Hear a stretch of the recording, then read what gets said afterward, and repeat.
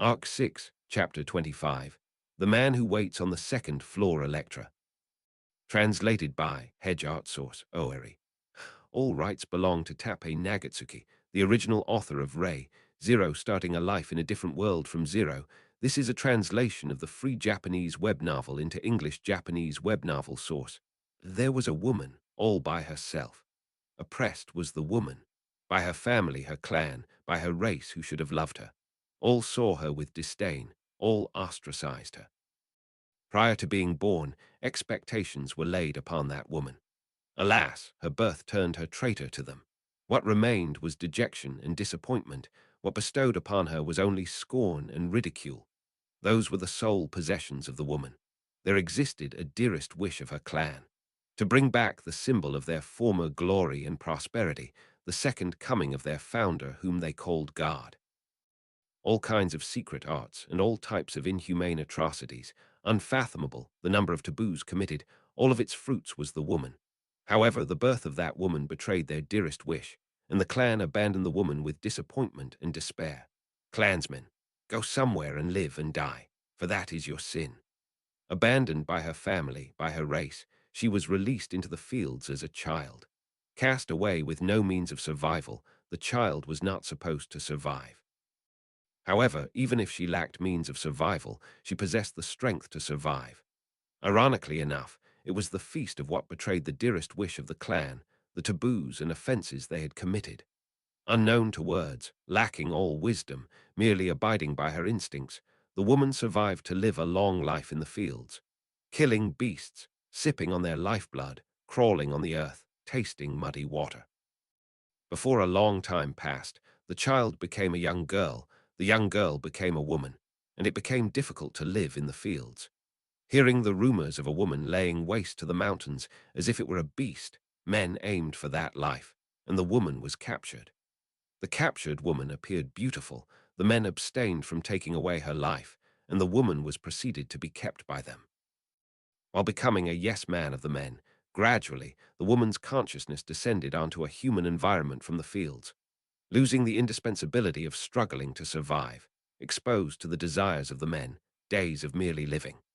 Eventually the woman, upon the bed, came to acquire things unacquainted from the men: words, wisdom, way of life, and emotions. Eventually her treatment altered, conferred with things to adorn her body. The woman was treated like a precious jewel. Among those days, the woman embraced queer thoughts for the men. Whether that was something resembling gratitude or obligation, the woman then had no need to understand that. While embracing those thoughts, the woman snapped the necks of all the men dwelling in the residence. Easily, in one breath, without making them suffer, in an instant, grouping them all together, she consigned them to oblivion. Sneaking away from the residence, proceeding towards the fields, lacking all doubt, the woman returned to her own hometown. Woman attained queer thoughts regarding the race residing there, the clan possessing the same blood as her, the people who had bodies distantly larger than hers. That they were feelings of hatred and desire for revenge, the woman then did not realize. Merely their weeps and wails, voices begging for forgiveness, were quite thrilling. For the first time, the woman smiled from her heart. Woman, fall apart here and die an unsightly death. Japanese letter BEC, a USE, that is your sin, you see. For the sake of attaining that felicity from one after the other, the woman pulverized the dearest wish of her race, her blood relatives, her clan by herself. Politely and courteously, not leaving a single one, not sparing a single one, taking her time, one by one, with certainty. Before long, when all of her race died out, when anything and everything had come to an end, the woman returned to the residence where she had lived with the men. Though she had abandoned the corpses of her race, she buried all of the corpses of the men courteously. And once merely she alone was left in the residence, the woman took a deep, deep breath. That was relaxation, tranquility. The woman, for the first time, experienced utter bliss. Nobody would interfere with her now. Thinking and taking action both lay in futility, so she will merely fall asleep. The Witch of Sloth continued to indulge in everlasting inactivity, untiring peace. The stairway that led to the second floor Electra ought to be called the Great Stairway because of its grand presence. Compared to the spiral stairway used to get from the sixth floor to the fifth floor and furthermore to the fourth, the Great Stairway was much, much wider and much, much longer. As it took the space of an entire room, the intimidating feel it gave off was a given. What was supposed to be an empty room was now the great stairway. With it in front, Subaru folded his arms and sighed. Then Subaru. It kinda feels like it's been a long time since we last came here. Emilia, hey, we just found the stairway. What's wrong all of a sudden? Emilia's eyes widened with surprise at Subaru's remark. Subaru shook his head and turned to his companions, with whom together they had experienced the general nastiness the creator of the tower gave off. He recollected a bit of peace at the sight of their unchanged faces. Beatrice, Subaru, why are you wrapping your fingers around Betty's? Subaru, kinda wanted to feel like I'm really here, I'm good, my bad. Faced with a rising suspicion in her face, Subaru forced a smile at Beatrice, but still kept her hand in his. Then he turned around and pointed to the great stairway.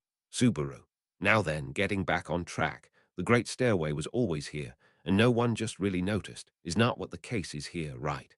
Julius, I believe it is quite unthinkable to have not noticed such an obvious spectacle. However, if it were to be limited to only this room, then I cannot deny that possibility. Subaru, say what? Anastasia. That uncertainty in the middle of exploration, huh? I get that. Taking Subaru's doubt in stride, the master servant do of Anastasia and Julius nodded in agreement. Seeing that, Subaru tilted his head slightly, while Emilia raised her hand. Emilia. About back when Subaru was still sleeping, we all gathered at the fourth floor. Rem and Patrash were resting in the green room, and we were challenging the puzzle on the third floor, so we were walking around to see where we could put our luggage, Beatrice. We were all unconsciously avoiding this room. Looking back, Subaru. Perhaps there was something akin to cognitive disruption keeping us away from it. Is that what you're saying? What Emilia started was continued by Beatrice, while Subaru brought it to its conclusion. Both Emilia and Beatrice nodded to that theory, and Anastasia and Julius agreed to it. Once the great stairway was discovered, everyone thought about the room and noticed the cognitive disruption if that were the case. Then maybe the great stairway was always present in this room, and there was some kind of magic that camouflaged it so it could not be noticed. Subaru, well, if not for that, when we finished solving the slab puzzle of the third floor, if there was anyone in this room, they might be gotten flattened by the sudden appearance of the stairs. Julius, Subaru, it is not a slab but a monolith. Let us refer to it the same way. I would like to avoid confusion. Subaru, monolith, monolith, monolith. Satisfied. Let's continue. Although Julius looked dissatisfied with Subaru's apathetic response, Subaru was fed up with it, so he ignored him. He turned to the two who had not taken part in the conversation till now: Shola, who was playing around beside the stairway, and Meili, who was on her back. Shola, Amen. Something up, Master. Ah, could it be it's my turn to be useful? I'll do anything for Master. I'll even become your co-endorser. Subaru, you don't get what you're saying at all, do you? That's not something you should become, even if it's your mom, dad, sibling, or even friend telling you to do it. Just in case, I'll ask, so did you know, Shola? Definitely, I've been living here for a few hundred years now, but this is the first time I'm seeing these stairs. Subaru, Meili, it's fine to play around. Pull on the scorpion tail hard. Meili, I do it even if you don't tell me, Oni-san. Shola, it hurts, it hurts, it hurts. As usual, Shola was useless when it came to conquering the tower. Leaving it to Meili to punish her accordingly, Subaru looked up to the great stairway again. Unlike the pair that led up to the fourth floor, the great stairway was not spiral-shaped. Normally, a stairway would be a singular path leading up to the next floor. However, for this particular one to cross the third floor and lead directly to the second was something that would look weird for the tower, given its shape. One would think that, subsequently, the structure would cause the floor to protrude outside of the tower. Subaru. Maybe it's making up for that using the power of mystery, Emilia. Or maybe it just looks like it leads up to the second floor, but it goes to a completely different place. Would that be too mean? Subaru, I'm scared that Emiliatan's pureness will get tainted by the tower creator's awful personality. I wanna conquer this place faster. Emilia. Emilia tilted her head to the side, not quite understanding. However, it was Emilia who found this great stairway, and it was also her who uncovered an important hint in solving the mystery of the third floor. The building called Watchtower Pleiades, or rather, Great Library Pleiades, had a number of very nasty gimmicks that reflected the designer's personality. While being very reliable with her solving obstacles one after another, Subaru, who wanted to spend his days in peace with her, worried that her personality might get twisted because of this. Subaru, saying that, our pace has been pretty nice so far. I cleared the third floor's trial on my first try, and we're already 1/3 done with conquering the tower in under just 3 days too. Beatrice, compared to how there was no progress in 400 years, this would be a great pace, I suppose. Subaru, it's pretty damn lit, thinking that way. But then, I'm the kinder amazing guy who's moving forward history that's been stalling for the past hundreds of years. As a history mover, my power word game's strong. In the recent past, he had gathered the participants in the White Whale subjugation, crushed the witch cult's archbishop of Sin Sloth, and annihilated the Great Rabbit, helped partly in clearing the ordeal at the tomb of the Witch of Greed, defeated the archbishop of Sin Greed, and finally set foot on the never-before-explored watchtower Pleiades, cleared one of its never-before-challenged trials, and was now on the way to challenging the second of those trials. Subaru. If I'm just listing all my achievements and skip the process, I'll only look like an idiot. He had died several times to accomplish all that, so at the same time he could not exactly puff his chest. Despite that, history had indeed advanced a bit too far in the past year. He had not intended this, but at the very least, he had to settle things with Archbishop's gluttony and lust, so the world better be prepared for it, is how he felt about the matter. Subaru. We what? What's up, Emiliatan, holding my hand suddenly. Something wrong. Emilia. No, no. It's just I think Subaru should be a little bit more nicer to himself.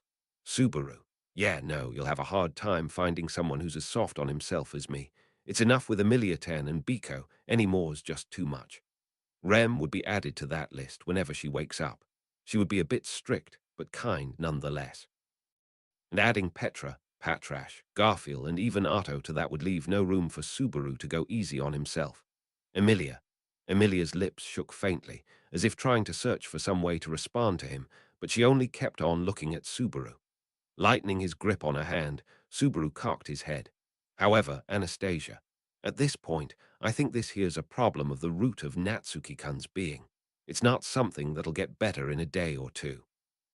I suppose it depends on how Emilia-san goes about it, though. Breaking into the conversation with a clap of her hands, Anastasia shot a glance at Emilia. Emilia looked back, her expression earnest, but it seemed to not be the reaction she had intended. So, Anastasia. My, I feel like there's very little hope for that. Not that it'd suit you. Emilia. I don't think I understand, but if you show me how, I'll try my best. Anastasia. I'm afraid I'll have to refuse. I'm not too fond of getting kicked by an earth dragon. Subaru. Getting kicked by an earth dragon. I wonder if it means something like getting kicked by a horse. One, setting aside Garfield's weird phrases, Subaru added in a new phrase that might be common in this isekai. In any case, for Subaru, that was not the end of the confusing info being thrown around in Emilia and Anastasia's conversation. At one point, he and Emilia both kept tilting their heads at every other line, to the point that Anastasia sighed and pointed to the great stairway. Anastasia. When are we going to quit dawdling and go up? Whatever's waiting might be harder than the third floor, or maybe Natsuki-kun will end up clearing it right away. Subaru. To tell you the truth, if it's something as annoying as the puzzle on the third floor, I'm not feeling too hot about it.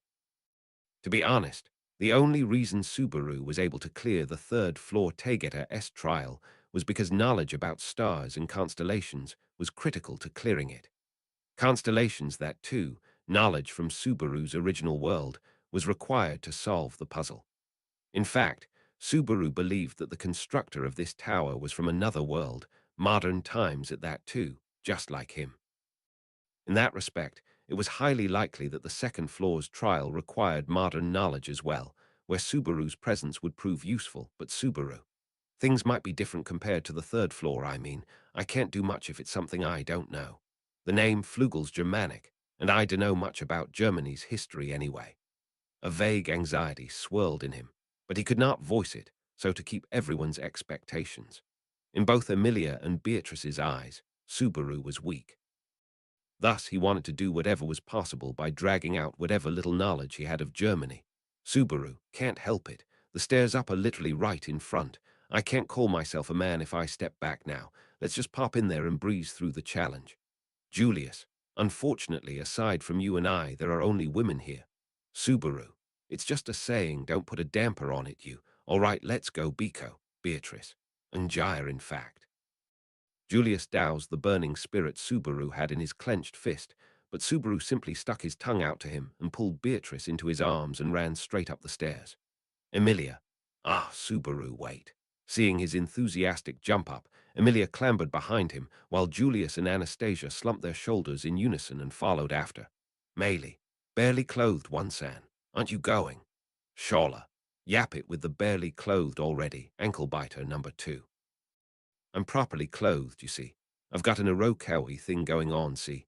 Master chose this for me, so stop complaining about it. Meili. I'm not really complaining. You know, Tilda, just hurry up. Come on, or we'll get left behind. Shola. You're really bossy even though you're just riding on my bad ankle biter. I'll tell on you to Master later. Actually, I want to just teach you some manners myself, Tilda. Shola put her foot on the stairs as she shook her reddened face, scorpion tail flailing about. With vigor unseeming for a person carrying someone on their back, she jumped from the first step of the great stairway to the 5th and kept running. Shola. Da-da-da-da-da-da-da. Ignoring what was happening behind, Subaru kept on running up the stairs with Beatrice in his arms. In the middle of it, Beatrice had skillfully changed her position to that of a Princess Carrie and narrowed her blue eyes at Subaru. Beatrice, as I thought, there is something tweaking the sense of space here, I suppose.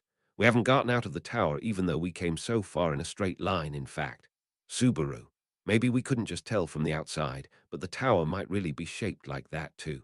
Beatrice, for just this one stairway to be jutting out, if that was so, then there needs to be something that makes the tower look tower-like. Otherwise, there is no point in hiding the stairway, in fact. Subaru, I guess so. I just felt like saying it out loud. Subaru sighed as he agreed with Beatrice's reasoning and looked overhead. Strangely enough, even though he was running up the stairs, the floor above seemed no closer than before. No matter how much he ran, it felt like he was going up using a down escalator. Subaru. No way, to think that the harassment Emilia was talking about would actually happen. That there was only a stairway prepared, and it actually did not connect to the second floor as Subaru gave this theory more thought. The space overhead opened up at the same time. Subaru. Oh, Beatrice. Higher faced with sudden bright light in the poorly lit stone-cut stairway, Subaru and Beatrice shouted at the same time. At some point while continuously moving forward, the stairs had ended and they had stepped onto a new floor. Which was Subaru. A white room, again, huh? Beatrice, I suppose. He stopped and carefully put Beatrice down from his arms. It was a surprisingly long climb up the stairs. Despite his stamina having improved, he could not stop himself from crouching over his knees and breathing heavily. While stroking his back, Beatrice tapped the floor with the tip of her toe and looked around the room. Subaru gulped and did the same. To the two who had reached the top of the stairs first, the room was a spitting image of the third-floor Taygeta-S trial, a white expanse. A mysterious structure where both the floor and the ceiling extended far beyond the reach of the eye, and the basis of distance itself seemed to be skewed. No doubt the only reason this white space was registered as a place was only because of the small space with the stairs that was open on the ground leading to the floor below, just like it was on the third floor. Emilia. Ah, this room again. And from that same open space popped up Emilia and the others, all bearing similar reactions to the scenery of white, and all dropped their shoulders in dejection. It was obvious with the presentation that another trial was about to commence. Subaru. Any chance we just came to the third floor again by mistake? Emilia. I don't think so. There were 54 steps in the stairway between the fourth and third floors. This one here had 444 steps. That's almost 10 times more steps we needed to get here, right? Subaru. You were counting, Emilia-tan. Emilia. Fufu Tilda, the truth is, counting the number of steps is a secret hobby I recently picked up. Why are you patting my head? Subaru and the others took turns in patting Emilia's head after she boasted about her hobby.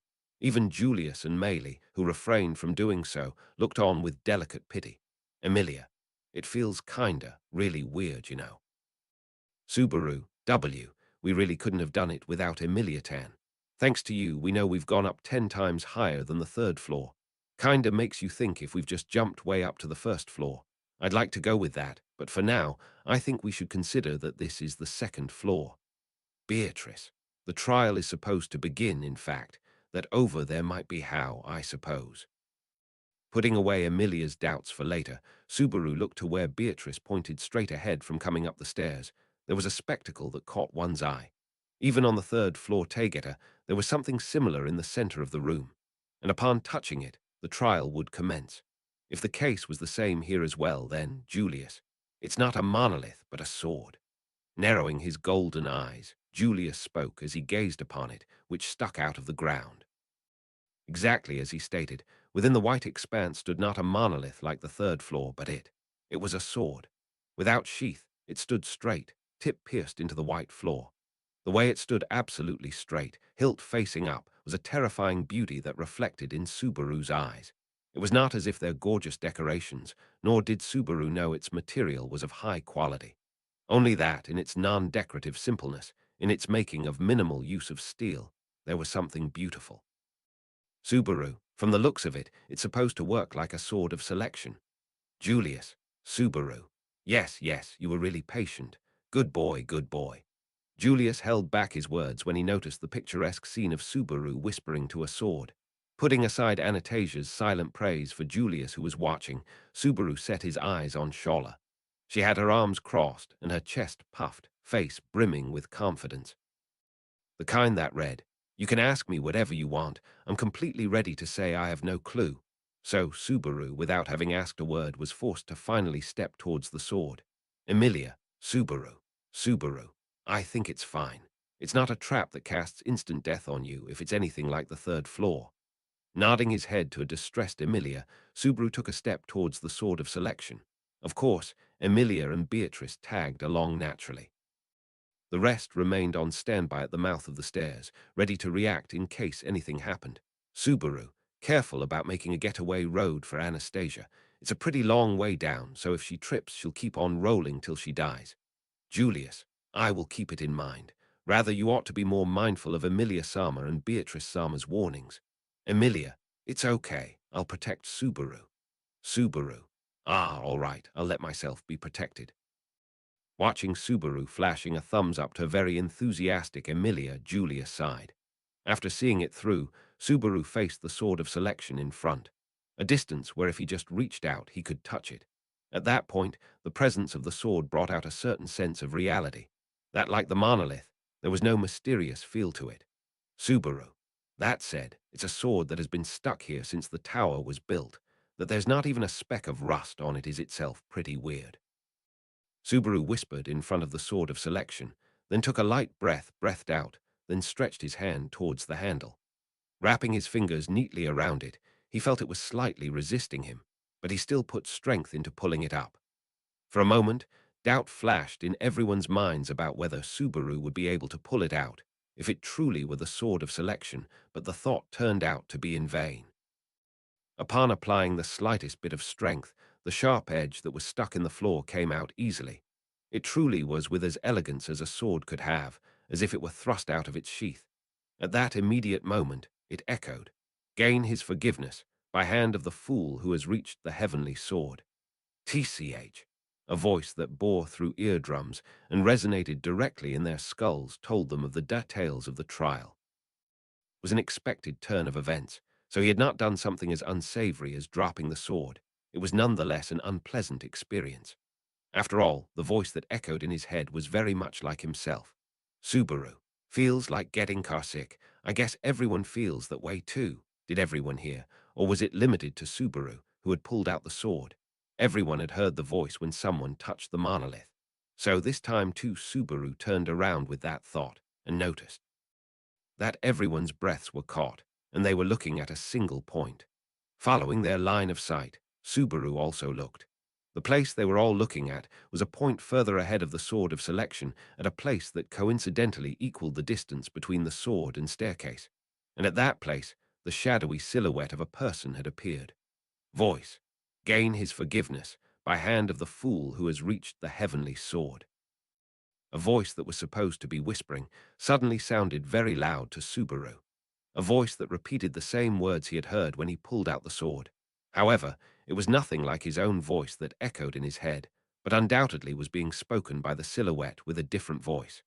Voice, gain his forgiveness by hand of the fool who has reached the heavenly sword.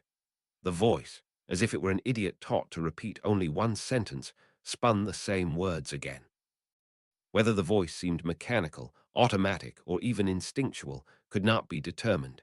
The subtle tremble of the voice was apparent in the repetition of those eerie words. They were terribly direct, as if an edge of a sword were tickling the silhouette's heart. Whether the tremble was from fear, or from passion, or from pleasure, or from grief, could also not be determined.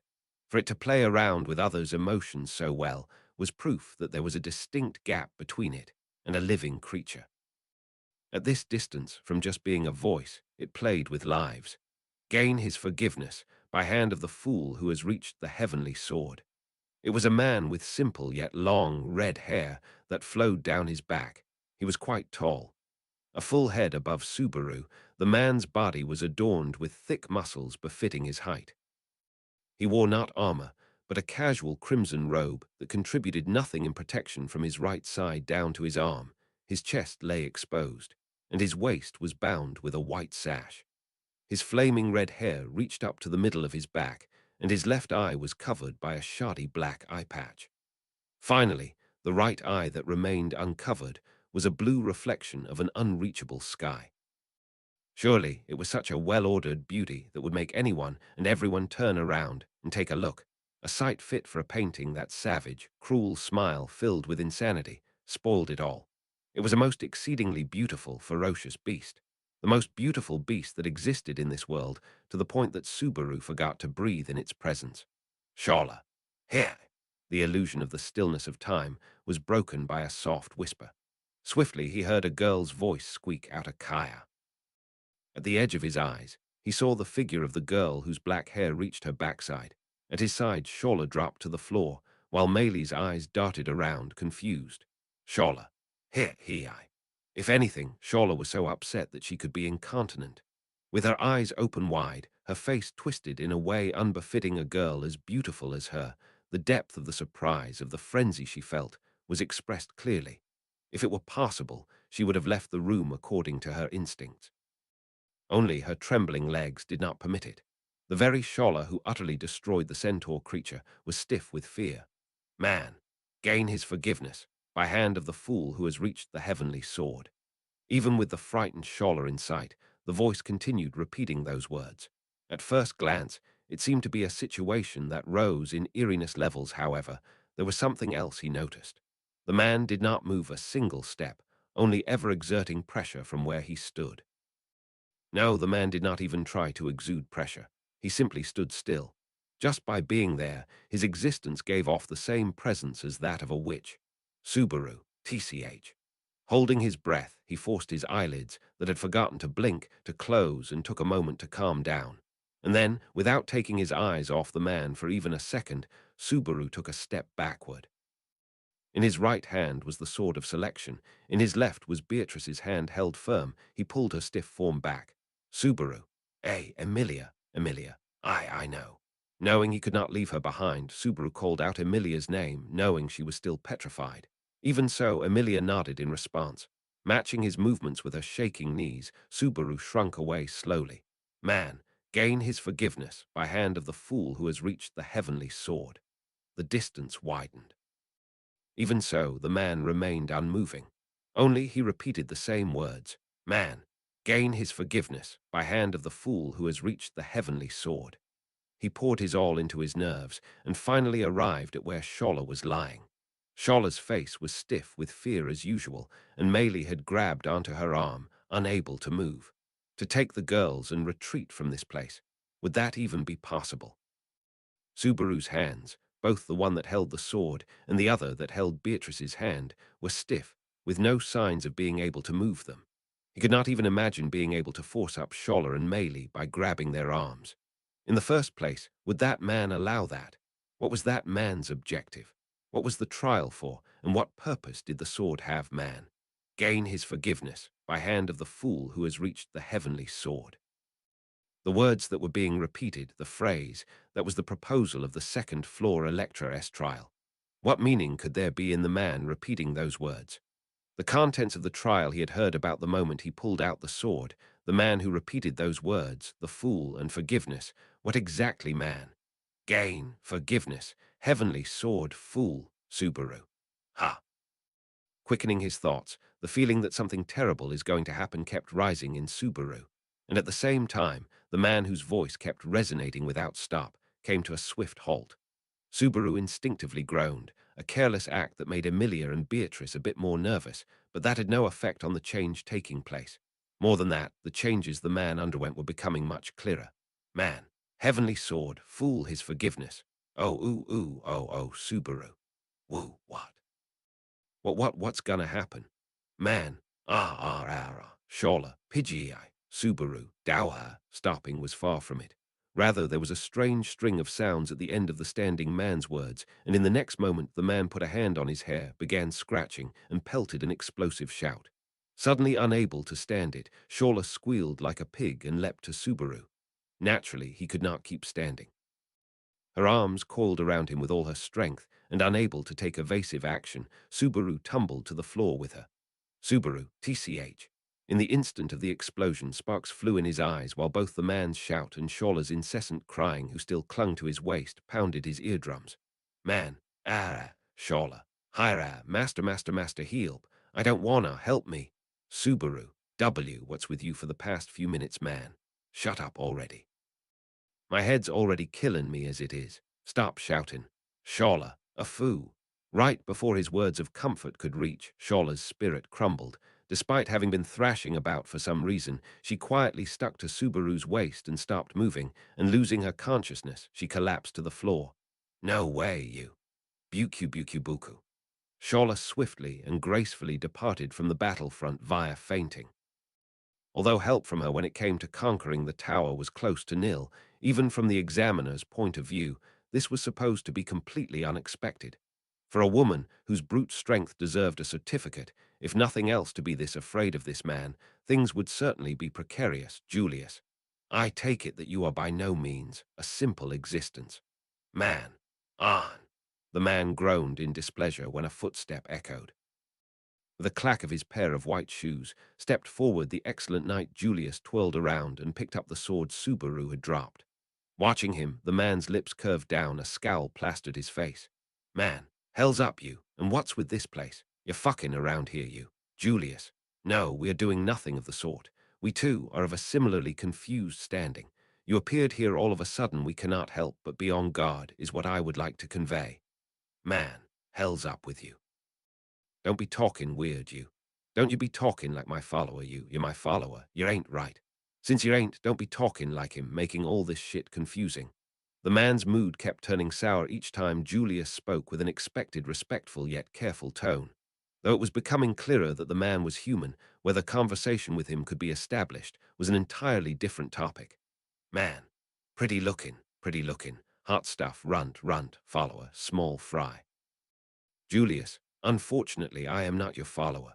Man, the way you talk, it's just how my follower talks. Stop copying it. The man belched out a good-humored laugh at Julius' objection. Coupling unusually white teeth with an oddly handsome face, his shark-like smile reeked of madness. Finally, a bit of humanity was found within the smiling man.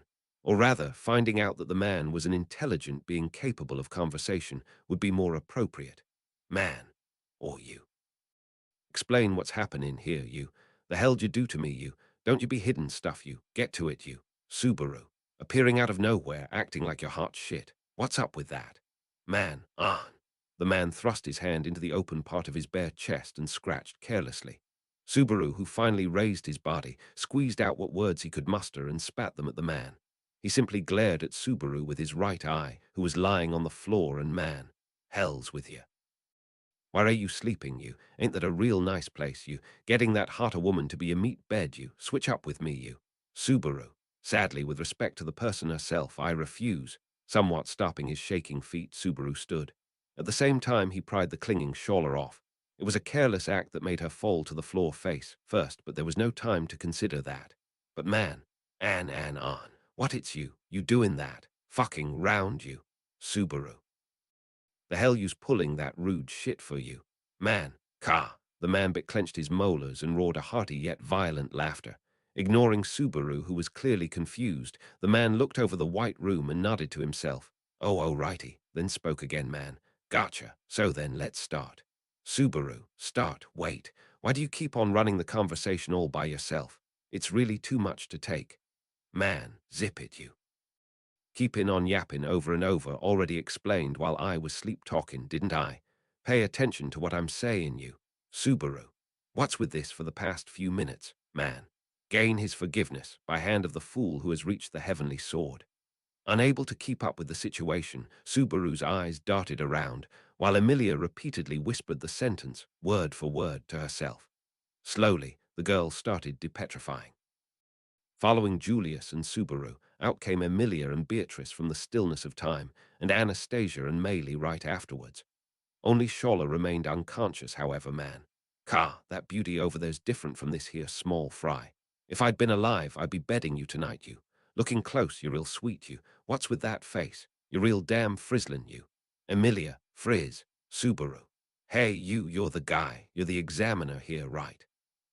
From looking at Emilia, a lust awakened in his eyes. Putting himself between those two, Subaru stood and pointed at the man. The man smiled like a shark at the statement, and man, no clue, ain't interested in some title someone's put on themselves. I me use you. Nothing more to it than that. You wanna talk with me proper. Get me to move even a step from here, you. Julius. They were the words of a man standing defenselessly calmly. As for why he had not laughed it off, it was the very condition that needed to be fulfilled to clear the trial. Thus, it was a task worthy of being called as such. Gain his forgiveness by hand of the fool who has reached the heavenly sword.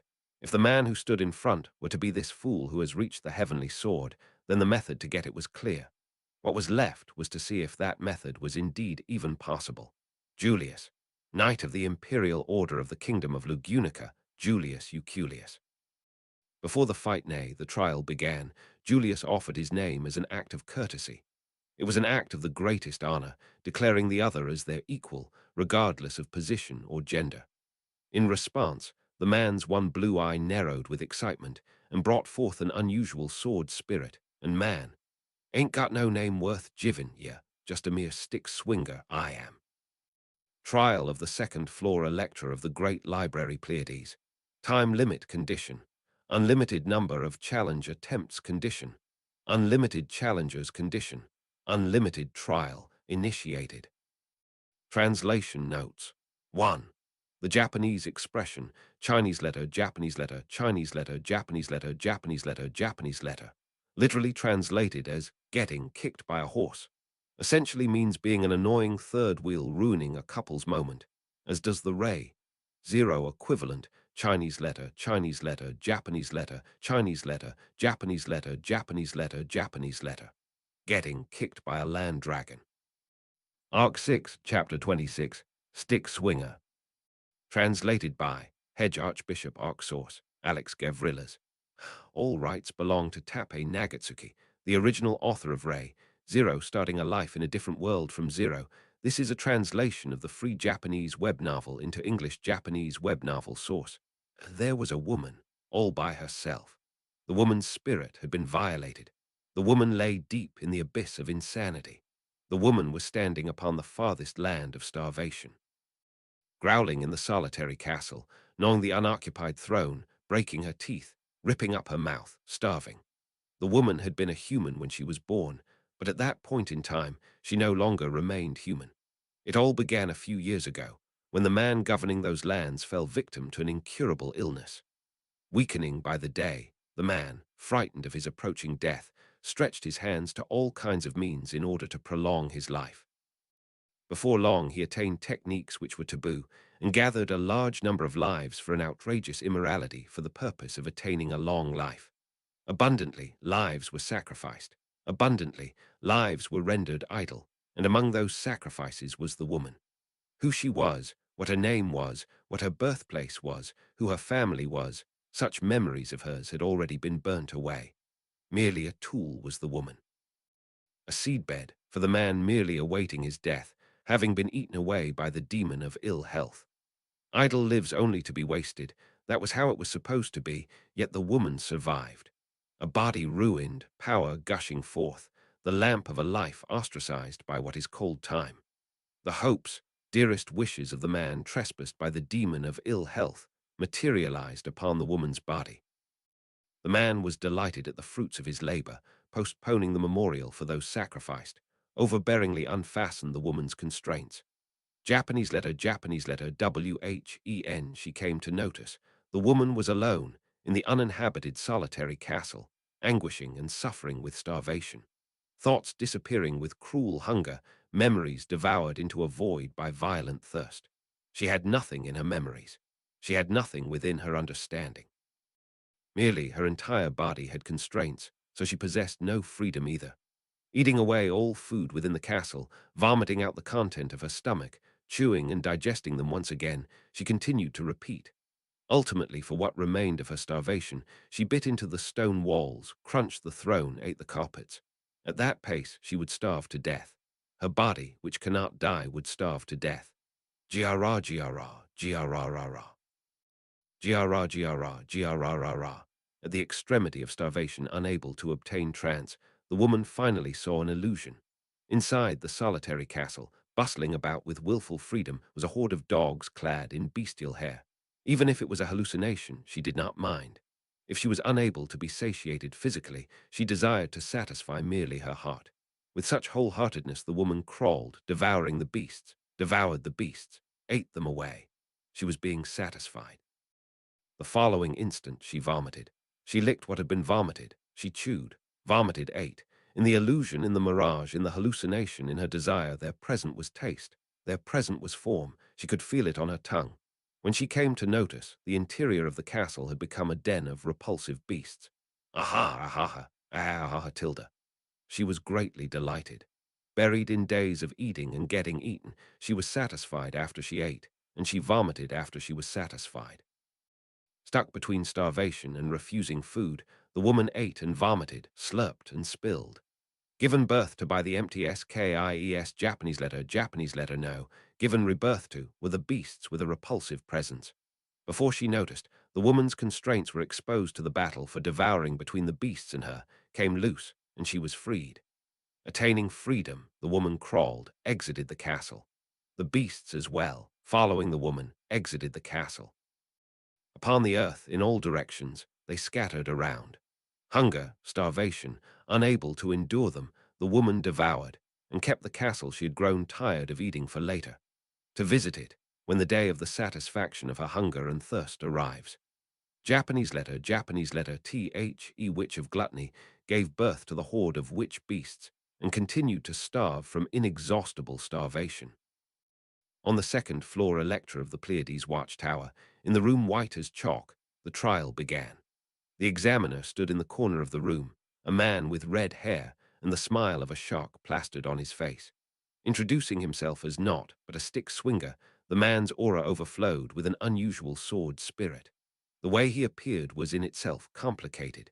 Even Shola herself, who was the supposed caretaker of the watchtower, had fainted the moment she laid eyes on him.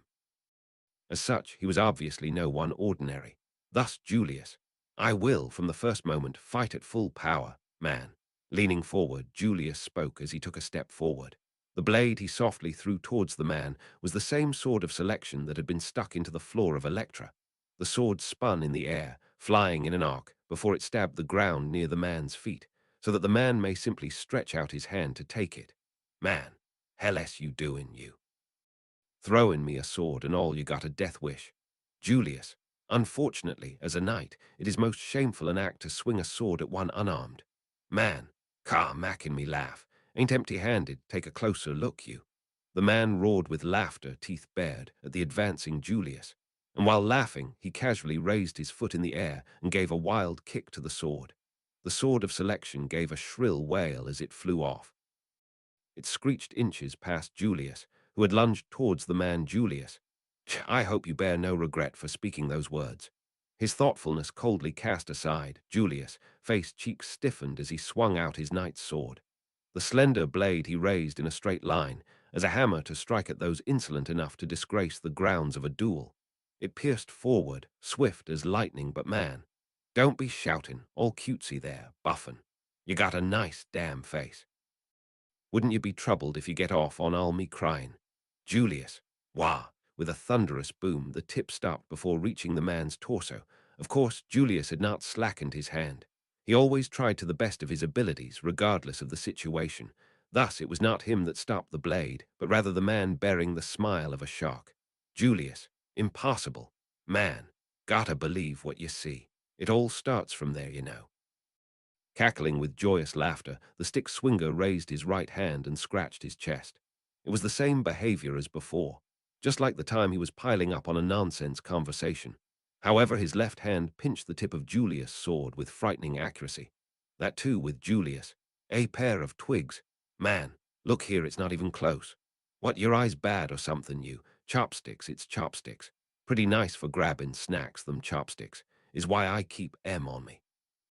So slender, one had to squint to properly see the pair of wooden sticks. The stick swinger held them in his left hand and used them with grace and dexterity, similar to how Subaru knew them to be used, who had reflexively groaned upon seeing them. Chopsticks indeed existed in this world, as he had witnessed and experienced during his stay at Prestella, but to witness one use them with such finesse was a first. No, regardless of the finesse one possessed in their use, to stop the swing of a first-class swordsman using a pair of chopsticks was absolutely an inhuman feat. Man, ha! Don't be macking me laugh, you. Swinging at the best angle with the best speed with the best feeling, in the best way be chopsticks or whatever, there's nothing it can't cut. Julius, goo. Rolling his eyes over the awestruck faces, the stick swinger yawned, then spoke with a stab of sarcasm. While it was normal for everyone to be silent when shown such a spectacle, Julius, the concerned party, could not. He put strength into his arm and pulled to pry away the knight's sword that remained stuck between the pair of chopsticks. However, no matter how much strength he put in, the sword would not budge. Man, lemme tell you though, this here ain't made out of something funny. Bad material's just bad for the skin, so. Got nothing mixed in, just your everyday pear made from some tree somewhere. Julius, KH, man. Let it out. Best be laughin', you. Whoever's laughin's more of a looker. Not that it matters, you bane a guy. Suddenly, the block he felt at the tip of his sword was gone, leaving Julius bewildered. In that instant, the man turned his body and leapt into the air with his two bare feet. With tremendous force, he landed a kick right above Julius' slender waist, sending him flying. Julius. Subaru did not know who raised their voice in a scream, but they had no choice but to watch his flight, as everyone had to put in much more thought before making any kind of sudden movement. And now, following him as he soared across the air, unable to fix his posture, man. Ka! The stick swinger-s figure shot off like a bullet, chasing right after Julius.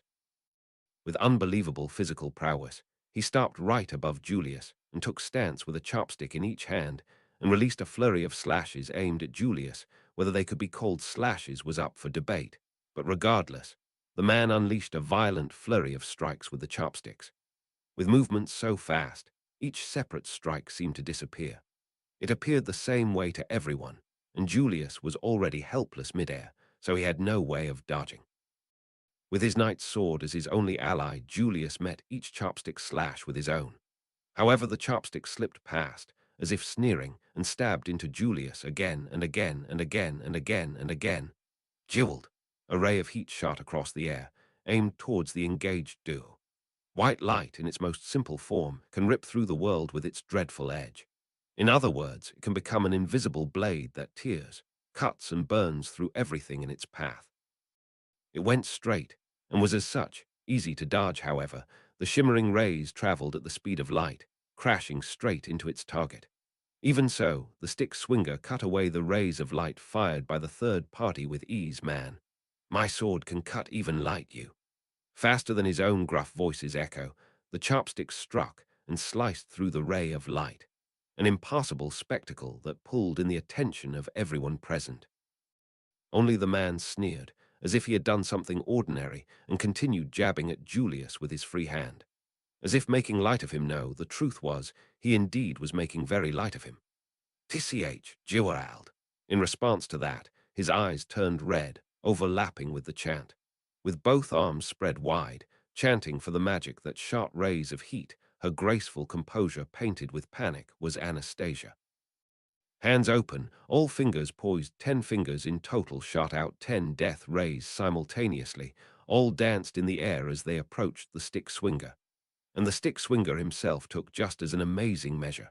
Man! Ka! The stick swinger faced the dancing beams head-on and sliced through them with his chopsticks just like before. Then he pounced up by kicking off of thin air and made a nosedive, taking Julius, who was right below, along with him, dragging him across the white floor as he ran. Julius was pinned by the chopsticks in his solar plexus. Man, kaka, aim well, you. Can't even swat a fly like that. They don't call me a lady killer for nothing, you. Kaka. Anastasia. Jeweled, jewiled. Anastasia still chose to continue her attacks against the cackling man. Unfortunately, regardless of its firepower, if the magic does not hit, it has no meaning. Even with her firing them all over, the man simply cut through, at times ducked, and at times made a sharp spin by putting his weight on Julius. His overwhelming physical and battle prowess in full display clashed against Anastasia's clearly poor aim. In this case, technically it was not Anastasia whose aim was poor, but Echidna's, who was currently inhabiting that body. Despite wishing to aid Julius with a surprise magic attack, her actions severely failed her intentions, leaving her unable to even get a scratch in. Soon, Anastasia, a.k.h. Man, on. Her time, it would seem, would run out first. The stick swinger, who was gleefully dodging the heat rays, stopped and raised his eyebrows when the rays halted their pursuit. The end of his gaze was Anastasia, who had collapsed to the ground. Blood flowed from her nostrils, a sign that she had overworked her own body. She had stated it herself earlier. She could not rely on her trump card, as it would shave away her own life. Julius, Anastasia-sama. Man. Ooh. Vigor instilled by the sight of his falling master, Julius broke free of his defense-only stance, free from being slid around on his back, free from the relentless blows of the chopsticks of the stick swinger. He had took off the button near his chest and flung away his knight's mantle, forcing the direction of friction to change, allowing him to get out of the cycle. From his position on the floor, he aimed a circular kick at the man's head, cursing his own foolishness. The man moved his chin away slightly, escaping the blow, but Julius repeated his kicks 2 more times like a breakdance. After a few rounds of kicks and dodging, he stood back up. Man, you really pulled a good one, you. Felt that good, you. Julius, I don't have time for your nonsense. Move it. Their absolute difference in ability was something Julius understood too well, yet still roared at him. His knight's sword, even after the countless blows he had taken, had not left his hand. So the sword flew, slithering through the air in a show of swordsmanship of the utmost grace and elegance, even while being worn down with righteous cause, and a sense of duty. It may have been the finest display of a knight's swordsmanship. A countless number of days, of months must have been spent, shed tears and blood training to refine his technique. And yet, man, playing with me, you. You're playing me. Don't be going light on me, you. Julius. Man, what's this? Don't make me laugh, you. Don't be holding back. Give me all you got, you. Are you serious about this? If this all you got, man, what a letdown, you. His thrusts were stopped, slashes blown away, barrages shot down, and his one-shots parried. The technique Julius had built up, his own essence as a knight, were all denied by the swaying pair of frighteningly beautiful, violent, and powerful chopsticks, wielded by a man who kept yawning, who named himself only as a mere stick swinger. Half his life was being trampled over by a pair of measly twigs. Man, you ain't like this usually, you. Why's you fightin' all lonesome? That ain't how you fight, is it? You ain't used to it, that's why all this boring me, you. Julius, I am. Man, if you want to tend to your girl, I'll let you borrow a pair of 'em thick thighs and get barbied, you ugly failure of a swordsman. That which flashed across his face, was it wrath, pain, regret, despair? In any case, one can never truly know what lies within others. Julius' sword flashed, his thin knight's sword, as it did likely millions of times before, tracing across the air. Anyone watching, even from the sidelines with untrained eyes, could tell it was a swing full of faults. The chopsticks dove into the flash from the side. In the next moment, sailing through the air, the wood tore through the steel of the knight's sword with a faint cry. Julius' knight's sword snapped in two. His yellow eyes could only widen and follow the sight of his beloved sword's tip as it spun across the air. How long had he been using that sword? What history did he share with it? None knew. Only what broke hadn't been limited to his sword. Man, off with you. Accompanying the spat-out words were giant fists that were thrown at his face. It was the most unrefined and primitive kind of violence, a violence that was prevalent from a time long before man had any kind of tools that utilized one's own flesh. Man, the merciless strike broke Julius' elegant profile.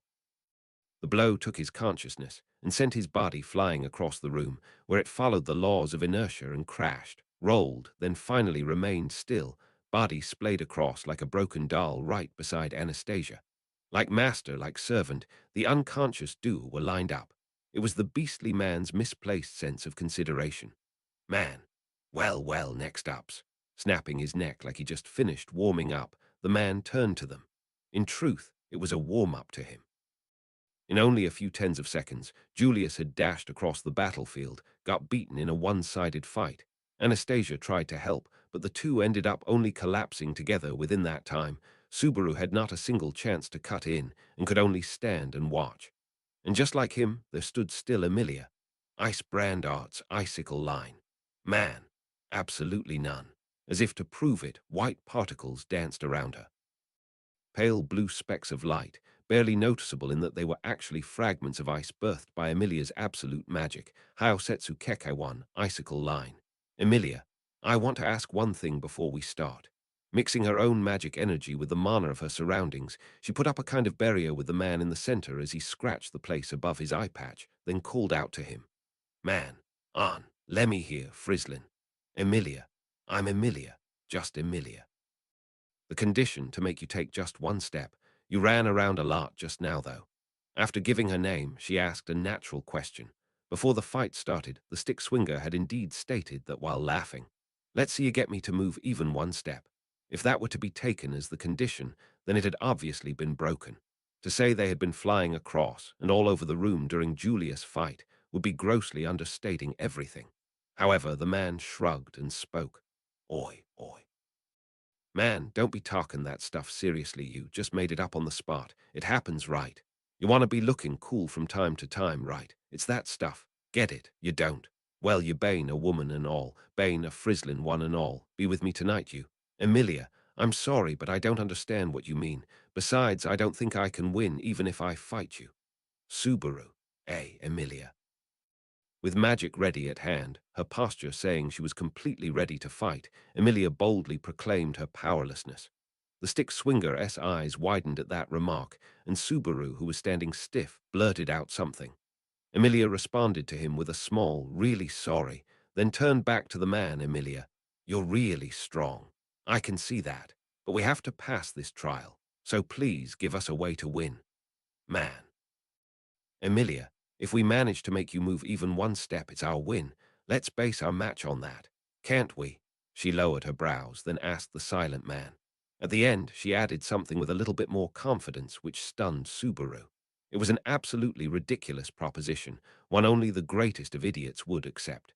The stick swinger had remained silent for a good moment after hearing that flimsy proposal, but then, man, Ka. He bared his teeth in laughter, then looked at Emilia through his bright blue eyes.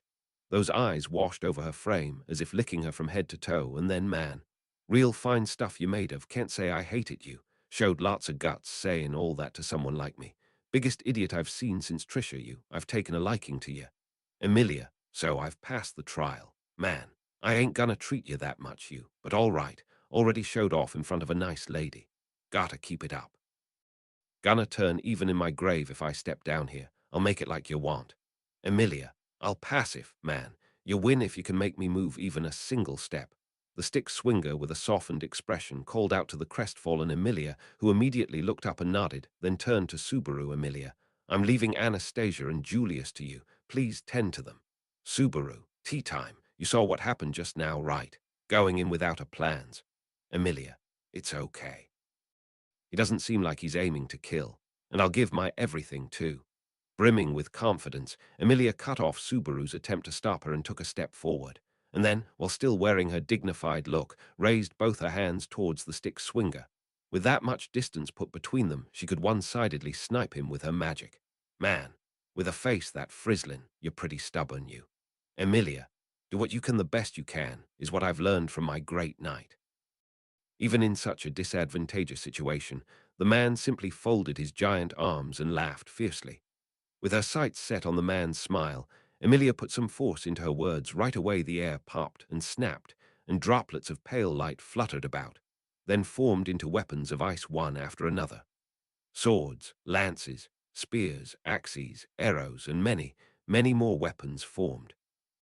Ice brand arts.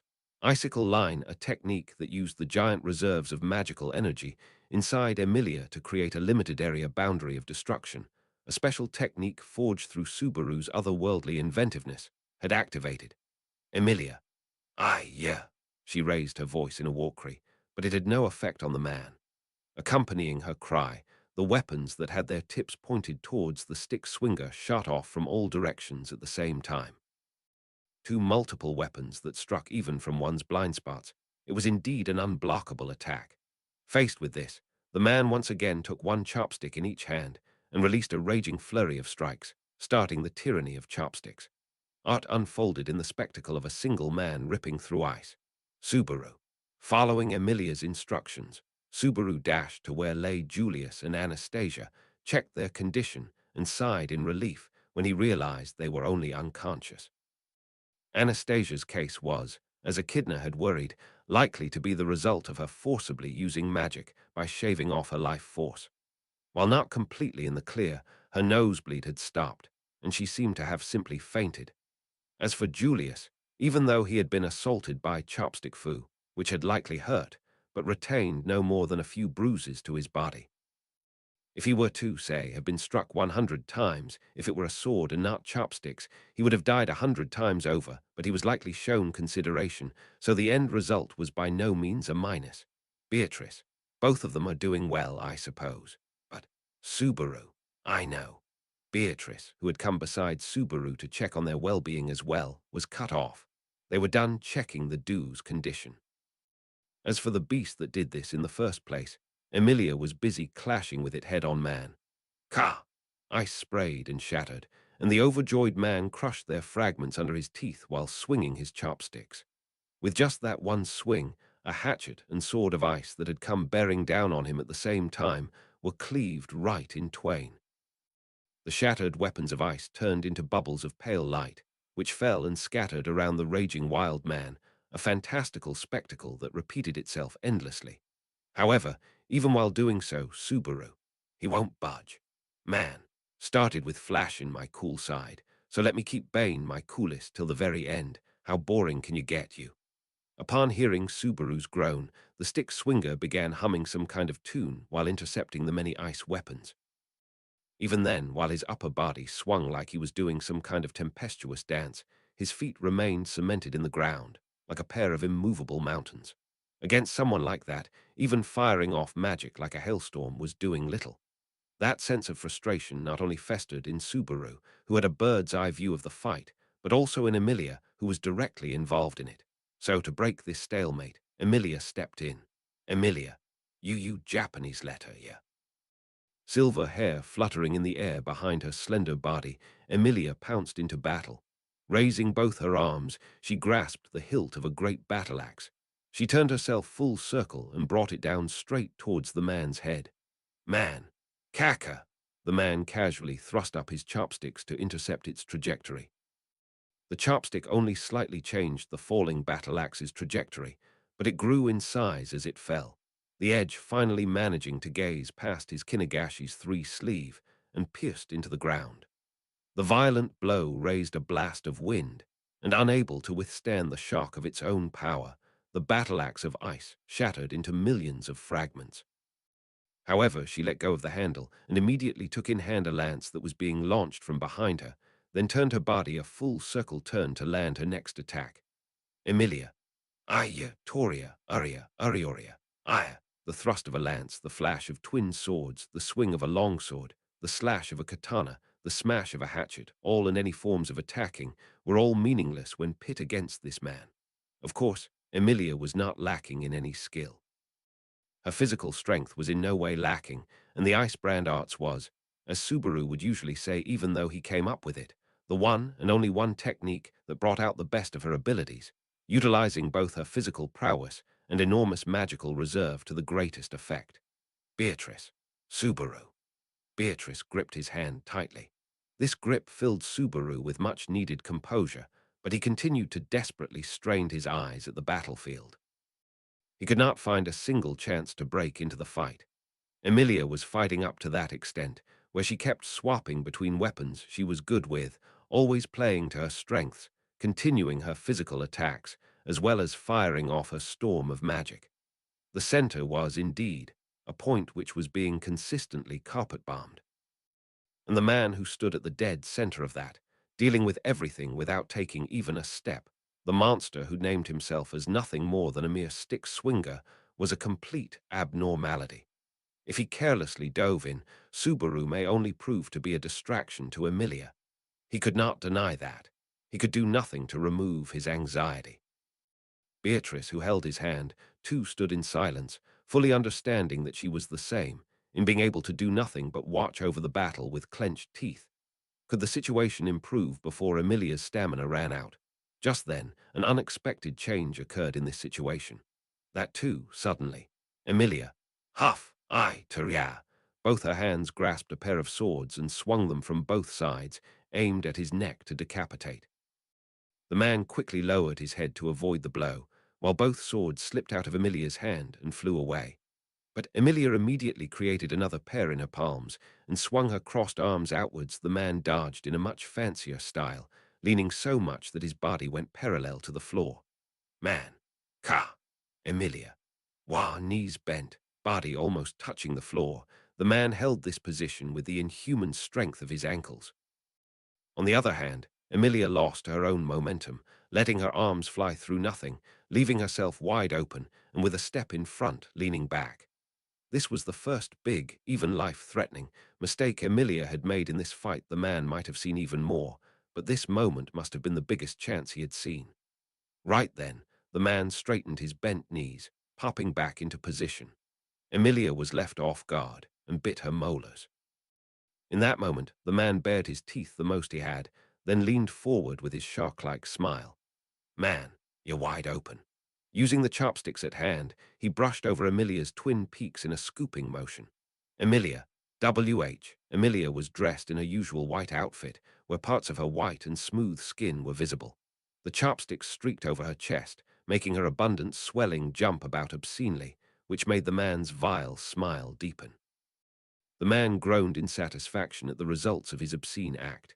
Man, good, real good stuff. But don't be getting mad over something so small, Emilia.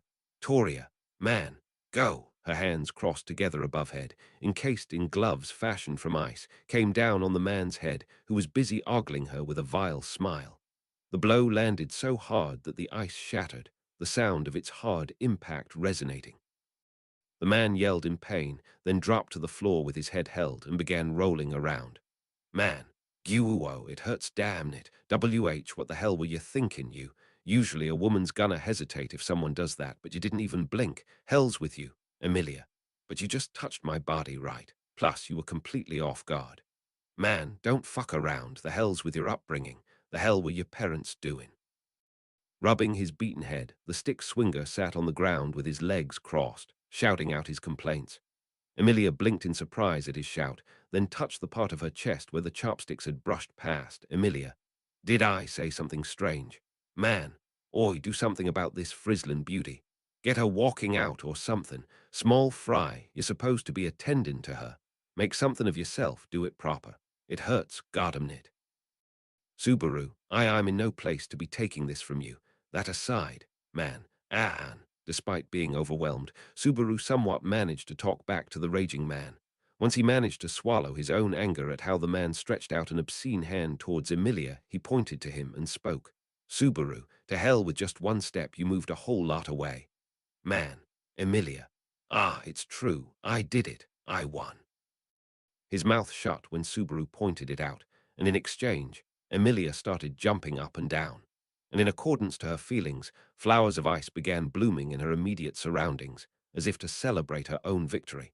The man had declared it himself. The condition was to make him move even a step from where he stood, which had been achieved. That fact was as clear as day to everyone, and unless the man made things harder, it would be accepted. Subaru. Well, how about it? He felt bad for Emilia, who was celebrating her own victory over the trial, but Subaru did not fully trust the man. From all the exchanges they had, to expect sportsmanship from him was difficult. To invalidate his loss, declare the last trial as void, and rush them with everything he had would not be too unlikely. A single drop of sweat rolled down Subaru's brows and across his cheeks. Man, a YE Japanese letter, no help in it. My word's my word. This kind of defeat make me a laughin' stock, let your soul be damned, but I ain't got a choice. Subaru, why you'll approve, man. You the hell you thinking of me? If I ain't keepin' my word all of my passin' cool's gonna get shot you, gonna flip everything I worked on over you, ain't gonna be able to take a step towards women no more, you see. Subaru, yeah, no, with the way you lost right now, your worth was already at rock bottom. Man, shut it, small fry. Heck, you ain't even a proper fish. You're just a tadpole. Don't be throwing round weight tadpole. Anyway, that frizzlin' beauty over there wins. You get a pass. That's the condition. No helping it. Scratching his head violently, the stick swinger admitted his defeat. While it had spiraled into a situation where it was hard to tell whether those actions were sportsmanlike or unbecoming, Subaru had no intention of prying further into those matters, not when the announcement had already been made. Although both Julius and Anastasia lay fallen as victims of battle against the man, they would likely bounce right back up if left to recover in the green room. Despite being the second trial, it seemed to be too small an obstacle, but man. Well, who's gonna be next? The tadpole, or is it gonna be one of them brats? Subaru. They could advance upward. Subaru, who had been caught by that thought, became guarded once more at the man's words. The man slowly stood back up at that response. Left shoulder covered by cloth, he bared it as well to match his right shoulder and turned to them. The air flooded with a burnt stench. It surged from the man's unimaginable sword spirit. A dramatic change that made everything from before seem like child's play. Subaru noticed too late. Man, there's round 7 people in this tower. Your girl's the only one to get past. Subaru. Man. Well, who's up to get past me next? Tell me, you. Trial of the second floor Electra of the Great Library Pleiades. Time limit condition. Unlimited number of challenge attempts condition. Unlimited challengers condition. Unlimited has cleared. Emilia. Yet to clear. Subaru, Beatrice, Julius, Anastasia, Maylie, Ram. The trial continues. TL notes. I tried coming up with a lot of cool names for this, but I ended up leaving in the reading for it in Romaji. Coolest as it is. Gata applauds Subaru for giving Emilia the gate of Babylon of all things. I might have transliterated this in the previous chapter, but I discovered that Kinagashi is actually the name of that kind of clothing, so I just left it as the reading in Romaji. Here's more if you wanna know. https://mangajapan. Com articles detail 1010. Arc 6, Chapter 27, Electra's Wall. Translated by Ice Archbishop Art Source, Courage. All rights belong to TAPPEI Nagatsuki, the original author of Ray. Zero starting a life in a different world from Zero. This is a translation of the free Japanese web novel into English Japanese web novel source. A Japanese letter, a woman. A soul woman existed. The woman was a commonplace village girl, one with an ordinary birth and growth. Loved by her parents, loved by her siblings, the woman too loved her family. She was an extremely normal woman. With a fiancé decided by her household, she shall end her established lifetime in a corner of a poor village, identical to many other village girls. For the woman, that meant life, the paved order of things having no room for doubt. Such ordinarity of the woman was crushed at the hands of sleazy, powerful men who appeared in the village. What made her fit? Or was it merely the vice of humans, unknowing of the eventual truth? The woman was coercively desired by the powerful men. No matter it being a poor village of a small country, there existed a disparity impossible to eliminate with the powerful men. The woman was unable to oppose the demand of the powerful men. She had no choice but to yield to the irrationality of fate. However, the woman was loved. By her family, by her fiancé, by the people of her village. Braving the oppression of the powerful men, the people's rage flared up, giving birth to flames of war before long. The fire spread, the residents of the village organized into an army, and at last, the powerful men along with the small castle were scorched to the ground. In not but a single evening, the woman's position changed vastly. A mere ordinary village girl, her fiancé the ringleader of a single group of troops. The raging of the unremitting blaze, the surrounding ones who regarded that as hazardous, turned to their own troops from one to the next. That proved as being beaten at their own game for those who roused themselves, claiming it was all for the sake of the woman. The fire spread whilst the flames of war coruscated, burning the small country, neighbouring countries, and the great country to nothing before long. The existence of the woman, who was made to be the origin of it all, was renowned. The people rumoured her to be a beautiful maiden of the heavens. Illusions piled over illusions, and due to the interest and expectations, the woman's petite body was about to shatter. Nobody took notice of that. Neither her family, nor her fiancé, nor the people. No one was looking at the woman. Cheers when she moved a hand, stampedes when she walked a street, tears of joy when she spoke a word, were all turned towards the woman. The woman, this is strange. Y-O-R-O-N-G. Shrouding her face, she denied that this wasn't possible, that this wasn't supposed to be. Herself was a mere village girl, neither a beauty of the heavens nor a charming siren, but a single meagre village girl, wherein her lay such worth. The people were intoxicated with dreams, misled by illusions, dancing with ideals. Before long, without adhering to any curtailments, even the great country was burnt to ash with the woman at its origin. The ruined great country, the robbed castle, at its summit the fiancé knelt before the woman and informed her, "I love you. This triumph, the smiles of the people, are all things given by you."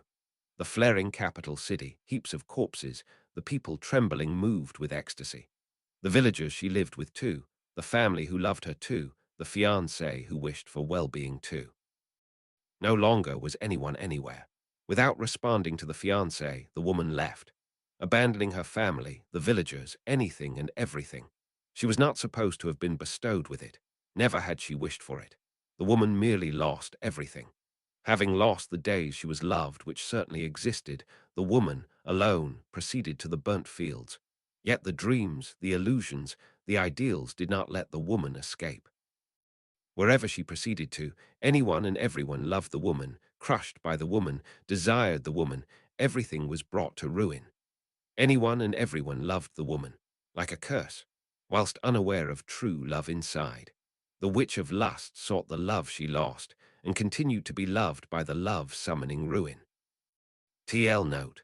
I wanted to give some more flair to the man's Japanese letter quirk, so I will translate this as "ye prick" when he speaks to males collectively, and "ye twat" when speaking to females. He can be a 400-year-old chav now.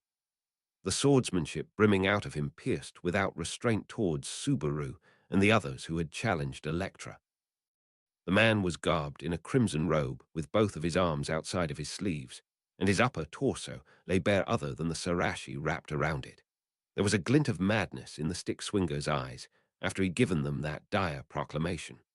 The trial of the second floor, which in short was making their examiner, the stick swinger, recognized their qualifications to proceed up to the upper floor. That had already ended up with 2 people dropping out due to the atypical skill of the man. Even under these conditions, Emilia had somehow managed to snatch away victory thanks to her fighting strength along with her characteristic pluckiness, tenacity, and use of numerous weapons. However, Subaru, the conditions say that it's fine if just one person clears it. The stick swinger, who the hell said that? Stop pulling stuff out of your ass, you prick. Why would it be that if one person can go up, then all the rest of you can? Use your common sense, use it. Is the inside of your head also like that of a small fry, you prick? Subaru, why you're making this point to the guy who doesn't want to be told the most in the world about common sense? Subaru groaned at the perfectly reasonable point which the man had made, who now crossed his chopsticks over, one held in each hand, with a clack. In actual fact, the one who jumped to conclusions about the clear conditions of the trial had been Subaru himself. The trial on the 3rd floor had involved solving a puzzle, and when it had been solved, the structure of the room itself had changed. So it was possible to say that he jumped to that conclusion. He'd incorrectly assumed that a new library would materialize if one of them cleared the trial of the second floor. If his assumption had collapsed, and clearing the trial would require each of their strengths in battle, then it was pretty safe to say that beating this trial would be futile. The condition which Emilia had managed to achieve, namely, to move the man even one step, they'd seen now just how hard achieving that was in stark contrast to its seeming simplicity. Speaking clearly about it, Emilia was currently the strongest amongst everyone who'd come to challenge the Pleiades watchtower, along with Julius, though as long as Julius' contract with his quasi-spirits was gone, he could objectively say that she was the strongest amongst them. The man had been extremely negligent in their first bout, and that had ended up allowing Emilia to defeat him. In summary, they pitted their strongest vanguard against their enemy when he was at his weakest. They had managed to beat him once, but now that it had become a tournament where everyone had to beat him, they would have to pit everyone else, who weren't as good at fighting, against this man who had no more chinks in his armor. Move the man one step. Were they really going to be able to achieve a victory like the one Emilia had snatched away from a combination of good fortune and an attack of that caliber? Beatrice, wait up, in fact. There's a key mistake in what you're saying, I suppose. The stick swinger, a mistake. Shuddering at the prospect, Subaru tried to look for a glimmer of victory amidst their terrible predicament. Beatrice, who was right beside him, firmly squeezed his hand so to calm him down and spoke out to the man. The man grew sullen as he heard her words and pointed his uncovered eye towards Beatrice, the stick swinger. What you sayin', you twat? Your rove come 10 years too early, you twat. No, at least 5, you twat. You can come here after your legs, arms, and body grow, and after you get some tits, and ass, you twat. Beatrice, I never had any intentions of playing along with your crap, but right now you've made me part with those intentions completely, in fact. That's why I'm going to knock this into that thick skull of yours, I suppose. The stick swinger, my thick skull. The hell you mean? Beatrice, it's already been decided, in fact. Emilia told you if you were moved even one step, then it'd be our victory, I suppose. In other words, Emilia's victory was a victory for all of us, in fact. Subaru, HK. Subaru held his breath and instinctively looked over at Emilia. He'd never expected that she would have planned that far ahead during their brash negotiations. He was surprised by the shrewish nature she concealed underneath. From the corner of his eye, Emilia placed her hand against her mouth and said, "Oh." No, she wasn't shrewish. She was pure. She was empt. Emilia, yeah, now that you mention it, I did say that. I did say, how about it? When you take that into consideration, doesn't that mean that we've all passed your trial? The stick swinger, that's an issue of semantics, you twat. It doesn't mean that at all. Emilia, oh, I see. Subaru, Beatrice, I'm sorry. He said it's not going to work, Beatrice. You're giving up far too quickly. Beatrice yelled out at Emilia, who had dropped her shoulders in a crestfallen fashion and signaled her giving up with a meek look on her face. Although Subaru too had thought it an unreasonable turn of wit when he stopped to think about it. And that was because he'd been in so much despair about the height of the wall in front of them that he'd wanted to cling on to the possibility. The stick swinger. Well, there is some sense to what that runt is saying. I also seem to recall it at first bane, that you can take on as many people as you like so long as you try and get past me. Though following the rules is kinda boring, so I had to drag myself awake. Subaru, when you say you had to drag yourself awake, you mean that stuff at the beginning was you hacking the system? The stick swinger? I dunno, you prick. Use words I can understand, you prick. We ain't talking like that person with white hair at a young age, you prick. The man kept flitting back and forth between good and bad moods. As Subaru nodded lazily at the man's words to show he was paying attention, he managed to deduce something about the system part of the trial, something about the man's true nature. His deduction came from observing the trials on the third and second floor, and then from observing the stuff which the man, who seemed to be devoid of sanity, said following his appearance and his behavior after. His inference was drawn from the things that felt out of place from each of those points. In short, there was a vital discrepancy between the original trial and the trial that was going on now. Subaru, in truth, it should have been a trial where things would have been fine if everyone worked together to fulfill its condition, but because you woke up, it's now become that we each have to fulfill the condition. The stick swinger, car, Hell, as if I'd know, you prick. But I ain't got a clue which one of 'em would have been easier. No idea which out of killin', me using all your combined efforts or lettin' me fondle your tits, and hittin', me once would have been easier. Subaru, you go saying such careless things, you perverted bastard. I'll shut you right up. Subaru reached out for his whip so that he could lash out at him in anger for his callous words. He pulled it out from the back of his waist and cracked it as fast as he could using only his forearm.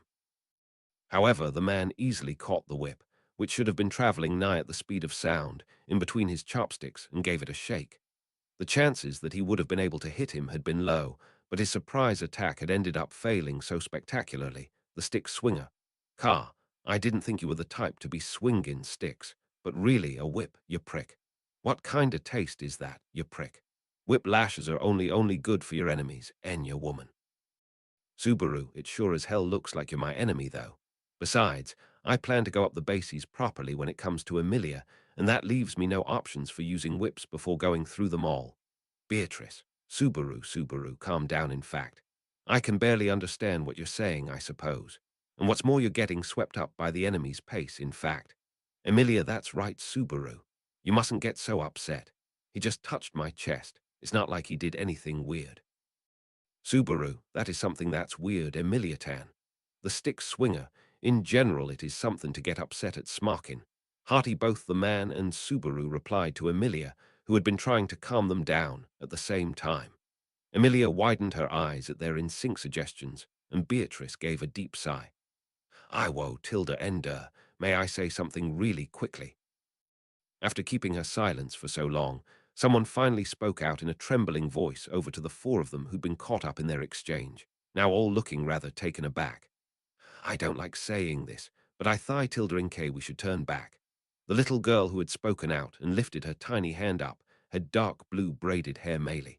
She slowly shook her head, still perched on Shawla's shoulders, who had crumpled down to her knees, fainted. Maylee's olive-green eyes were full of unmistakable fear of the man reflected in them who stood further back, but yet she spoke. Maylee, I don't know how you can speak so fluidly with that guy Oni I saw, Tilda our knightly Oni I-san, our scarf-wearing one-san, and even our naked one-san have been hurt by him. Subaru, out of those Shawla did collapse because of other reasons, but it's definitely weird. Though Maylee's view was pessimistic, her assessment was natural when taking into account their current fighting strength. Rather, it was Subaru that in trying to remain here and continue their challenge had completely lost his composure. They'd been completely flattened by the stick swinger's swordsmanship.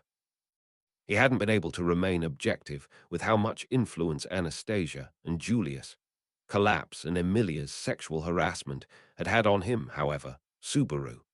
This is just hypothetically speaking. But if we were to leave and come back again, later would you still recognize her victory? The stick swinger.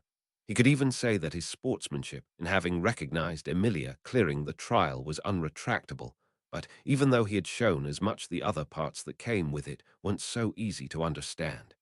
Even in carrying out Maylee's reasonable conclusion, if their opponent didn't accept it, then they wouldn't be able to avoid having to fight. Up until a short while ago, their opponent had taken care not to kill them. But now that he was behaving like he'd just shifted up a gear, they had no surefire guarantee that their lives wouldn't be in danger the next time they challenged him. If it came to that, then challenging him would be out of the question. Instead, he would have to use every last inch of his strength to get them out of here. Without any exaggeration, the stick swinger's true strength approached cataclysmic levels. He made short work of Julius with his chopsticks, fought with Emilia, and still had plenty of energy left to spare. His true strength was without exaggeration Reinhard grade. What sort of intention did this tower's overlord have in placing such a monster here? It seemed to him like they had no intention of letting it be cleared when taking into account the solution to the constellation-themed puzzle of the third floor as well. Subaru. Well, what'll it be? Shifting his heels as he showed signs of his patience running out, he approached the collapsed figures of Julius and Anastasia. Taking notice of what Subaru was doing, Beatrice and Emilia subtly took up their positions as well. If the stick swinger bared his fangs, Emilia would once again instantly cast her icicle line, and they'd have no choice. but to pick up the three which had collapsed using Beatrice's murak and sprint away. In the worst case, he'd have to consider casting the yet incomplete third trump card with Beatrice as well, the stick swinger. Enough Subaru, huh? The stick swinger, ENOUGH. Enough, enough, enough, enough, enough, enough, enough. I ain't in the mood for this. The man abruptly spat that out at them as they'd set their mind and body wholeheartedly onto their escape plan. As they gargled at his childish attitude, the man put his arm back in his left sleeve again and straightened up his haori back to how it was when he'd first wore it. Then he started to walk away moodily, away from Subaru and the others who remained on their guard. He grumpily made his way to the sword of selection, which had been kicked away. The man stepped on the fallen sword, flicked it up, and lazily took hold of it. Then he vigorously thrust its tip down onto the white floor, and the sword returned to the same state it had been when the trial had started. And then the stick swinger, I'm classin' up sharp. Scram, you pricks. I'm tired of this. Hurry the hell up. He flumped down on the spot with a thunk and spat those words out, sitting with one knee raised up. Subaru. Wait. You're freewheeling far too much. What the hell's this about? Are you really going to haphazardly decide the particulars of the trial depending on your mood? The stick swinger, you sure are noisy, you prick. The discretion here has been left to me from the start, you prick. If I say no, then it's a no. Subaru instinctively became speechless at hearing his arrogant manner of speaking. At Subaru's surprise, the man continued and said besides, the stick swinger, when I don't feel like doing something I don't mess about. So, you prick, are you gonna do what I said? Subaru's whole body was bathed in chills from an intense gust of wind whooshing by. The man had cast aside all of his weapons and even tucked away his chopsticks in his bosom pocket, and his lips had curled. It did certainly look like a smile, but it was of a different nature to the one which he'd been showing so far. Ferocious as it wasn't a smile that gave off a sunny atmosphere. Rather, his smile was like that of a crazed beast exuding a dark, sanguine, gruesome intent to kill. Emilia, a small groan could be heard, not from Subaru, but from Emilia, who should have been by his side. She had one of her hands against her pale throat, and her jewel-like eyes were widened in surprise. Her knees fell from beneath her, and she sunk down onto the floor. It was as if she had noticed in that moment that she was unable to stand up by herself and forgotten how to breathe. Subaru, and it was the same for Subaru as well, who'd suddenly become aware of his breathing as soon as he saw Emilia's reaction. Before he could even notice, Subaru had dropped to his knees in pain, and his whole body was drenched in sweat. He was in the same state as Emilia now. He was worse off than her. He'd been completely daunted by the man's presence. It's as if he'd started to forget even that his heart was beating and that he was starting to be killed. If there'd been no one around him to make him remember about that in the surroundings, he would have died from the power in the man's eyes alone. The stick swinger, go rack your brains, and see if you can find a way to win your prick. The same trick the smockin' Hearty used ain't gonna cut it. Not even from the sleepin' hot stuff. Now get out of my sight, I'm going to bed. His voice grew low, indicating he was not messing about when he said that, and following that, his head dozily jerked down. After a little bit, they could gradually hear the man's snoring, which sounded as deafening as him when awake. In that sense, his loud snoring wasn't at all contrary to his personality, however. None of those who were left standing here were able to laugh about it. Meili, let's turn back from here as quickly as Parsi Tilda Blee. He wanted to leave this place as quickly as possible. Making good on Meili's words, who'd insisted they do just that, Subaru and the others slowly grabbed their fallen members and were forced to retreat from the trial. I see. So that's the reason why you scurried back looking so glum from the second trial, Subaru. As harsh as ever, eh, Nisama? Ram, stop talking like that. Every time you do, the Master Sama theory of the sleeping woman holds more weight to it. Subaru, that's crazy talk. Mind what you say. Ram gave a short sigh as he feebly shrugged his shoulders at her unappealing warning. They were on the fourth floor, in the room adjacent to the green room. Subaru and Ram were vis-a-vis with each other, and Emilia, Beatrice, and Meili were there too. The number became 6 when you included Shola, who they'd rolled in here as the final member. The group had climbed down the long staircase and fled from the second floor. The first thing they'd done was carry their wounded to the green room and entrust them to the spirit's treatment. Their diagnosis on the way was that Julius had simply only fainted, whereas with Anastasia, the underlying reason was exhaustion due to having used too much magic. In all, their lives weren't in danger.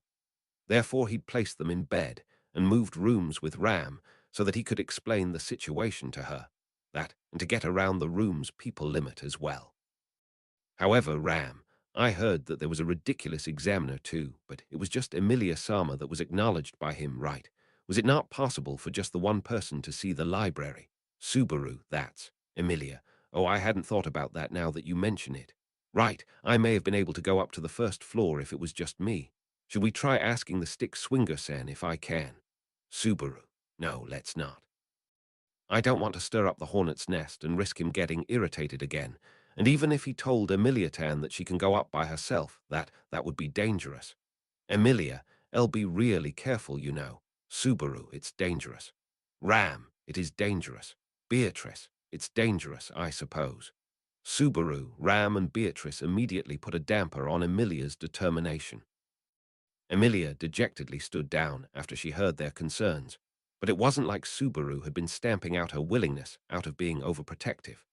Right now, he didn't want to aggravate that stick swinger for no good reason. This he was absolutely sure about. It's true that he felt like he wanted to say something to that untrammeled individual, but it would be suicidal to challenge him when he was in a bad mood, irregardless of when the trial would recommence. And the fact was right now, they weren't even seeing the man taking up the sword.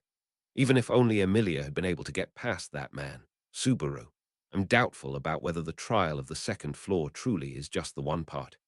He could easily be playing us the fool, no. It may just seem like that to me because Emilia-tan overcame it without much issue, but I wonder if that's truly the end of it. That's what's weighing on my mind, Emilia. I think you're thinking too much about it. That individual.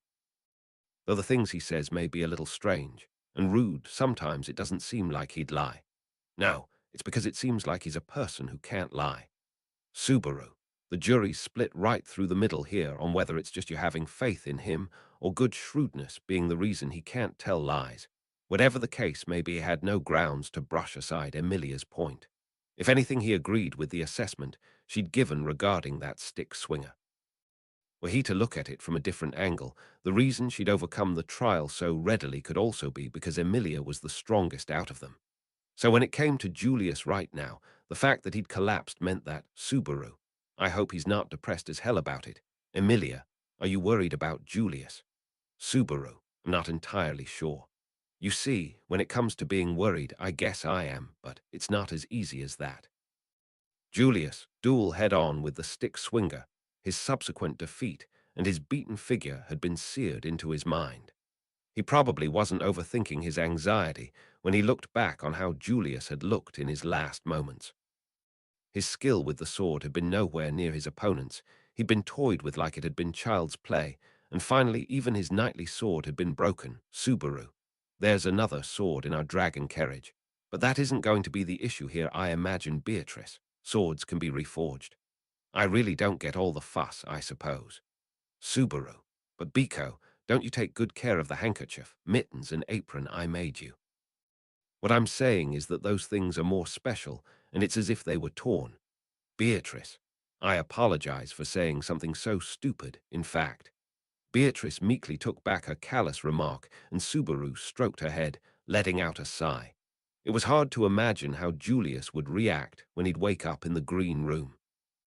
Even though he didn't know whether he'd get depressed, unlike his usual self, or whether he'd try act strong like he usually did, Subaru had no clue what he'd say to him when he eventually did. For that reason, he was feeling quite downhearted. And when it came to things to worry about, that didn't stop only with Julius. Subaru, Anastasia, Echidnas, that desperation, what on earth was she thinking? One doubt that firmly clung to Subaru's mind was Anastasia. Aka Eridna's decision when she buted in Julius, duel with the stick swinger, and provided him support. There was no question that in that moment she'd been providing backup for Julius. The reason why she had tried her utmost to help him when he'd been overwhelmed like that was one which everyone, including Subaru, would have been feeling as well. Nevertheless, touching on the matter briefly, that which Echidna had done, considering that she was moving about using Anastasia's body, who'd remained a bystander in all this, went beyond being surprising and more so warranted fright. Even during their journey, and after arriving at the watchtower, Echidna hadn't forgotten to behave like Anastasia. She kept asserting that she'd do her very best to act with due consideration for her body. He'd figured that at least in his eyes that she wouldn't have turned against that. What meaning did she have in coming here and all of a sudden behaving like that? Beatrice, that girl's indisposition is gravely different to a little overuse of magic, I suppose. Subaru, then what is it? Beatrice was the only one who shared knowledge of the situation regarding Anastasia and Echidna, and she quietly whispered those words into the brooding Subaru's ear. When Subaru posed his question, Beatrice continued her words by saying, to put it simply, Beatrice, Bubby, Betty, and that scarf are special among spirits. In fact, we're all more powerful than lots of other kinds of spirits, but we make up for it by having other restrictions instead, I suppose. I needn't have to explain it to you now, in fact. Subaru, MHM. Since you want me all to yourself by me signing a contract with you, I cannot sign a contract with other spirits. You can rest assured that I'm yours, Biko. Beatrice, it's nothing as cheerful as that, I suppose. This is more about that scarf spirit, in fact. It's true that she's borrowing that girl's body, but I realized something as we made our way here, I suppose. That girl has no magic to her which she can use other than her art, in fact. Subaru, none other than her art. Beatrice, she's the same as you. There's a defect in her gate, I suppose.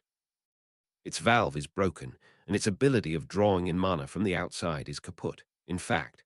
So she can't use magic unless she whittles down her own life, I suppose. Subaru, then that means. It can be fatal. Subaru gulped at that realization. Subaru was in shock of the problems which Anastasia's body bore. There would be severe handicaps in a world like this. He recalled the words which Anastasia, aka Eridna, had said before, my trump card whittles at my body. She'd meant those words literally. And now that this fact had become clear, Subaru had ended up becoming more and more bewildered. If in fact Echidna's misuse of Anastasia's body had been for nothing other than to shorten her host's life, then Subaru, why did she always try to help Julius? It didn't look like this was something she'd done out of some intricate plan. Undoubtedly, taking this risk from worry of Julius' condition must have been behind that act of desperation. Was Echidna attracted to Julius? Was that one of the powers of his divine protection of gathering spirits as well?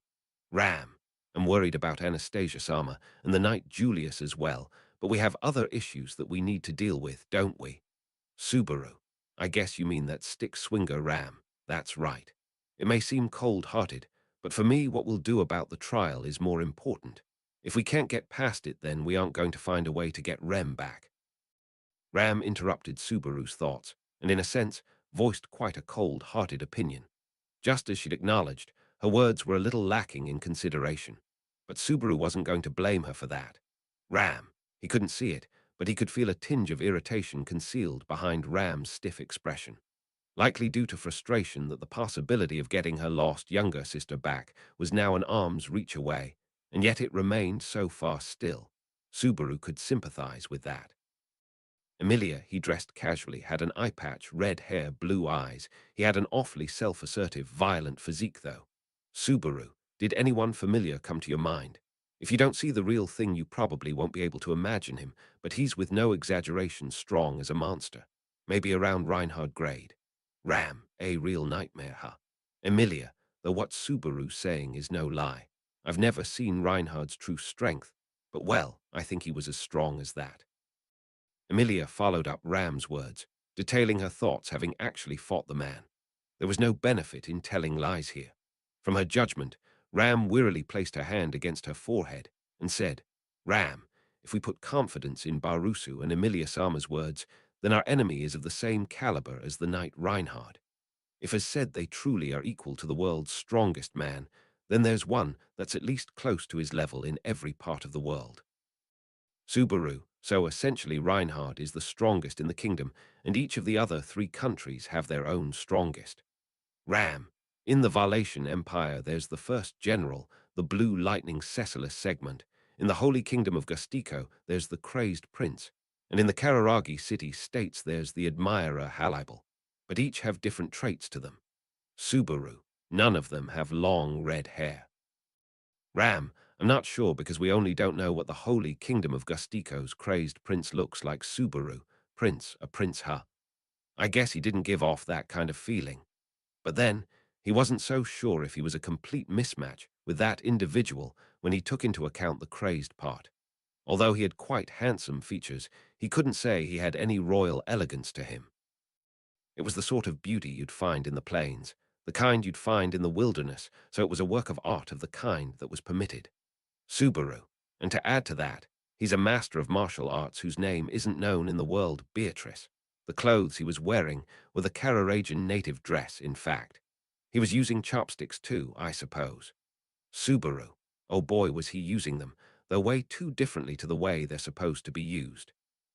Besides, no matter how much Subaru strained himself, he was unlikely to find a connection between a master of martial arts who was unknown to the world and that man.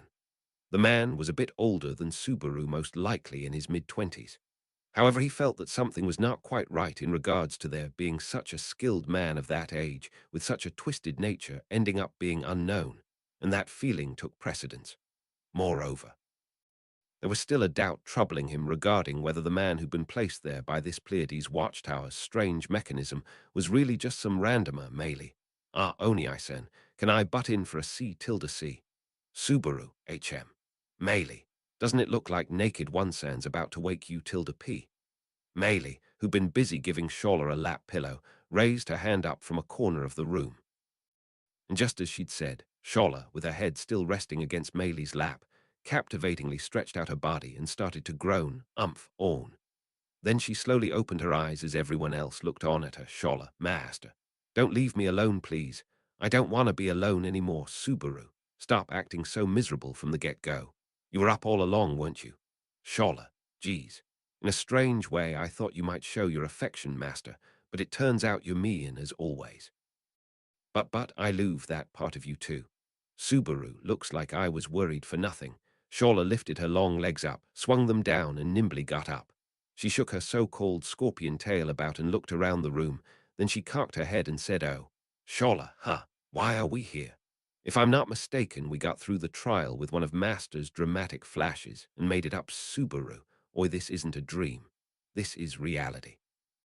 Shola, you were hugging me, master, and you started to laugh, telling me to not let go again. Subaru, that was a dream. You fainted straight after the second trial started. Subaru shouted that at Shola she recited the contents of her horrifying dream. Then he tried to remind her about what had happened just before she'd fainted. However, Shola snorted her nose and said fainted tilde, as if she was playing dumb. Shola, me faint. There's no way I'd do something so shameful. Even after I reunited with you, master, after so many centuries, I didn't end up fainting, you know. Me fainting, you're gonna reduce me to tears saying something so absurd. Emilia, I get that you're tempted to doubt this, but you really did faint. Subaru and Meili were really worried about you. Believe you me. Shola, hua, master worried about me. Dehe, I believe you. Subaru, that was easy, Meili. Me being tacked on like an extra. Now that's a lie tilde TTLE unexpected. Both Subaru and Meili looked troubled as they witnessed Shola fawningly express her opinion as she slackened her expression. Nevertheless, after she acknowledged the reality of the present, Shola cocked her head the other way and said, "Hua, Shola, but what caused me to faint? It ain't usual for me to collapse. In those kinds of situations, it wouldn't be strange if everyone ended up dead other than Master. Ram, I get that you're pinning too much hope on Barusu. Sorry, on your master, but that's what I've heard really happened. Take your time and think back to earlier. Picture the long staircase in front of your eyes, Emilia. The long staircase. Was Ram trying to get her to follow her memories and recall what had happened? She spoke in a hushed voice as if she was hypnotizing her. There should have been a hitch in Ram's plan in that she hadn't witnessed that scene, but she slowly unraveled Shola's locked memories as if she'd been there to see it. Ram, you're greeted by a white room with a steel sword thrust down into the floor.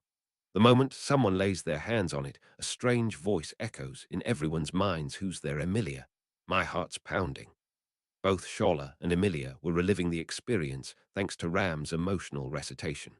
Setting Shola aside, Emilia ought to know about what had happened in detail. but Subaru didn't interject in fear that he'd break the mold of the conversation. Finally, her recitation approached Shawla's sealed memories, RAM. Right then, the silhouette of a person materializes at the back of the room. A man with red, long hair, blue eyes, and dressed in exotic garb. Shawla ara. Shawla jumped back and let out a shriek the moment Ram reached that crucial scene. She turned to face Subaru, preparing to jump towards him. However, he'd anticipated it. He bent his knees and caught her. This time he didn't fall. Instead, he was pressed against Shawla's soft skin as if he were in a vice. Subaru. Oh, wow. I guess you remembered. You remembered right. Shawla, WWWI is that guy here. In spite of all of you telling me he was dead, he survived. I knew he was a guy who's nigh unkillable. Subaru Hua, what do you say? As his eyes teared up in pain, Subaru tried to ask Shawla what she was talking about, and then it dawned on him. He realized what Shawla's words meant. The person in question that corresponded to what she'd said since they'd come to the tower was only one. And that person was Shawla, the stick swinger. The stick swinger Reed. That savage, that demon. He's come back to life to fondle my chest. A GRIN Japanese letter, Japanese letter, Japanese letter. Reed Astrea. That was the name of the swordsman who gone down in legend. A great swordsman who was said to have killed witch beasts, master swordsmen, dragons, and finally even witches. He was the first person to have received the name Sword Saint, and was also one of the three great heroes who saved the world. He'd kick-started the glory of the Astrea family, lineage of the sword, Saint, which Reinhard van Astrea was a part of. Even now, he was the highest aspiration of those who lived by the sword. The situation was hard to believe. His name was the name of a life that should have perished 400 years ago. He probably would have laughed at the possibility existing if this place hadn't existed for centuries, with a tower that had been built by those connected to the witch. Nevertheless, there was a living witness who knew about 400 years ago here.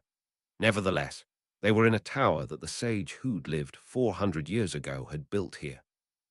When he took into consideration his poor character, didn't he seem to be saying something like, I've placed the first-generation sword saint as the strongest guard here, now surpass him. TL note, referring to the sage by he his here. Subaru and the others hurriedly went back to the green room with the facts they'd gathered. They would have to come up with a game plan now that they knew that their enemy was Reed Astrea. Luckily, he'd heard that that particular sword saint had been a man who wasn't lacking in anecdotes. And luckily, they had a talented person in their group who was well read on the greats of bygone days. Of course, he would imagine that the aftereffects of his defeat lingered within him. But once he found out about his opponent's identity, the shame he probably harbored should vanish too. After all, their opponent was to blame for this. At any rate, their enemy was the sword saint, a man who held the same family name as Reinhard and became its founder, building the name up. When you think of it like that, he should be able to easily digest even his defeat to him, Subaru. That dumbass Subaru had made his way back to the green room harboring those words of comfort. But when he got there, he spoke those words out in a hushed tone. There were beds of grass at the back of the room, which the spirit had laid out for the wounded. There were 4 of them in total, and laying in them were Rem, Anastasia, and Patrash in the backmost one. Only one of those beds were empty, the one between Patrash and Anastasia, and on top of that ivy-woven bed lay merely his broken knightly sword. The man slowly opened his eyes to the sound of footsteps clambering up the stairs, and the aura of a man readying himself to fight piercing through his skin.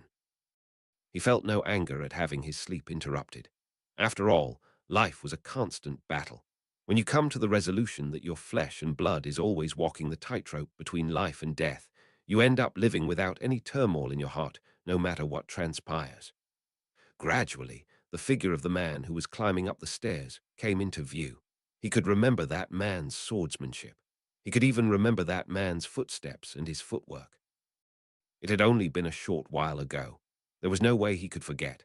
Only that should have been the same for his opponent too, so he thought it was strange. He thought that his opponent was a little smarter than this, nevertheless. The man, Ka, he lost that impression as soon as he looked at his opponent's eyes. An impulse had surged through him that had led him to scoff instead.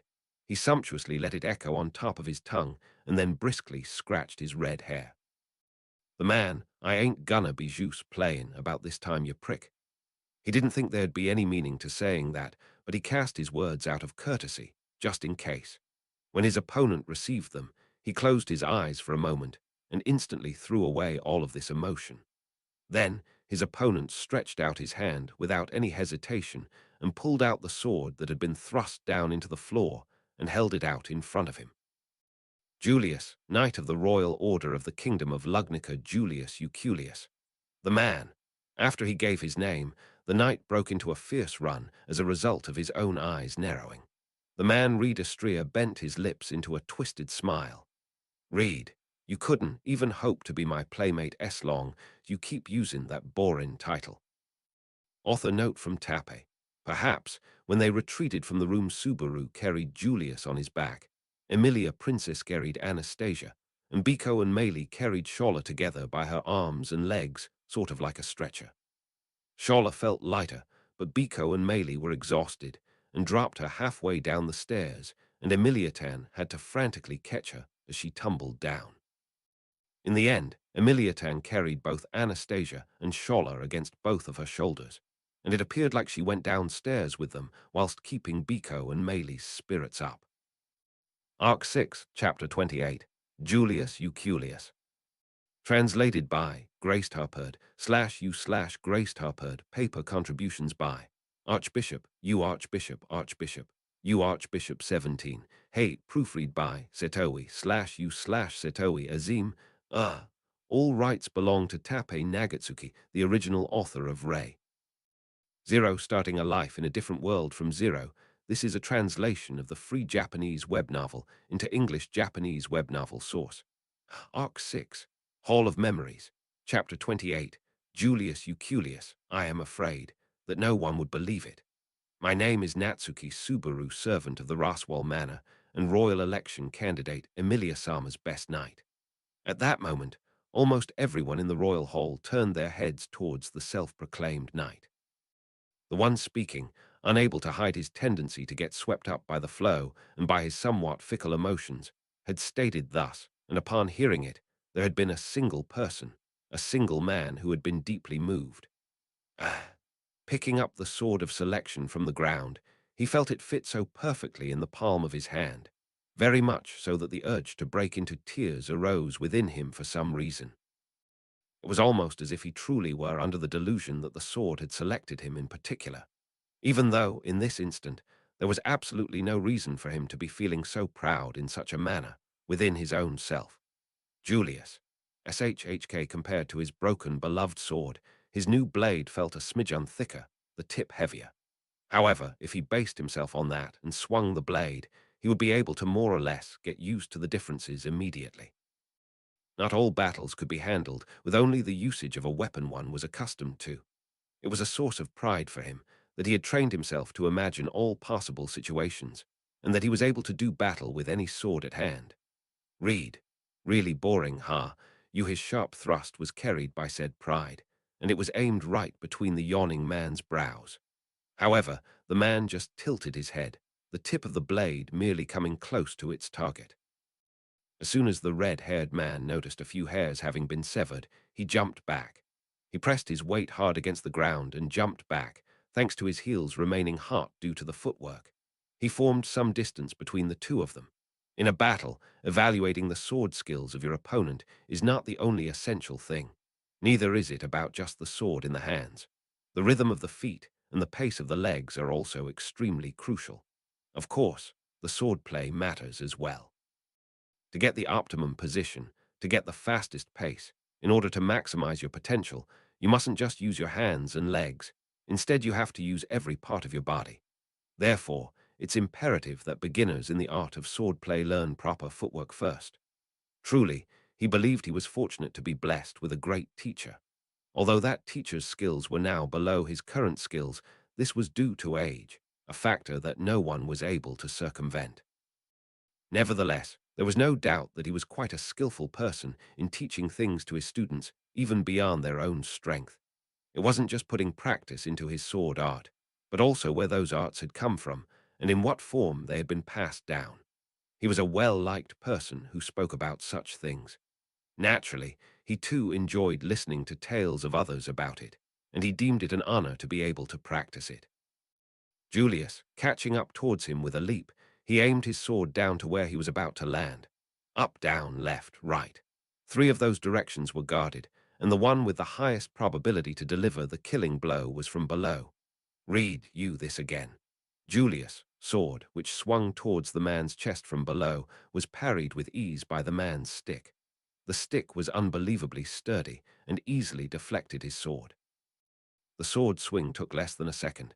Even if he saw it coming, to be able to do that meant he was exceedingly skilled and had fine-grained control over his power to the extent that he could even thread a needle with ease. Julius. Julius gasped in surprise as his heavy swing brought his sword over his head. It created a small opening as he stumbled slightly and broke posture. He thought to use a blade of wind, but right now he didn't have that choice. The magic, which he could use as a diversion, did not release. Instead, he just created a gap between them. Julius. He ate a front kick to his side, and the barefoot's nails dug into the gaps between his organs inside his body. In the moment where he felt that his body couldn't take any more pressure and would break, the foot that had been stuck inside him twisted, causing him excruciating pain from inside. He was blown away. In an instant, he went flying from the impact, seemingly defying inertia. However, even that wasn't enough to absorb the force of that kick. As his surroundings spun, the impact he received on his body reverberated to his head and made him want to vomit. Even so, he kept his eyes on his opponent and slammed his feet on the ground as he landed, maintaining his posture. His breathing was rough. It would take him some time to recover and catch his breath. Julius emptied out the contents of his body, and after having done so, he forcibly reminded his body to breathe slowly to calm his ragged breath. Read. He spat and spat it all out. After that, he would continue the battle because he had to continue this fight. Julius. About 10 meters in front of him, he saw the red-haired man standing with a smile plastered on his smug face. Again, he dashed forward towards the grinning man. The edges of the wooden chopsticks and the steel blade collided, everything to peel that calm smile off his face. From there, the real battle, Reed, so pretentious. You, there are truths and lies in a battle. Are you really reading it out of a picture book? Julius. The distance between him and the man shrunk in the blink of an eye. The man's incredible speed left him stunned. To be precise, it all actually happened in the blink of an eye. The man closed the distance of 10 meters in a mere moment. A simple stick appeared in front of his eyes. In order to protect himself, he immediately raised his blade, though while making that important action, he left the rest of his body unguarded. This resulted in the man delivering 2 blows against him with his sticks, one in the side of his head and one to the chest. A piercing shock hit him. The sharpness of that blow would make his consciousness fade faster than the actual pain. He clenched his teeth and stomped the ground vigorously, so he could desperately scrape back together his own fading consciousness. Julius. The scream he uttered left him hoarse, and he swung his sword down in a crescent form arc towards the man. The man jumped up, as if he was avoiding the graceful dance until death, and struck his side with his elbow. His consciousness was shaken again. He was shaken off his feet, and his fighting spirit was curbed by the pain that gradually spread out in his soles. The simultaneous chants of fire and water, and the three-way attack of the sword all missed their mark. Unrelated to the fire and water, this was only an artistic mistake which he had repeatedly made when he was training to become the greatest knight. If his opponent was to be a normal one, this surely would have had sufficient to bring him down. Read. Bang. The highest peak of a knight's sword art, it was easily blown away by the chopsticks in the hands of the man. The stick struck his knee and stabbed his stomach, making him vomit up gastric juice. It was quite the unpleasant sight. His body was about to collapse, as it has been continuously struck down by the stick from all directions. Reed. He fell down instead of forward, and kept his body up by quickly extending out his arm. Taking advantage of this moment, he swung to the rear with astonishing momentum. The man left out a sound out because he did not expect it, and jumped back. He continued to move backwards and opened up a greater distance between the two of them. Blood started to pour out of his nose. He wiped his bleeding nose with his white sleeve. His uniform was stained by bright crimson-red paint. He did not care. He let out a sharp breath and put his whole spirit into the blade in his hand. To reach it is to keep going for it. To be strong is to stay strong. Reed, you're fucking pathetic, you. Can you even lift your sword, you? I haven't lifted my sword for anything other than 3 months straight, you. I've cut light down. What the fuck have you cut down?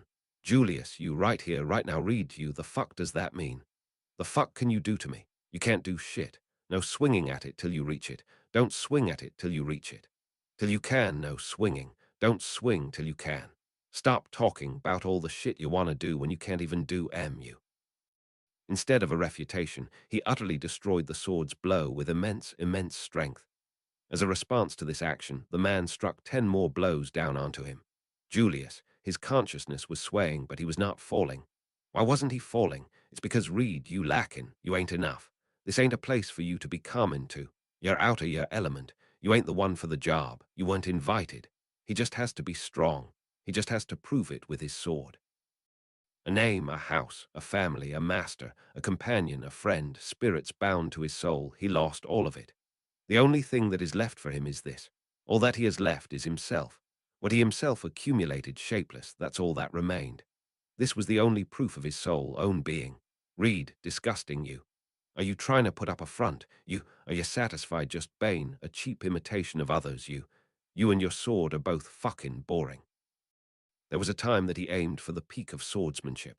He wondered if he could aim for that place. It was something that was stuck on his mind. Soon, he realized that the bar was too high and gave up. When he saw him, that man with hair of crimson, the boy gripping a sword in his hand, he discovered he carried something so selflessly grand as to inspire admiration. Reed, nobody looking at you. Ain't nobody got expectations on you. You're naive if you thinkin' I'm playin' round. Your punches and kicks are easy, you. He too had once yearned for it, for his life to be filled with tales of grandeur. To stand shoulder to shoulder with those people was not to be for his current lacking self. That is the reason why he must risk his life. So desperately, wretchedly, that dream which he had then cast aside, he remembered.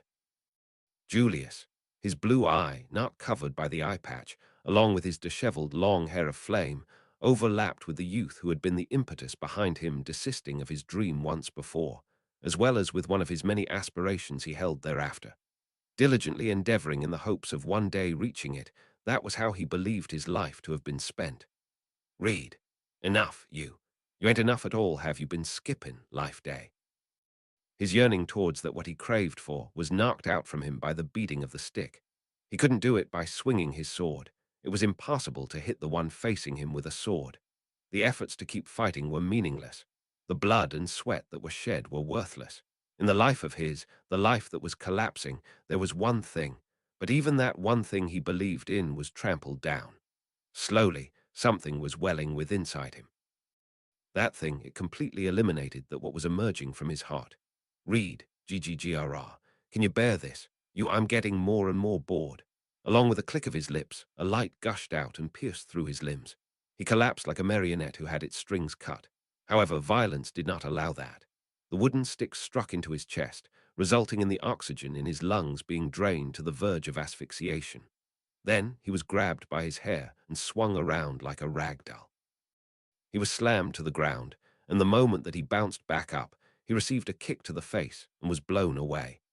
In this matter, he slid across the ground as if he were a frisbee, spinning endlessly in this white world with no boundaries. He was knocked to the ground. His body jumped up and looked at the direction where he received the kick from. But then, the man, who suddenly dashed like a gale towards him, hit him in the face with his knee. In the moment of the impact, the knee clashed against his forehead, and as his forehead split, he was flicked away. A gap between them was formed. Reorganizing his posture, that's what he should have done, but his body did not stir.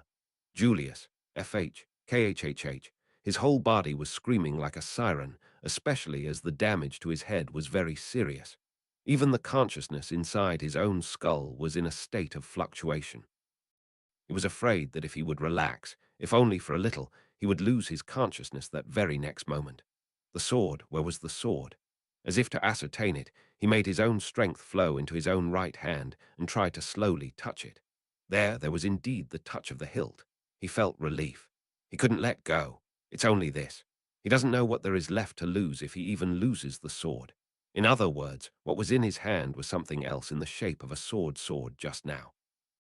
Julius, he did not make any mistakes in his own state of life. He always believed that it was him being on his own path. He was so convinced, even now. Even now, to be able to change this, he had supposed would be impossible in his life. Henceforth, the problem here was not finding a solution for all the things that had slipped out of his hands and disappeared. Or was it simply a mistake? He lost his own way, he walked down the wrong path, all because he misunderstood what he believed in. His name, his house, his family, his master, a companion, a friend, spirits bound to his soul, he lost all of them. What if what was only left with him now was just a make-believe, incapable of offering any actual help, incapable of relying upon, incapable of any support? He would maintain his strength. That's what he swore to his master. He would remember his strength. That's what his last remaining friend told him. In a world where everything is lost, there's only strength which would assist him. Although this strength was the only thing his frail and fragile self was certain wouldn't disappear. Read, you. The hesitation is finally gone from your sword. Julius. How much time was wasted by asking himself how to answer that question? Probably not even a second. However, for a man for a sword saint, such gap in the moment is like having the chance of killing the enemy. He was desperate to raise his sword, to defend himself against this rapid, impending attack. A very sharp, shrill noise rang out. The only way of knowing that the sword's steel edge crashed upon the floor was by actually seeing it happen. Finally, he was parted from even the sword that slipped out from his own hands.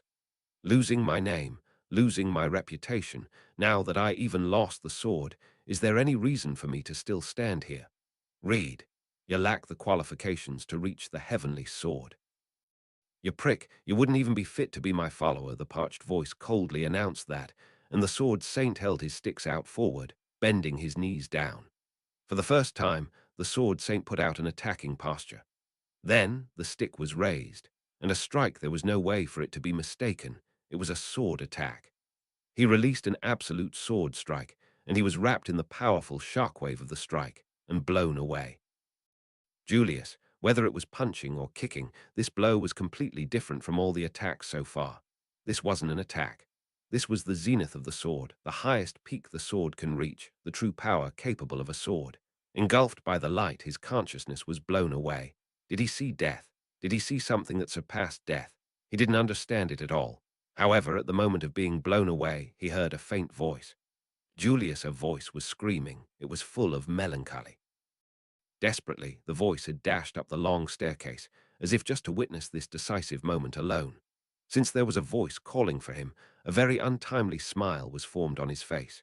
The greatest knight from the dragon kingdom of Lugunica, a royal guard of the kingdom's knights, the eldest son and the heir of the Euculius family, the knight of the royal election candidate, Anastasia Hashin, Julius Euculius. Julius, Og, I wonder, am I even worthy of being called by that name anymore? Finally, with such doubts on his mind, Julius, consciousness, interrupted with a swoosh, was thus swallowed by the light. TL note. Something interesting that has been found. Throughout his named chapter, Julius's name is never used in narration until the very end. Maybe a subtle nod to the fact he's having his named chapter while he remains in a name-eaten state. Arc 6, Chapter 29, Loser. Translated by Ice Art Source. Link. All rights belong to TAPPEI NAGATSUKI, the original author of Ray. Zero starting a life in a different world from Zero. This is a translation of the free Japanese web novel into English-Japanese web novel source. He'd ran up the long, long staircase to reach him, but by the time he did it was already too late. He'd forced out a shout despite his heavy panting, overworking his already strained lungs. But neither his voice or his words held the power to change the situation. The lack of power words held here was growing into more of an issue, especially now where the two of them were pitting techniques of the sword against each other. Though he didn't even know if he could call it something like pitting techniques of the sword against each other. Because things had been so one-sided, and no matter how much he embellished it, the weapons that one of them wielded were not but sticks. The white light spread out, dyeing the already white room in a more brilliant white. What was causing it wasn't clear. regardless of whether it was something sired from the nature of this aberration of a swordsman, or down to it being a swing which he'd boasted could even cut light. The blow brought a shockwave along with it that swept across the room. The individual caught in the attack's line of fire was engulfed by the light as well and blown away without being able to do anything about it. Then, literally in the blink of an eye, the light vanished, and the tall figure of the one-sleeved red-haired man filled the room along with the figure of the purple-haired swordsman who'd collapsed like a corpse. "Hey, aren't you that small fry, you prick?" The red-haired man called out casually to Subaru, who was at a loss for words at what he'd just witnessed. Without missing a beat, the man smiled at him like a shark, as if he'd forgotten all about the duel he'd just been having. Then he pointed at the fallen swordsman at Julius. "You're too late, you prick. I've already cleaned up here, and I'm getting the whiff that you're gonna be a pain in the ass, so hurry and pick him up and get your ass out of here. Subaru, read Astria read. The hell, you prick. Don't go sticking your nose into people's names, you prick. Don't rain on my parade. It's way cooler to not give out names, you prick." The stick swinger eye. Reed's mood had taken a turn for the worse when he'd been called by his name. Though Subaru felt annoyed at how completely beside the point his remarks were, he didn't dare take any rash actions. He instead slowly moved his gaze away from Reed towards the still collapsed Julius. "Reed, I ain't gonna grab you and gobble you up, you know, you prick. You darn have to keep staring at me. Subaru, I'm sorry, but it's common sense where I'm from to not look away when you've ran into a bear." As for Julius, with his gaze still set on Reed and his guard up, Subaru leaned down and made sure that Julius was still breathing. He'd lost consciousness, but he could feel him breathing on his palm when he placed it just above his mouth. It looked like he was still alive despite taking that sword slash full on. Subaru was relieved by that. "Subaru, isn't this pretty kind of you, considering you'd said that the next time you wouldn't be going easy on us?" "Reed, not really." Bane, defeated by chopsticks, and scurrying back home is lamer than being killed by M, don't you think? That's what I think. I'd rather die than show my miserable self to anyone. So I defeat M with my chopsticks and let M scurry back home. Subaru, let me take back what I said about you being kind, fucking asshole. Reed, car, you never make any sort of impression, no matter what it is you say, small fry. Besides, I have no intention to test y'all anymore today. Though I'll beat you up if you want to try me, like that guy below you." Reed scratched his abs with his right hand and pointed at Subaru and Julius respectively with the chopsticks in his left. Regardless of how angry he was at Reed's attitude right now, Subaru didn't have any way of making him take back his rudeness. "Subaru, damn this." "Reed, oh, go on. Don't just stay silent while carrying your comrade. Go ahead and behave like a sore loser. That's the smart and easy thing to do if it makes you feel any better. As bad as it is, though." Reed narrowed his cold blue eyes and spat that out as he sat himself down with a thunk. Meanwhile, Subaru somehow managed to hoist the collapsed Julius up whilst being subjected to the victor's delight. Subaru was forced to carry Julius on his back just like he'd had to an hour ago. His unconscious body was quite heavy, not to mention he was taller than him. It was a complete mess, but in times of difficulty you have to make some sacrifices, because leaving Julius behind here by himself wasn't an option. "Reed, next time, bring one of those good-looking women along, you prick. Like that Smarkin, Hearty even, for example." Without mentioning any of their names even once, Reed waved them goodbye. Faced with Reed's flippant attitude, Subaru could literally do nothing more than just retreat from here wordlessly. Subaru, pant asterisk pant 1 foot after the other, step by step. Subaru went down the staircase whilst taking care of where he was placing his feet. Though the staircase was fairly wide, he still felt quite claustrophobic with being surrounded by the stone walls. This was the second time he'd gone up and down this particular staircase, but he still had no clues which would help him shed light on the unnaturality of the staircase's structure in regards to why it didn't shoot out of the tower despite them being straight. "Subaru, why did you even consider doing such a stupid thing? I'm at my breaking point here." It went without saying just how tough it was to carry him on his back down the long staircase, especially since there were 444 steps to this long staircase, by Emilia's count. It's not like Subaru held any animosity towards Emilia for telling him that, but in times like these where the actual number of stairs kept popping into his head, He did feel an urge of wanting to pinch her cheeks and tell her off. Of course, Emilia would definitely look cute if he tried to pinch her cheeks. Subaru. Both Emilia and Biko are gonna be worried. If I don't hurry up and get him back, they had noticed Julius' absence in the green room, and they'd all ended up going around the watchtower to look for him. They'd gone to the third floor, as well as the rooms on the fourth floor, whilst they'd made Scholler go downstairs to check on Giant and the dragon carriage on the ground floor. Everyone was worried about Julius. Worried about what he was feeling in his heart due to his defeat to Reed, and having vanished, leaving behind his broken knight sword. For sure, they were all the types to worry themselves sick with that anxiety weighing on them. Subaru. But, nevertheless, only Subaru differed from them. Only Subaru was able to immediately understand what lay in his heart. Where had Julius gone without his knight's sword, and for what purpose? Only Subaru had known the answers to those questions for sure. Julius, everything's shaking about. Subaru, did you just notice? Subaru stopped mid-step when he heard the voice coming from his back. Julius, who was being carried by him on his shoulders, stirred at his voice and said, Julius, where are we? Subaru, vaguely speaking, were halfway down some stairs. A bit more precisely speaking, were halfway down a long staircase, and even more precisely were halfway fleeing down the staircase between the second and fourth floors. Julius, he being pretty vague about it, aren't you? You're carrying me on your back. Subaru, yes, I am. And let me just say that this is the second time this has happened in this short period of time. I'm having to do this again 30 minutes after I'd thought I'd never like to do this again. Do you get how I am feeling about this? Julius, it's no wonder that the ride's been a bumpy one. Subaru, do you want me to throw you off? Subaru could sense Julius' wheezed laughter coming from his back. He ignored the sarcasm in his words and untensed himself a little. In all honesty, Subaru hadn't gathered any predictions at what Julius' first words would have been when he woke up.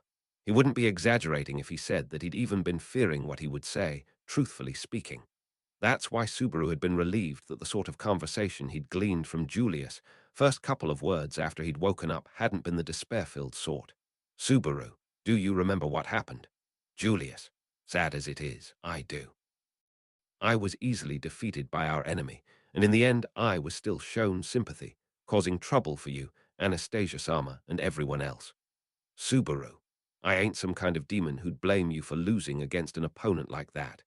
Julius sounded awfully like himself, and for that Subaru let out a sigh and started going down the staircase once more. Having regained his consciousness, Julius was much easier to carry than before. It also cleared up some of his anxieties which had been ladening his step, so thanks to that he could tackle the remaining steps with renewed vigor. Julius, Anastasia-sama is out of harm's way, right? I saw that she'd collapsed, and now that she's being treated in that spirit's room. Subaru, the present diagnosis on her is that her life isn't in danger. You, on the other hand, were pretty close to dying.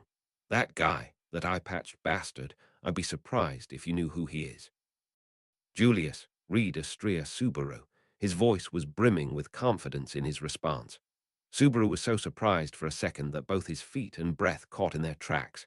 However, he quickly brought both his feet and breath back into motion so to not let him onto his surprise. Subaru carefully chose his words so that Julius wouldn't sense his flustered state. Subaru, so you knew all along. He's that thing. Scholler said she knows him. Makes sense that she does, cause she seems acquainted with him from 400 years ago, but it looks like she was telling the truth when she alluded that he's someone that's hard to deal with. I say that since she fainted right after she saw his face. Julius. There were a ton of things which tipped me off.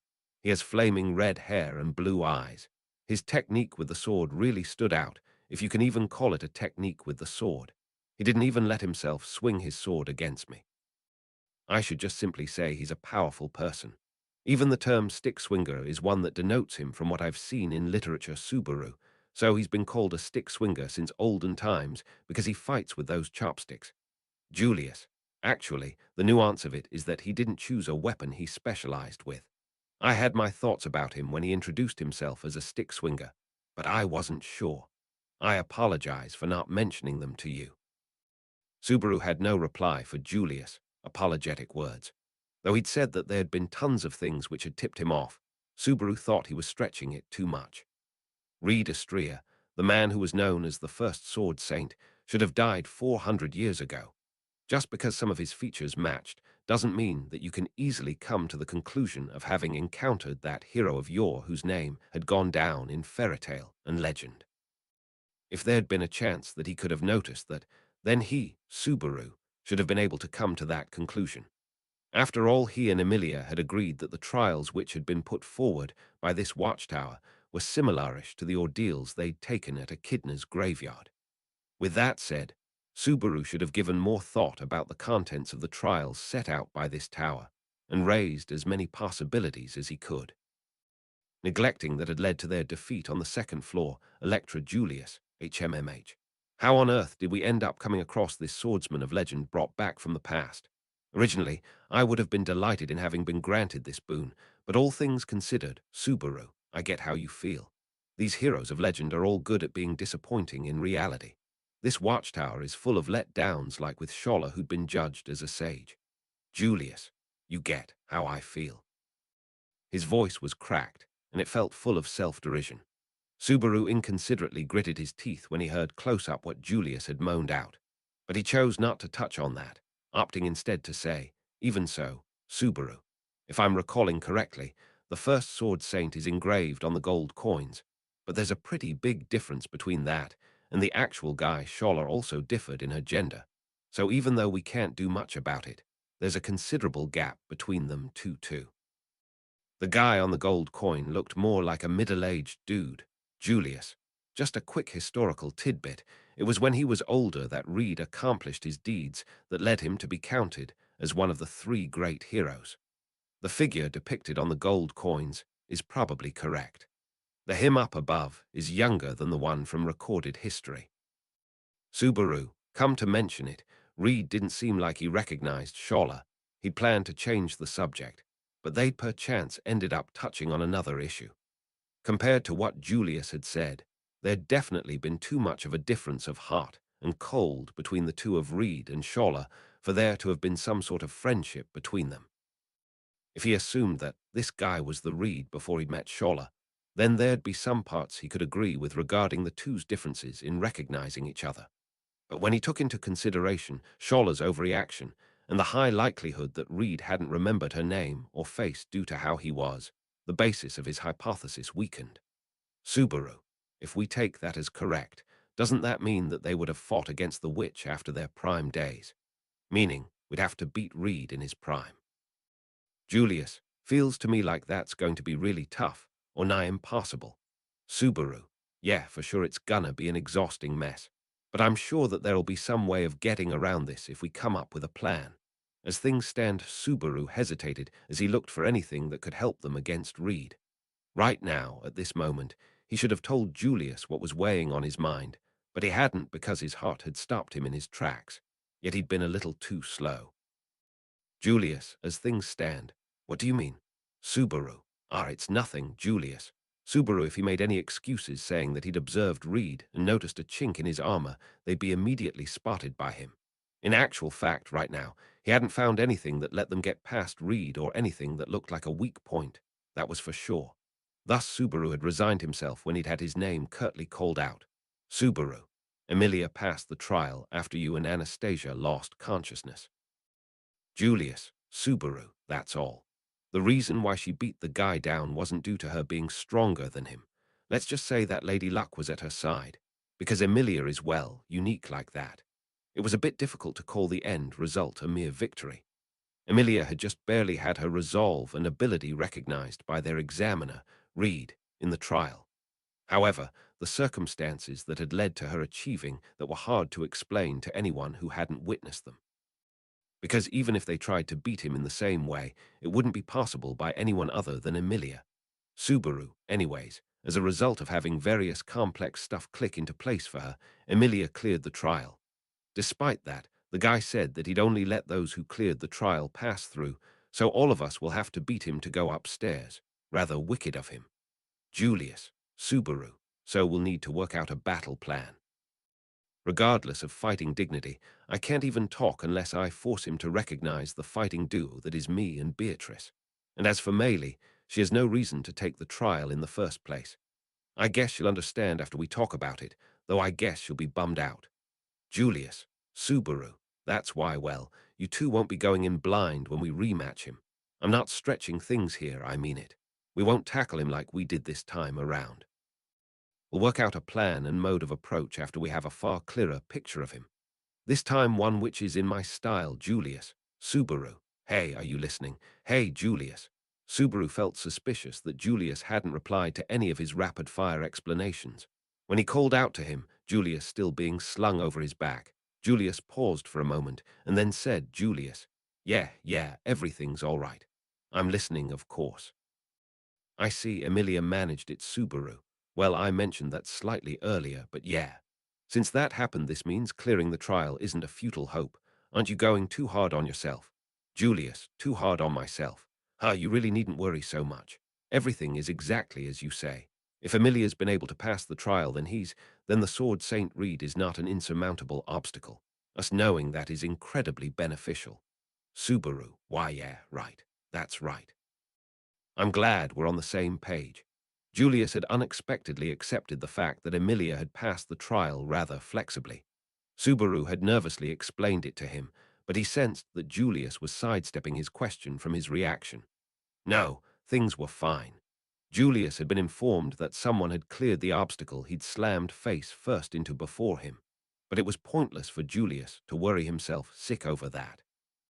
Subaru could say that he was taking a bit too much of a naive look at him. Or by his own measure, he guessed that he shouldn't have leapt to conclusions about the knight named Julius Euculius. As Subaru found himself embroiled by these profound feelings, Julius let out a long sigh and casually spoke out, saying, So then, Julius, isn't it high time you put me down? I'm going to get motion sickness if I keep staying on your back. It's not like you have the divine protection of wind evasion like earth dragons do, right? Subaru, be patient with the breeze and all the shaking, and be grateful that I'm carrying you. It's certainly tiring work, but I can't be so cold-hearted as to make you walk on your own when you're injured. Emiliatan would tell me off. Subaru shook his head at Julius' proposal and jiggled his body, readjusting Julius on his back. Julius wasn't at all in a good condition right now. No matter how skilled the room's spirit was at its work, and how much treatment Julius, whose whole body had been knocked about, had been able to receive, he'd only spent a few dozen minutes in the green room. That, and he hadn't been able to receive any treatment from his second defeat. If he was suffering from stuff like cuts or fractures, then Subaru could have put his skills into work with the first aid treatment techniques of the Clind variety. But unfortunately, Julius didn't have any such obvious wounds. Reed's blows had been the kind that had been designed to tear through Julius' heart. Of course, there didn't seem to be any doubt that he'd accumulated damage that wasn't visible on the surface, but that was no excuse to make him do anything that would exert him. That's why Subaru had resolved to go down the whole staircase with Julius on his back, with half of it remaining, probably about 200 more steps. Yet despite that, Julius, no, I can't keep causing you trouble. It'd be fine if I was still fainted, but luckily I've woken up. I can go down the rest of the stairs by myself. Subaru, don't be so ridiculously stubborn. It's too late for that, even if you insist. If you're saying you're embarrassed at being seen carried on my back, everyone who was with me already saw that. Only Scholler and Anastasia didn't on account of having fainted. Julius, then that's the reason why. There's no way I can show myself like this to those two, especially to Anastasia-sama. Put me down, Subaru, don't say such forced things. To start with you, Julius, I said put me down. His outburst was quite abrupt. Subaru, whoa. Subaru's shoulder struck against the staircase wall straight after Julius' strained voice had thudded against his earlobe. That was thanks to Julius twisting himself off by force from his back. Subaru had immediately turned to face the wall so that he'd keep himself safe, but it wouldn't have been unlikely if he'd ended up nearly falling down the stairs. However, he'd avoided that fate thanks to his quick thinking Julius. KH, Subaru, you fucking idiot. What the hell were you thinking? He leaned against the wall, and when he turned around, he found Julius lying down a few stairs below him. He'd fallen from Subaru's back and slid down them. He was lying face down, propping himself up on his elbows, wheezing in pain with a deep look of agony about him. Clearly not only from falling down the stairs. Subaru, I told you to quit it. Hey, stay right there, you dumbass. I'm coming over to you, Julius. You don't need to. Subaru, Julius. I can stand by myself.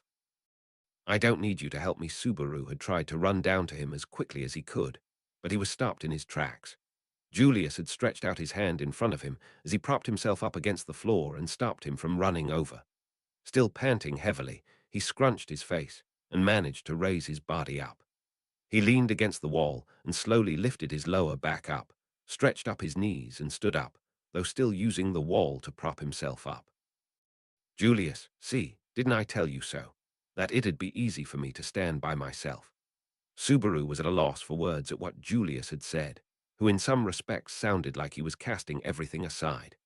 Julius turned himself around, and with the right side of his body pressed up against the wall, he began to slowly climb down the stairs at the same speed that a baby crawling along the floor would. One step at a time, as if he was forcing himself. Julius, it looks like it'll take me a bit more time, but this way I won't cause you any trouble. More importantly, the girls downstairs are worried. I'm grateful that you seem to be looking past what I've done, but it wasn't just you who went out looking for where I was, right? Step by step. Julius, if possible, would you be able to go downstairs before me and explain to them what happened? Though I think it's probably best you leave the full story and apologizing to me. You just need to tell them that you found me and try to make them feel less worried slowly, one step at a time.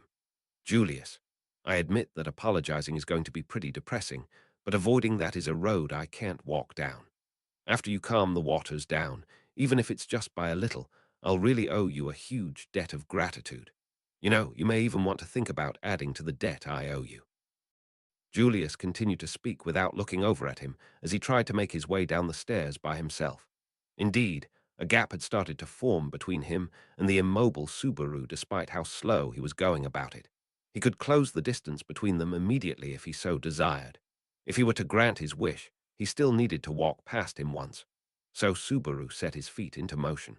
Subaru, I guess I should speak to Amelia's side first. Julius. Yeah, oh, that's right. If Anastasia-sama's woken up, I'll wait. No, let's not. Anyways, I'd like to depend on you. Subaru hurried down the stairs and easily caught up to Julius. He let out a sigh that resembled one of relief as he heard Subaru's footsteps echoing around the staircase and encouraged him to vamoose off ahead. No, not vamoose off ahead. More like he'd encouraged him to not wait up on me.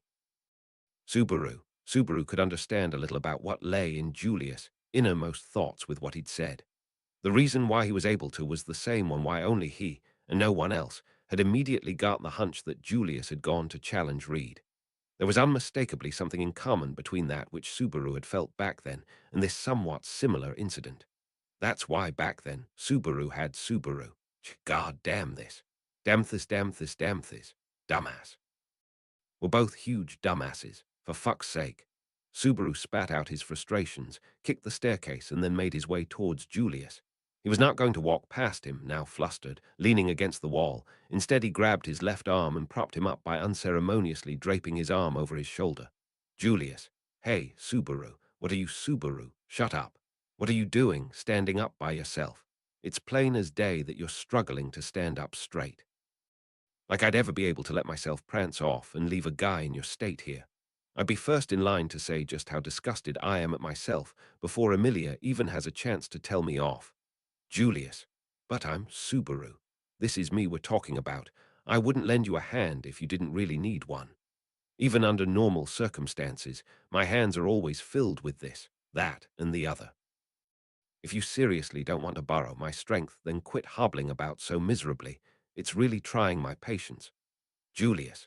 Julius remained silent as Subaru shouted at him with spittle flying out from his mouth.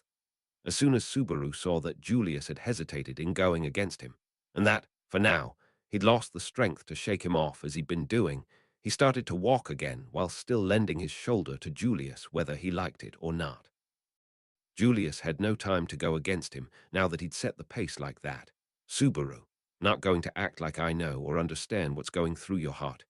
Julius, Subaru, but right now you needn't walk down these stairs, these long-ass stairs alone, all by yourself. I will lend you my shoulder and I won't think of it as a debt either. Talking about lending, borrowing and debts was ridiculous. If he put it like that, then how much did he owe Julius? Surely his first debt to him would have started in the training ground at the royal castle. He knew the reason why Julius had challenged Reed even though he knew he couldn't win. He'd acted the same as Subaru back then. Back then, Subaru had challenged Julius even though he knew he couldn't win. No matter how many times he'd been knocked down, no matter how many times he'd been struck, he'd picked himself up without learning his lesson and kept challenging him. Because he'd had no other way to hurl out the tempestuous emotions that had built up inside his heart other than by doing that. And back then, Subaru had ended up alone at that place where everything had ended for him, at that place where he'd argued with Emilia and she'd said goodbye to him. That had been agonizing. That had made him want to cry. So how could he leave Julius all alone on this staircase? Subaru, his heart must be set ablaze, just like him back then. But unlike him, he still didn't know where he could hurl out his tempestuous emotions. Julius, Subaru, what is it, Julius? I'm sorry, Subaru. Shut up, he replied with that, hoping he wouldn't perceive it as a fit of anger. And like that, the two of them slowly climbed down the stairs and made it back to the fourth floor. Emilia found them a little over 10 minutes later, clasping her chest in relief. Arc 6, Chapter 30. The second floor's capture strategy post-mortem. Translated by Hedge Nanashi Art Source, Lowly Donor Source. All rights belong to TAPPEI Nagatsuki, the original author of Ray, Zero Starting a Life in a Different World from Zero. This is a translation of the free Japanese web novel into English-Japanese web novel source. There was a woman, all by herself. This woman worried about everything, about each and every struggling person in the world. Nothing in this small world was hidden from her view. Her, everything, everyone, was a child who needed protection. Such a fragile world, with such fragile people, would be so easy to subjugate. But the woman sought not to control this world. Instead, she sought to shelter it from harm. And thus, her wretched war of trial and error began. But protecting and advising and saving the entire world proved to be too heavy a burden, for the woman's lonely hands could not reach everyone. Although she could see every solution, she lacked a way to solve every problem. For the first time, the woman cursed her own inadequacy. Even if she saw a calamity, she was short on helping hands. Even if she was immersed in a building crisis, she could do nothing to prevent it. She could never do enough. She could reach what was in front of her, but she couldn't cross an impassable distance.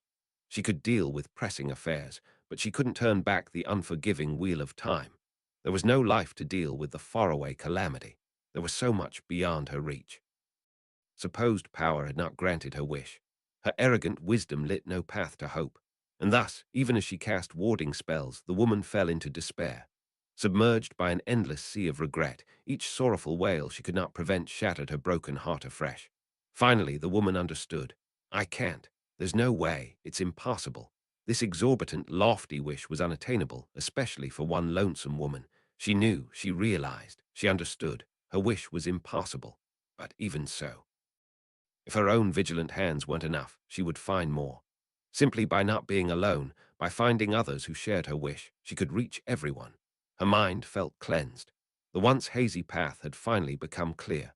Her wish could finally reach her once inexorable lament, those once inevitable tragedies. She joins forces with the instigator, bequeaths the battlefield to the heavenly sword, makes a deal with the dragon, and pushes forward towards her greatest wish. Surely she could fulfill it. Surely it would come, the promised denouement of her great wish. No matter what, at any cost, soon, maybe tomorrow, it was, of course, on its way. Saved. They'll all be saved. The way to save them, I can see it. The path to salvation. Even if there were a price to pay in blood, she needed to prevail, for leaving her struggle unfinished would render it meaningless. Even if her instigator were to disappear, even if her heavenly sword's smiles were to vanish forever, even if her dragon were to levant to faraway skies, she could not surrender.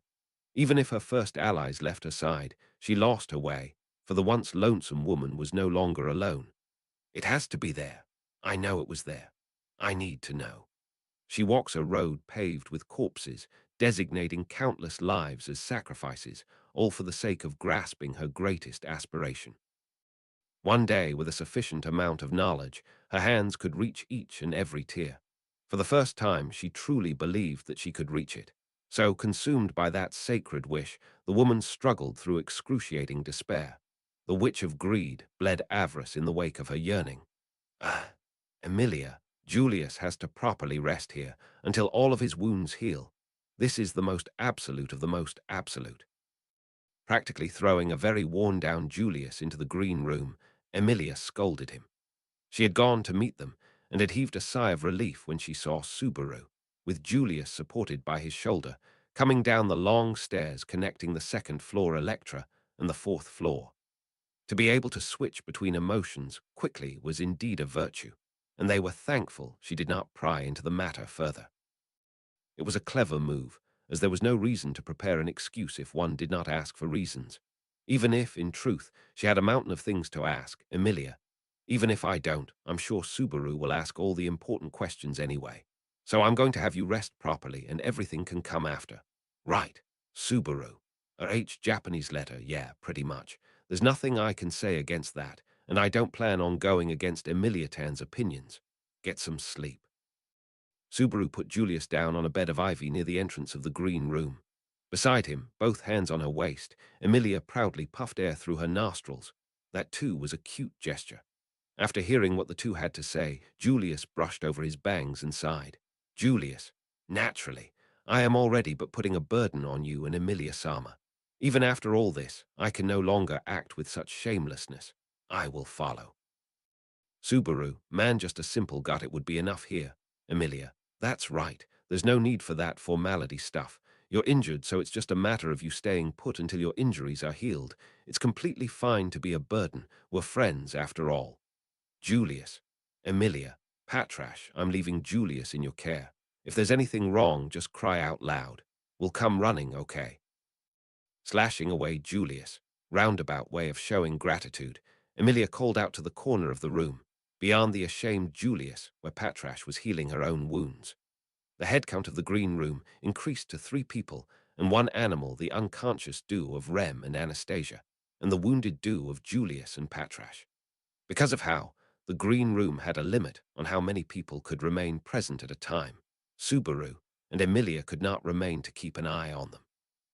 Thus, it was better for one of the injured members to keep an eye on everyone else. Normally, that job would go to Julius, however. Julius, to have Emilia-sama insist this much, I have no face to show. I will quietly do as told. Subaru, it's kinda tough to get back trust once you've lost it. So in that respect, it's kinda hard to get past Patrash, who's always kinda scoring full points for trust. If there's any funny business going on, it's fine to not hold back and bite him, Patrash. Patrash, she snorted as a sign of accepting Subaru and Emilia's words, or at least it could be taken as such. The best girl of the Emilia camp, their own understanding Lady Patrash, seemed to feel a sort of responsibility towards Julius for letting him leave alone just now. Her eyes shone with a strong will, as if to say that there won't be a next time. Subaru, look, look. Even Patrash is going, thou shalt not pass the next time. Emilia, you know what? It's very strange, but you're right. She does look like she's saying that. Subaru. But according to our bilingual head internal affairs official, more or less, the nuance is right. But since she's a lady, she might end her sentences with a dessous, you know.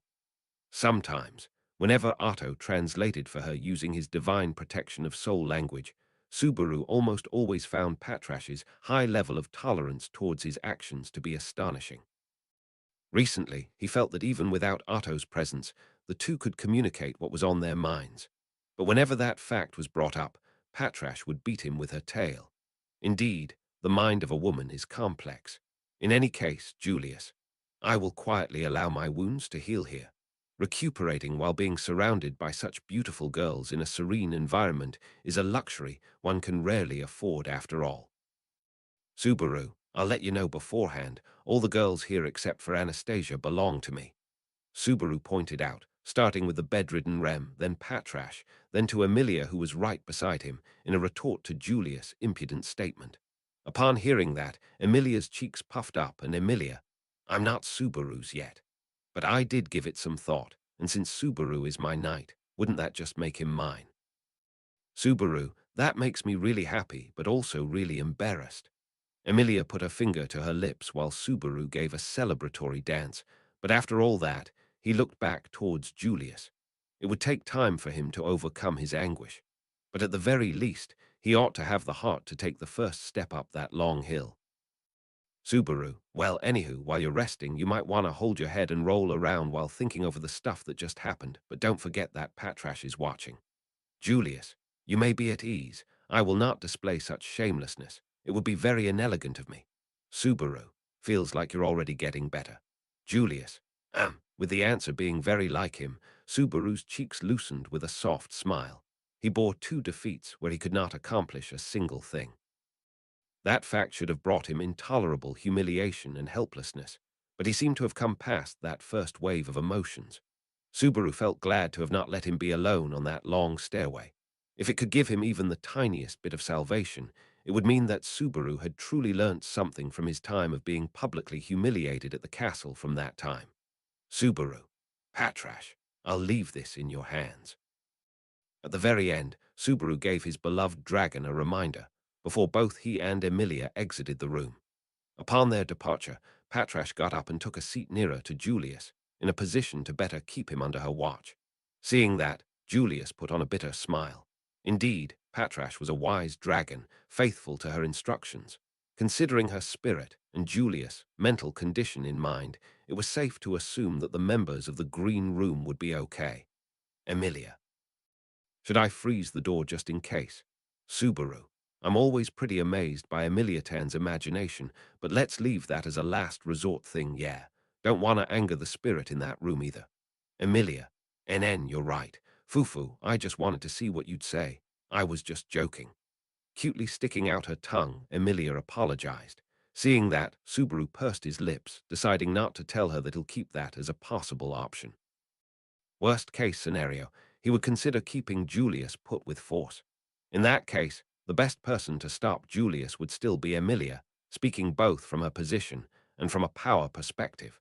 Fortunately, because Julius' mental state was stabilizing, Subaru felt relieved that there was no need to take such measures. Subaru. Anywho, let's leave the matters of the Green Room to its resident spirit. From what I saw, Patrash's wounds seem to be healing really nicely, so Julius will get back up soon too. Emilia. That's right. Julius' injuries. They weren't as bad as they looked. I think he'll be back to full health in no time. Reed made it like that, I guess. Subaru. Good at going easy. I can't really let Julius hear that stuff, eh? Subaru agreed to how Emilia worded her guess while scratching his head. While having absolute mastery over chopsticks sounded like a bad joke, to be able to play around in such a way with someone strong as Julius, Reed's battle prowess needed no explanation. The first-generation sword saint, the man who defeated the Witch of Envy alongside the Sage, and the dragon in the face of such a legendary man, one had no choice but to nod their heads and accept things as they were. But whether his personality was befitting someone bearing the title of legendary hero was a different matter entirely. Subaru. For now, our first topic would be, Ram, to find a way to clear that pesky second trial or whatever before Knight Julius wounds heal right. Subaru. And cutting into their conversation with a cold voice was Ram. She stood with her back leaning against the wall of the hallway. Caught out by the limitations of the green room, she had been waiting outside for the two to return. Having his innermost concerns spilled by her, Subaru rubbed his cheeks. Subaru, is my face really of the variety that gives away everything I'm thinking so accurately? Ram, I just put together whatever worries were on your face. Right now, the things Barusu would be worried about are all inside of that room. That's all there was to it. Subaru, hell, that's not even close. I'm worried about everyone, obviously including Emiliatan and Biko, but I'm also concerned about you, dearest sister. It ain't limited to the people occupying that room. Ram. Ha! Ram ridiculed his thumbs up with a snort. Subaru looked on, lips pursed in a pout, as Ram began walking away with her back to him. Emilia covered her mouth as she giggled right beside him, and Emilia, it's okay. Ram just got a little flustered. She's just not really honest. Subaru, I feel like you're really biased here, but if Emiliatan says it, well. Watching her from the side, Subaru turned and cracked his neck before chasing after Ram. Ram was headed towards one of the smaller rooms of the 4th floor. Upon stepping inside of that room, Beatrice, you're late, I suppose. Kept us waiting for too long, in fact. Julius is doing fine, I suppose. Her voice came from the dead center of the room where she was sitting. Looking straight up at Subaru and Emilia, she showered light abuse, with a bit of a worry for Julius mixed in. Subaru bitterly smiled at that dishonest attitude of hers. Subaru, don't worry. Seems that worst is past him for now. He's got a pointlessly strong sense of responsibility, so he'll be reflecting on what he did, I'm sure. Well, he won't be causing any problems any time soon. Beatrice, if Subaru say so, I'll take those words at face value, in fact. That way, our problems can be narrowed down further, I suppose. After discerning Julius' condition, Beatrice pulled in her chin. Nodding at her words, Subaru moved his eyes over the room. The small room was one of the many on the fourth floor of the watchtower, and it was also one that held all of the group's hand luggage. They all sat down in a circle, with Subaru and Beatrice facing Emilia and Ram respectively. With that, Subaru, I need you to tell me more about that guy, Shola. Shola, Yuhei, Master's looking really scary, but I don't hate it when he's tough on me like that either. It's a love-hate thing. Ram, as she says, Master, disgusting. Subaru, I object. Wrapping her arms around her voluptuously feminine body, Shola squirmed with Meili sat atop her lap. Ram took her crazy behavior too literally, but to Subaru, those false charges were too much to take. Anyway, Subaru, first of all, I'd like to thank everyone for helping with looking for Julius. Even if we don't want it, the guy will likely come around later to apologize himself, so for now, he's fine. Emilia, it's fine. I told Julius too, but I'm just glad we found him safe and sound. I'm sure everyone else feels the same way, right? Ram, I would prefer to not have my opinion be the same as Emilia Sama's. Subaru, say what now? Subaru had tried to lead the conversation forward, but it quickly seemed that there was a difference of opinion between Ram and Emilia. Ram pointed a finger towards a surprised Emilia and started, Ram, please listen carefully. As far as I have been reported, the second trial needs to be overcome by everyone present in the tower. And yet, Knight Julius took matters into his own hands without consulting any of us and made a second attempt by himself. If there was a single misstep here, it could have broken down the cooperative relationship we have built between the Anastasia Sama's faction and ours. Emilia, because, from his actions alone, all of us could have been disqualified. Ram, if that were the case, our entire journey would have been for nothing. It is also uncertain whether the second floor examiner would even let us go safely. That includes that fake sage over there. Ram's eyes took a glance at Shola while she was explaining everything to Emilia. Perhaps she had not considered to be a topic of conversation, so she pointed to herself and asked Shola, Me? Does fake sage mean me? That's really unthinkable, calling me that. I've never called myself a sage.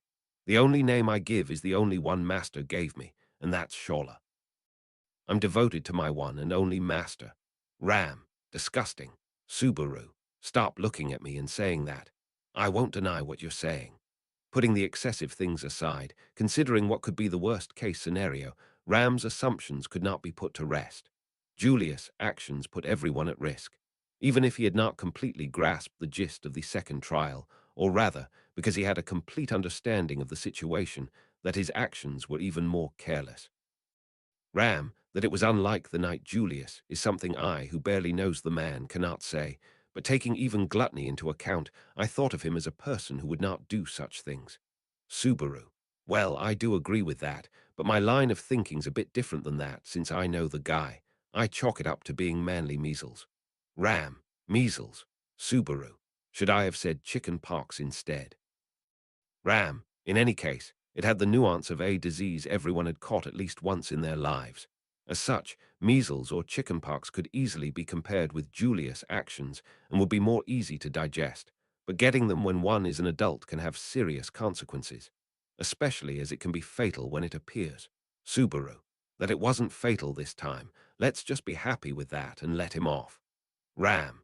I just don't want to be pulled back by others. She looked away from Subaru and whispered. Seeing her cheeks stiffen, Subaru raised his eyebrows. Beatrice.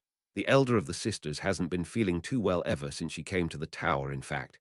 Maybe the fatigue of a long journey has finally caught up to her, or maybe the horn therapy is not working as well for her, I suppose. Subaru. Or maybe there's something else that's bothering her. Heck, that's probably it. Sitting right next to him with hands held, Subaru and Beatrice whispered to one another. To take out her frustrations of Julius' actions and irritation of being unable to see a way to clear the trial on Subaru and Shola was very far from Ram's usual behavior. It was likely that the source of that frustration came from looking at the method of saving Rem in the face, yet being unable to reach for it. Of course, it would be wrong to say that the fatigue or the injured horns pointed out by Beatrice were unrelated to that. Both mind and body were unwell. All of those were the likely factors working behind Ram's outburst. Melee, we Tilda L. Do you guys just want to fight here, Tilda? Or would you guys want to get the convo moving, Tilda? If you don't decide soon, I'm not gonna be taking part, you know. In an instant, Melee put a stop on the worsening condition of the place. Snuggling beside Shola, fingers playing with her braids, she lazily scanned everyone present in the room. Melee, please stop fighting if you can, K Tilda. I don't like it, getting hurt or being afraid, Tilda Subaru. You know you're right. That bystander position of yours saves us a lot. Melee, is that so, Tilda? Yufufu, then please be grateful, K Tilda. In the face of his gratitude, Melee smiled innocently like the young girl she was. However, that smile of hers also had a bewitching allure to it, subtly describing her dangerous nature. Even in the face of that smile, Subaru offered his gratitude to her. Thinking back, it was also Meili who had suggested retreating from the trial from before. Having someone as a companion who was able to tell when to retreat depending on the situation was a big plus. Subaru, keep it up, all right. It's important to look at things with composure. Meili, you're really feeling good, huh, Tilda? Even if you say things like that, my job's done when we get out of the desert, right, Tilda? I'm not good for anything else anyway. Subaru. Not how I see it, though. Having more heads thinking helps a lot, and combined with us getting out of the desert alive, while in the tower, we all gotta share our lot with each other. Just think that you're out of luck and get depended on by me. Meili, amazed by Subaru's outright declaration of imposing on her, she let out a long sigh and Meili, I'm starting to get why Petra-chan doesn't feel at ease with you, Tilda. Subaru, Petra's what now? Meili, it's no Tilda thing. That aside, don't you want to ask the naked one-san some stuff, Tilda? Turning her face away, Meili stood up and began shoving Shola's back. Probably not because of the strength of her tiny arms, but Shola cheerfully came forward and took a seat right in front of him and slightly bowed down her head. Shola, I may be slightly inexperienced, but I leave myself in your care. Subaru, that's a very admirable attitude you have there. Well, now moving on to the matter of wedding gifts. Ouch, ouch, ouch. Emilia-tan, Biko, why are you two pinching both of my sides? Emilia, no reason. Beatrice, it's nothing, in fact. Even if they said it had no reason, they both wanted to do something more than just pinch his sides, but hesitated to escalate things further. Anyway, Subaru coughed to get everything back on track, then approached Shola again. Subaru. The guy from above is unmistakably Reed Astria. The man himself admitted it so. So I ask you, a living witness from that time, to enlighten us. What kind of guy was he? Shola. Human trash. Subaru. I heard you the first time, and heck, I even saw it in action. Twisting her lips, she displayed an expression unbecoming of a lady as beautiful as her, as she reminisced about her deceased friend. Putting aside that that same deceased friend was sitting around in the same building, just on the floor above, the memories she had of him seemed to definitely be not pleasant. Well, she did faint at the very sight of him, mouth bubbling and all, so that came as no surprise. Subaru, we gotta get past him no matter what. I'd love to get even a single hint on how to get past the second floor's trial. Ram, so please tell us anything and everything about him. The Sword Saint Reed's personality, habits, relationships, likes, dislikes, weaknesses. That's right, we want to know his weakness. Talk. Shola, well, you're coming on to me really fast. If I knew what his weakness was, I'd be stabbing back at him. In other words, he doesn't have a weakness. Ram, useless. Shola, you little girl, acting like you're hotter stuff than master. Maybe she did have pride as a sage, but she seemed to take offense to Ram's high and mighty attitude. Subaru, the hell you doing, hiding? You're definitely stronger than her. Shola, it's not about who's strong or who's weak. Somehow my instincts are telling me to do this maybe. It's master who's scared. That scared feeling's getting to me because we're one mind, one body. Subaru, don't blame your lack of nerves on me. Unable to calm down because of feeling something soft press against his back, Subaru grabbed Shola's neck and pulled her unwilling body back to where it was. And thus, the Q&A session resumed, but Emilia, in the end, Shola doesn't know much about the trial, right? Shola, it's not that I don't know. I just know it's not time to tell everything yet. I think everything's gonna be revealed when the tower is conquered. Emilia, is that how it is? I feel really excited. Subaru, don't play around with the naive Emilia. Ram, even if you don't know the Sword Saint's weaknesses, he has habits, right? If he has a fighting pattern, for example, we might be able to come up with a way to fight against it. Shola, habits, huh?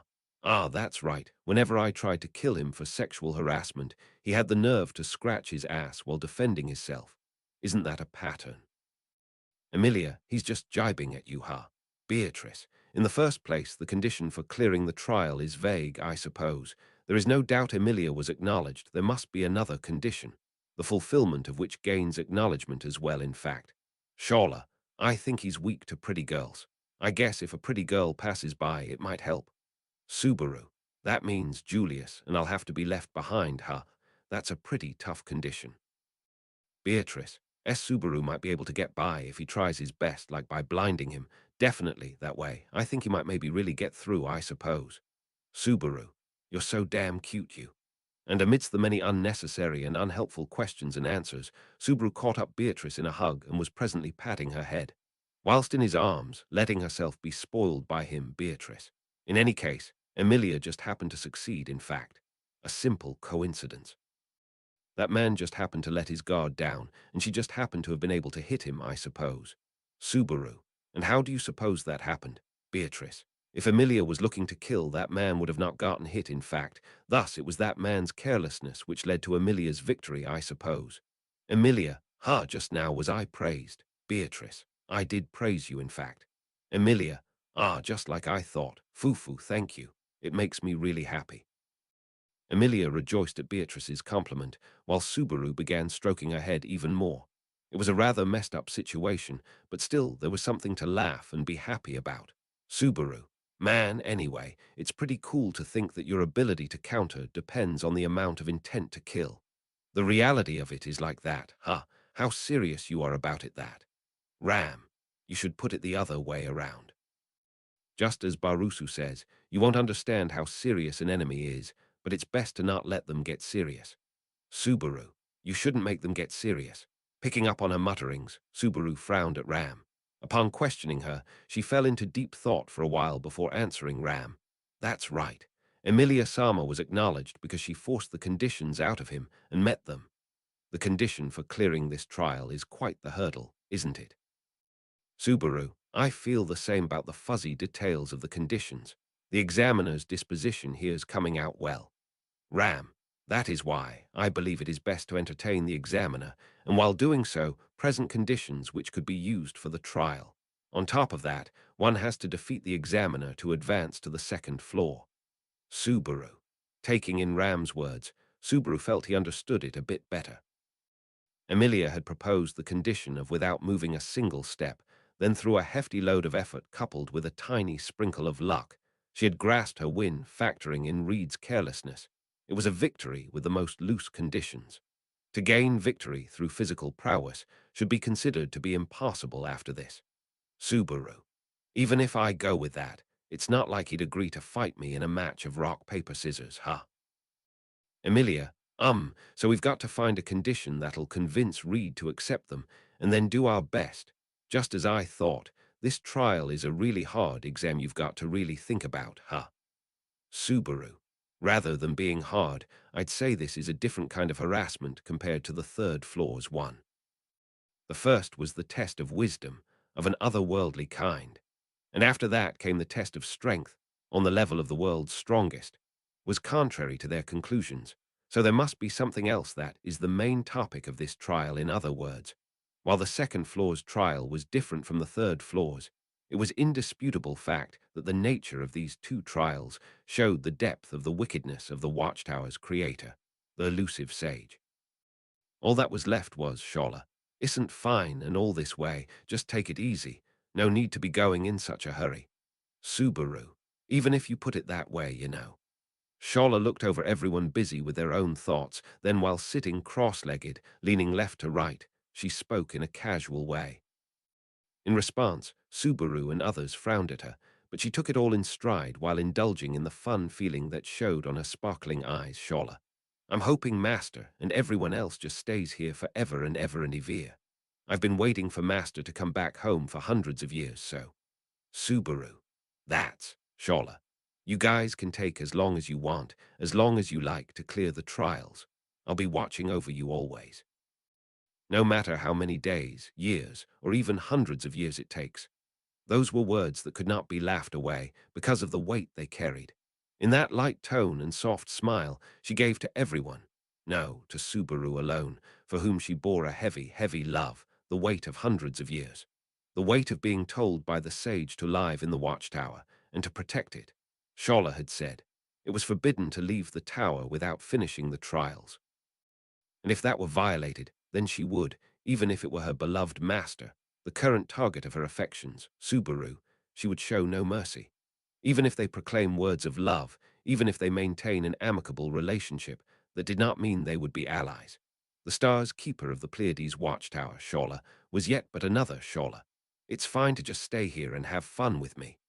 As one realized from her smile, obstacle for the ones who wish to clear the trials. Arc 6, Chapter 31. An encouragement of cooperation in the tower.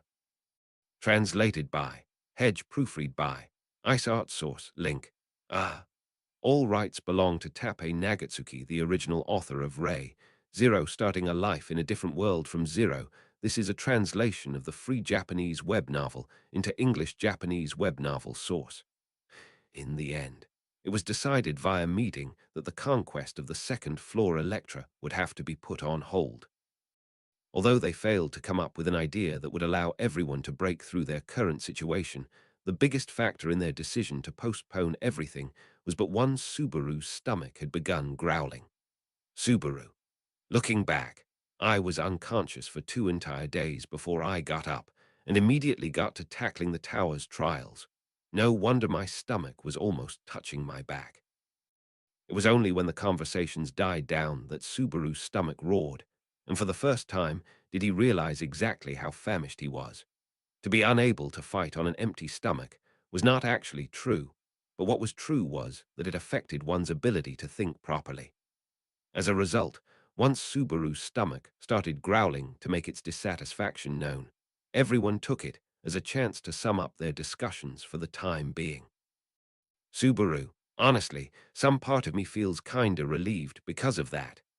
Leaving aside the breakthrough plan for the second floor, there was a certain pattern observed in the questions proposed by the trials of the watchtower. Alongside the realization of the pettiness of the questioner, the exact nature of the danger Shola posed also came to light from the start. Everyone was supposed to be wary of her because of her fighting prowess, but because her head was empty and she was overly clingy towards Subaru, no one stayed on guard around her. It's fine to just stay here and have fun with me. No matter how many days, years, or even hundreds of years. Indeed, Shola's audacious declaration had reminded everyone of exactly what danger she posed, as it likely should be. Subaru. It's not like I'm planning on it or anything, but if we make a break for it in the middle of our tower conquest, it seems like there's a rule to make it, so she'll definitely become our enemy. Right. Sifting through his mind, he recalled one of the many rules Shola had spoken of. Dropping out in the middle of the trial, violating any of the Trial-S rules, disrespecting the library, and destroying the tower. If any of these are broken, then Shola will once more become the enemy she was when they first tried to enter the watchtower. Subaru wanted to avoid that, be it in terms of war tactics or out of simple sentimentalism. Subaru. But you know, just sticking around here for years on end like how Shola put it doesn't seem really realistic, so I'd really like a pass on that, but once he looks straight at the tower conquest, all sorts of anxieties will naturally rear their ugly heads from a lot of directions. Everyone had already spent over a month on their path to get to the Pleiades watchtower. Even if they clear the trials one after another without a hitch and conquer the tower, and if they take that same amount of time to get back to Prestella, it'll become a journey of around 3 months. Of course, Withdrawing halfway was, because it would make Shola an enemy, an undesirable decision to come to. But the royal election deadline needed to be kept in consideration, as Emilia and Anastasia were participants. 3 years in total, a bit over 1 year had already passed, leaving only less than 2 years at hand. Of course, the time one can accumulate and the time one can spend were in fact both impossibly limited. Beatrice, but if you keep worrying about tomorrow's tomorrow, you won't get anywhere in fact. For now, the tomorrow that is based on today is important, I suppose. For that, Subaru, I gotta eat till I'm full now. Right. Beatrice, that is so, in fact. She pointed her finger at him as he spoke those words. As the discussions were halted in lieu of preparing their meals, Subaru took this chance to go and stroll through the various parts of the tower, spending his free time wandering through the area everyone designated as their residential quarters. And accompanying him, holding his hand as tightly as she could, was Beatrice. The reason they held hands every now and then was because Subaru's gait was busted, and as his contracted spirit, Beatrice collected his pent-up mana. But even putting that reason aside, Subaru wanted to hold Beatrice's hand, and Beatrice herself never refused. Subaru, besides, you were really worried about me when I was out cold for 2 whole days, right? So just relax for today and let me spoil you. Beatrice, stop it with your stupid comments, I suppose. I'm only collecting the mana I didn't bother collecting when you were sleeping, in fact. Betty wants to always be at her best, especially in this tower, I suppose. I want to avoid a lack of preparation, in fact. Subaru, you say that, but weren't you the one in the end who held my hand while I was sleeping, even though you didn't collect my mana? Beatrice, that was indeed unrelated to mana, but acts that are for the purpose of recharging Betty's heart are always so, I suppose. Subaru smiled as Beatrice puffed her chest as she proudly stated her mana-unrelated intentions and decided not to point out how it was a much more embarrassing thing. In any case, Subaru raised his hand in agreement with her. They had to keep the second floor trial in consideration. By no means did he want to think that the first floor's trial also required heavy combat power, but he could not exclude the possibility. Moreover, the Subaru and Beatrice do had functionality even outside of battle, and for that, he needed Beatrice to be at peak condition at all times. Subaru, all right, Biko, I'm good now so you don't have to mind me. Just keep on sucking out my mana till you're round and plumb. Beatrice, Betty's not going to puff up like a ball even if I collect a lot of mana, in fact. Moreover, I wonder if you are aware of how much mana you have even if you are feeling good, I suppose. I can't have you collapsing again because I took from what little mana you already have, I suppose. Subaru. Oi, if that's the case, what you suggest doing? Beatrice, just listen to me. At the very least, you need to eat your fill, rest up, recover your strength and mana, and also work hard and keep Betty company. That is your mission, in fact. Subaru. I'm pretty sure I'm all good now, and I'm also pretty sure you just want me to keep you from feeling lonely. Ah. He deftly bore a complicated mix of chagrin and charm on his face. He stopped walking when he heard the footsteps of someone coming from further back in the passage. Noticing Subaru and Beatrice there, Emilia approached, surprised. In her hands she held a metal container painted silver, a bucket. Subaru, a bucket, huh? Even at times like this, Emilia turns giving her best, gonna practice singing. Emilia, Fufu, what are you saying, Subaru, you? I sure do get a lot of help from Bucket Sensei when I'm practicing singing. Now's not really the time for it, you know. Subaru. Right. So what's with the bucket again? Emilia. Well, I'm getting Bucket Sensei to do his usual job, of course. Smiling at Subaru's question, Emilia thrust the bucket to him. And it was full of water, so indeed, Bucket Sensei was doing his usual job well. However, even if the bucket fulfilled its purpose, there rose a question in that itself. Subaru, but where's the water from? The tower is surrounded by desert, right? Emilia, oh no, that's where you're wrong, Subaru. If you go past the tower really far, the great waterfall's supposed to be there. And there's a lot of water there, so, Subaru. You went all the way just for a bucket of water, all for me. Emilia, if it's for you, Subaru, I wouldn't mind doing that at all, but that's not it. To tell you the truth, the spirit in the green room can give us fresh and clean water. She wore pride on her face as she spoke for some reason, but Subaru felt giddy for that little bit of what she said before giving him the truth of the situation. that if it were for Subaru, she would go fetch water from even the great waterfall. It made him incredibly happy. Subaru. While we're at it, happy and all, those spirits are really something. Going all the way even outside of healing injuries and all, aren't they? Emilia. If it's just making water, Beatrice and I can do it too with magic, but Beatrice, the miasma is too thick around the sand dunes and the tower, I suppose. It would be much wiser to avoid drinking the water created from mana affected by it, in fact. Emilia, that's how it is. Subaru. I see, I see. Beatrice weighed on Emilia's reluctance, and Subaru recognized the problem. The problem of securing a source of drinking water for the journey up to that point, which should be regarded as important if it were a normal journey, had been cleared more or less by relying on magic. As long as one had mana, there was no need to carry a large amount of drinking water as it could be produced as much as needed, only the containers. Magic made things extremely convenient in this case. Subaru. It's not air pollution, but more like mana pollution, huh? So it's like, bad for you. Drinking that water, Beatrice. I do not know if any immediate changes will be seen in the body, I suppose. But the more you drink, the more that much miasma enters you, in fact. If that happens, at the very worst, developing a physical condition like Subaru and earning special attention from witch beasts may be possible, I suppose. I'm getting shivers just thinking about it, in fact.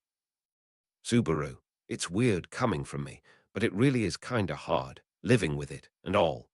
He often made use of this specific property of his at various times, but it was more of a last resort and not something that could be used often. Even beyond that, if he went hiking in the mountains for whatever reason, there would be a risk of accidentally getting surrounded by demon beasts. If given a choice, not having such a physical condition would be much better than having it. Emilia, and so we're using the green room spirit's purified spring water as much as possible. We did the same thing when Subaru was sleeping for 2 days straight. Subaru. So that's how it was.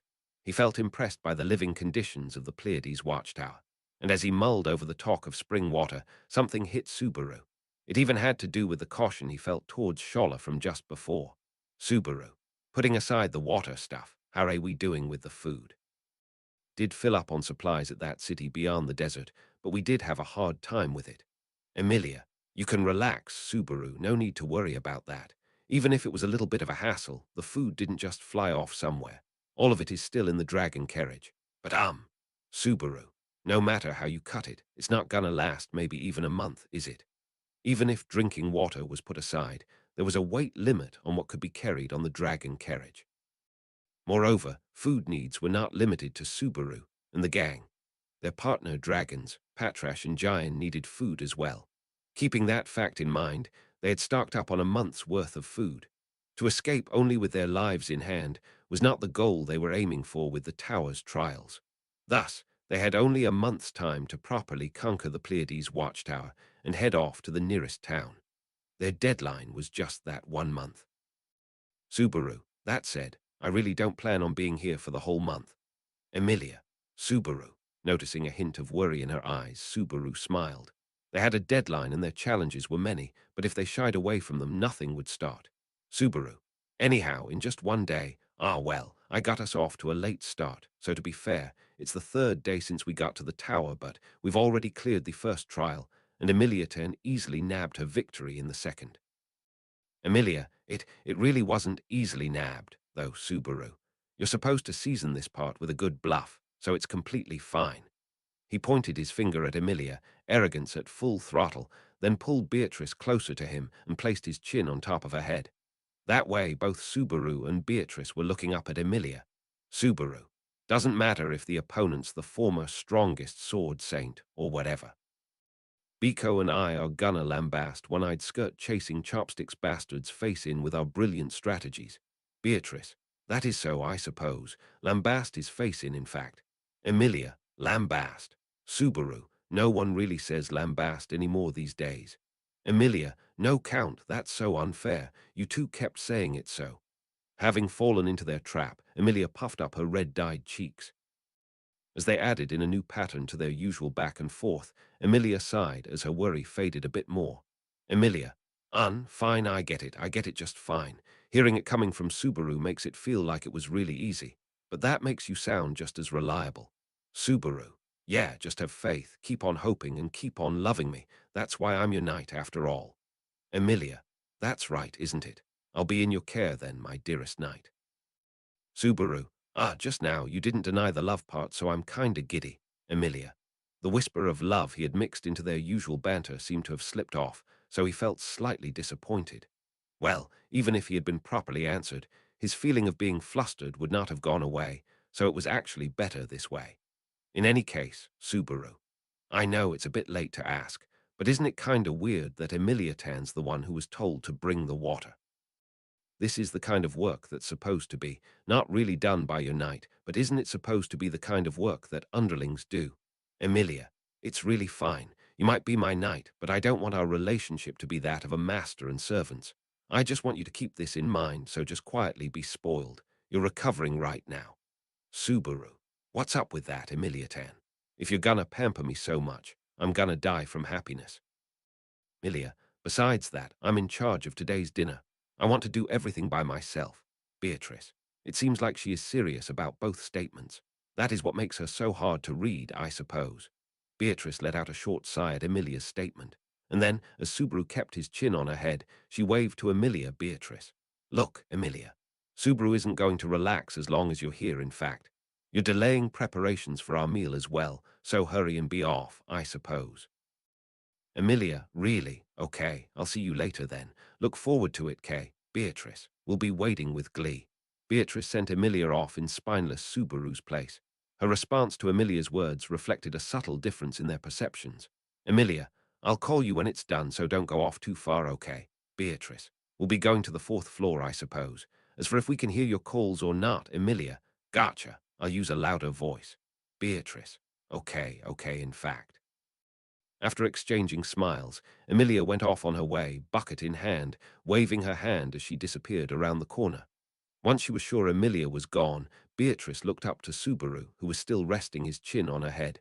Beatrice, now then, I hope you have calmed down, I suppose. Subaru, yeah, I'm good now. I don't really get it, but I suddenly thought Emilia Tan was really cute, you know. Like everything else, but Emilia doesn't have color anymore, so I feel all better now that I got to see her really smile. Beatrice, I don't understand a word of what you're saying. It's worse than usual, in fact. And besides that, Subaru, besides that, he had told Emilia his true feelings in poem format with a straight face. So Beatrice pressed her back against Subaru's chest. And Beatrice, it's unfair you're so full of Emilia, I suppose. Your partner is Betty, in fact. Please act with awareness of this fact, I suppose. Subaru, you're really a cute little thing, aren't you? Beatrice, Jaya, in fact. As she seemed too sweet all of a sudden, Subaru picked her up and spun round and round as he rubbed his cheeks against hers.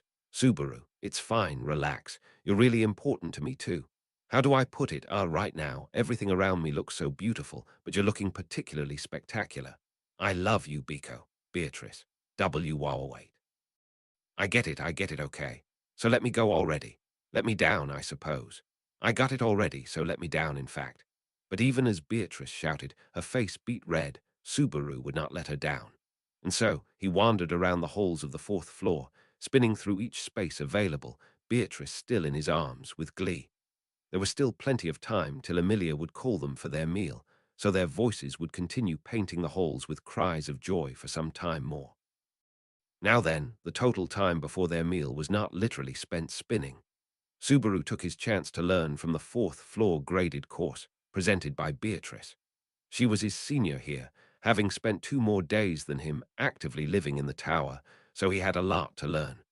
Though as it may be, in the first place, this place was called a watchtower. However, there was no need to be concerned about its habitability, and in fact, nothing extra needed to be done to improve the comfort of living, even in the fourth floor residential area. The only special rooms were the green room, which had become their treatment facility, and the large room which housed the stairs leading to the third and second floors, apart from the large stairs leading to the floor below. There were many smaller rooms scattered here and there, with no visible pattern to them. Subaru, it feels weird to not have a map, but I'm sure I'd feel even weirder if we had one. This tower definitely has a creepy design, I'm absolutely sure of it. Really not a fan of these kinds of rattled arrangements of buildings. Beatrice, I wonder what you're even talking about. Usually one would assume the worst of everything, seeing as how distasteful the contents of the trials are, I suppose. Condemning the soul of the Creator is a given at this point, in fact. Shala. Ah, that right there, that's talking bad about my master. You ankle-biter, you're bad-mouthing my master. He's the one who built this tower, you know. Are you okay with this, master? If you're spoiling her just because she's little, she'll grow up all rot, you know. This one of the times you scold them silly. And then you can spoil me as much as you want after. Come on over here. Subaru, just shut it already. Running her mouth as if she'd slain an ogre. One. Shala tried finding fault in Beatrice. But in fact, Beatrice said nothing particularly bad, but he felt it was a pain to explain. There was no point in trying to differentiate between the Subaru, her master, and the sage each and every time. Even more since they were using that misunderstanding to their benefit. Emilia, stop fooling around all the time. Shala too, please, be quiet. Shala, Japanese letter. I can't take this as this is discrimination. Discrimination between ankle biters. Emilia, if she really does something bad, Subaru will properly scold her and not just spoil her. And since he's not, it means Beatrice did nothing to get scolded. And besides, it's only natural that the younger ones are treasured more. We have to be patient, Shala. Beatrice, even though Betty is older than everyone else, it does not sit well with me that I am always treated as a child, I suppose. Subaru. Yeah, just show off how old you are. He smiled as he petted Beatrice's head to calm her down.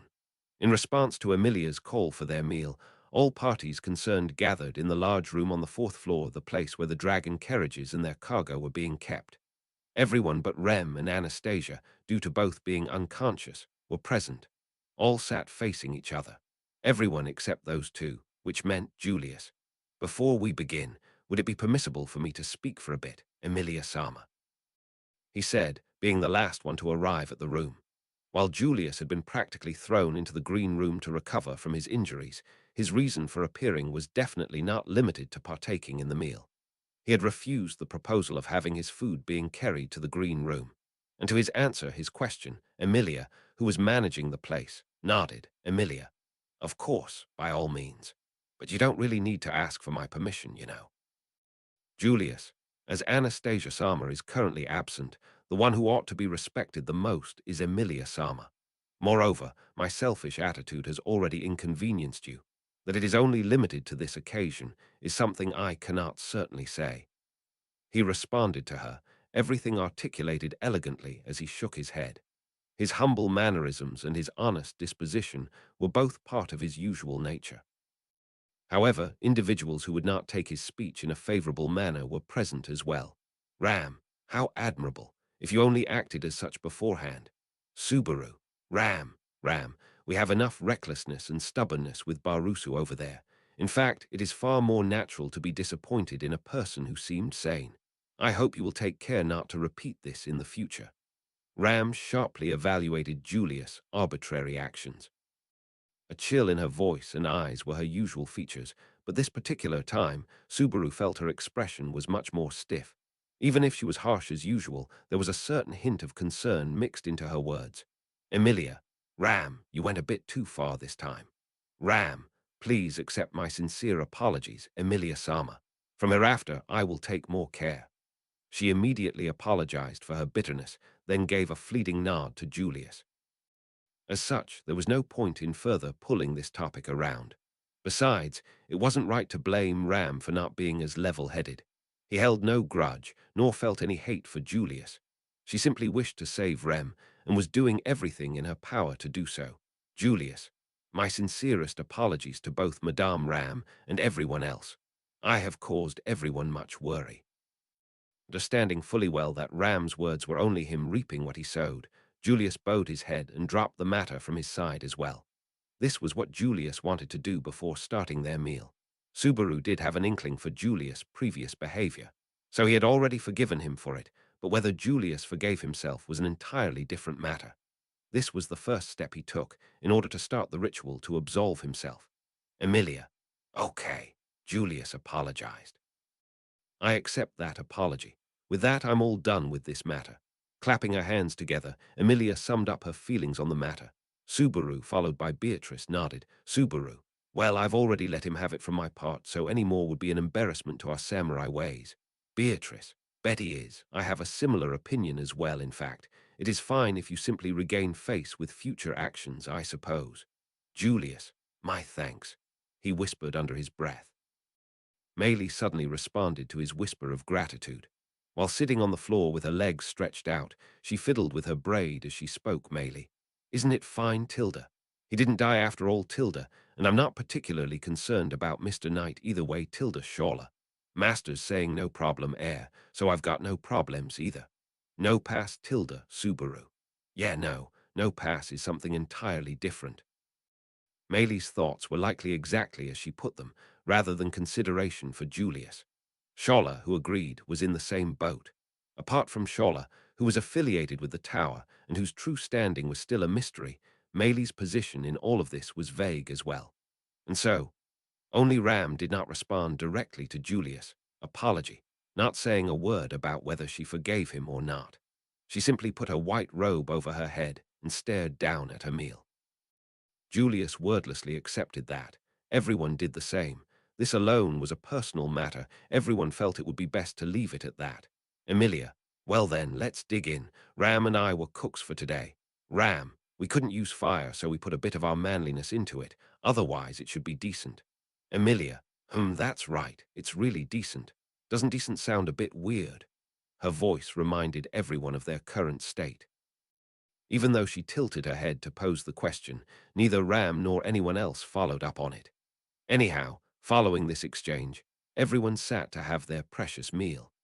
Most of the food being carried in the dragon carried were either smoked or dried rations, so naturally the food would be coarse and tough. However, magic proved to be of great use here as well. Through the use of Emilia's special ice magic, it was possible to create a pocket refrigerator in the dragon carriage, allowing fresh ingredients to be stored for long periods of time. Because of this, the party was able to have plenty of fresh fruits, balancing their diet with the steady slew of dry meat. Emilia, we still have to use the foodstuff that spoils easily fast. Subaru, we're really lucky to even be able to worry about that, you know. Really, your EMS, Emilia-tan, Magi Shoku no Megami. With this journey and all, I'm sure your cooking's got even better, so maybe make miso soup every morning for the rest of my life. Emilia, I'm sorry, I don't understand what you're saying. It was true, however, the rise in Emilia's cooking skills. At the request of Emilia herself, cooking on this journey was being done in rotations. Of course, it was a given that Emilia never cooked by herself, instead learning by following another cook's footsteps. Thanks to that, there was no one who kept burning their daisukiyaki platter pitch black, because she was put in charge of the part of cooking that did not involve platter. By the way, the only people who could actually cook, among the members partaking in this journey, were Subaru, who picked up this skill over his year of being a servant at the mansion, Julius, who apparently could do whatever he set his mind to, and finally Ram, whose cooking was surprisingly decent. Even on their way to Prestella, the only people who put themselves on cooking duty were the male trio of Subaru, Arto, and Garfield, who then decided their order through rock, paper, scissors. Leaving that aside, Ram, staring at me like that, do you have anything to say? Subaru, nah, like, I know it's been over a month now since we've started this journey and all, but I still can't really believe it. That Ram can cook. Ram, I was wondering what you were going to say, but this is just. Using his meaningful stare as an excuse, Ram sighed, unwilling to hide any of her distaste for him. Ram, the only reason Ram doesn't go near the kitchen is not because Ram can't cook, but because she doesn't want to. I'm not going to touch any kind of cooking that does not involve steamed sweet potatoes. Subaru, so that's why. Well, that's that then. Ram, that's that. I wonder why I make an exception just for steamed sweet potatoes, though. Her face crumbled into a complex expression as she questioned her own preferences herself. As Subaru gazed at her profile, he let out his own sigh. No matter what household chore it was, Ram was always behind Rem. Now, as all traces of Rem was erased from the world, Subaru observed that their sisterly bond might have not been the same as their face value. In truth, Ram was supposed to be able to perform any kind of task assigned to her, regardless of whether it was present in her list of duties as a maid. Thus it may be that Rem's absence has nothing to do with her abilities in the first place. In other words, if Ram thought about doing it, she could do whatever she wanted when Rem was still in good health. The reason she did not was most likely related to not her laziness. Subaru. Subaru felt like he should not dig up those particular things. The present Ram certainly knew nothing of that, and if Rem returns, he felt it would be unnecessary to bring it up anyway. When she returns, that is. Subaru. I kinda guess that's how it's gonna be, but you really have no table manners, do you? Shawla. Munch, munch, ha. Master, did you just say something? She blinked a few times at Subaru, who looked at her with a scowl. In this world, there were not few in number, top-class beauties who completely wasted their good looks. Shawla had to be the top class of that top class, to the point that she was on par with Liliana. As she brought food to her mouth, Shawla scratched her head with her other hand. Subaru, oi, don't talk with food in your mouth. Eat or talk, do one. Shawla, okay, then I'll talk with master. I can talk to my master for all eternity. Subaru, who'd want to get into a chat with you like this? Just be quiet and eat. Shawla, Akares. While he had to feel a bit of respect for her level of loyalty, wanting to prioritize talking to Subaru above eating and such, he also felt that precisely because she was so ready to obey that her risk level was actually so low. Indeed, her nature as a person and her ability in every other respect, and the level of danger she posed to everyone, was in utter imbalance. Melee. Say, barely clothed once and, Tilda, you really have a, voracious way of eating. Were you really that hungry, Tilda? Shawla, nah, it's just that this food's super tasty.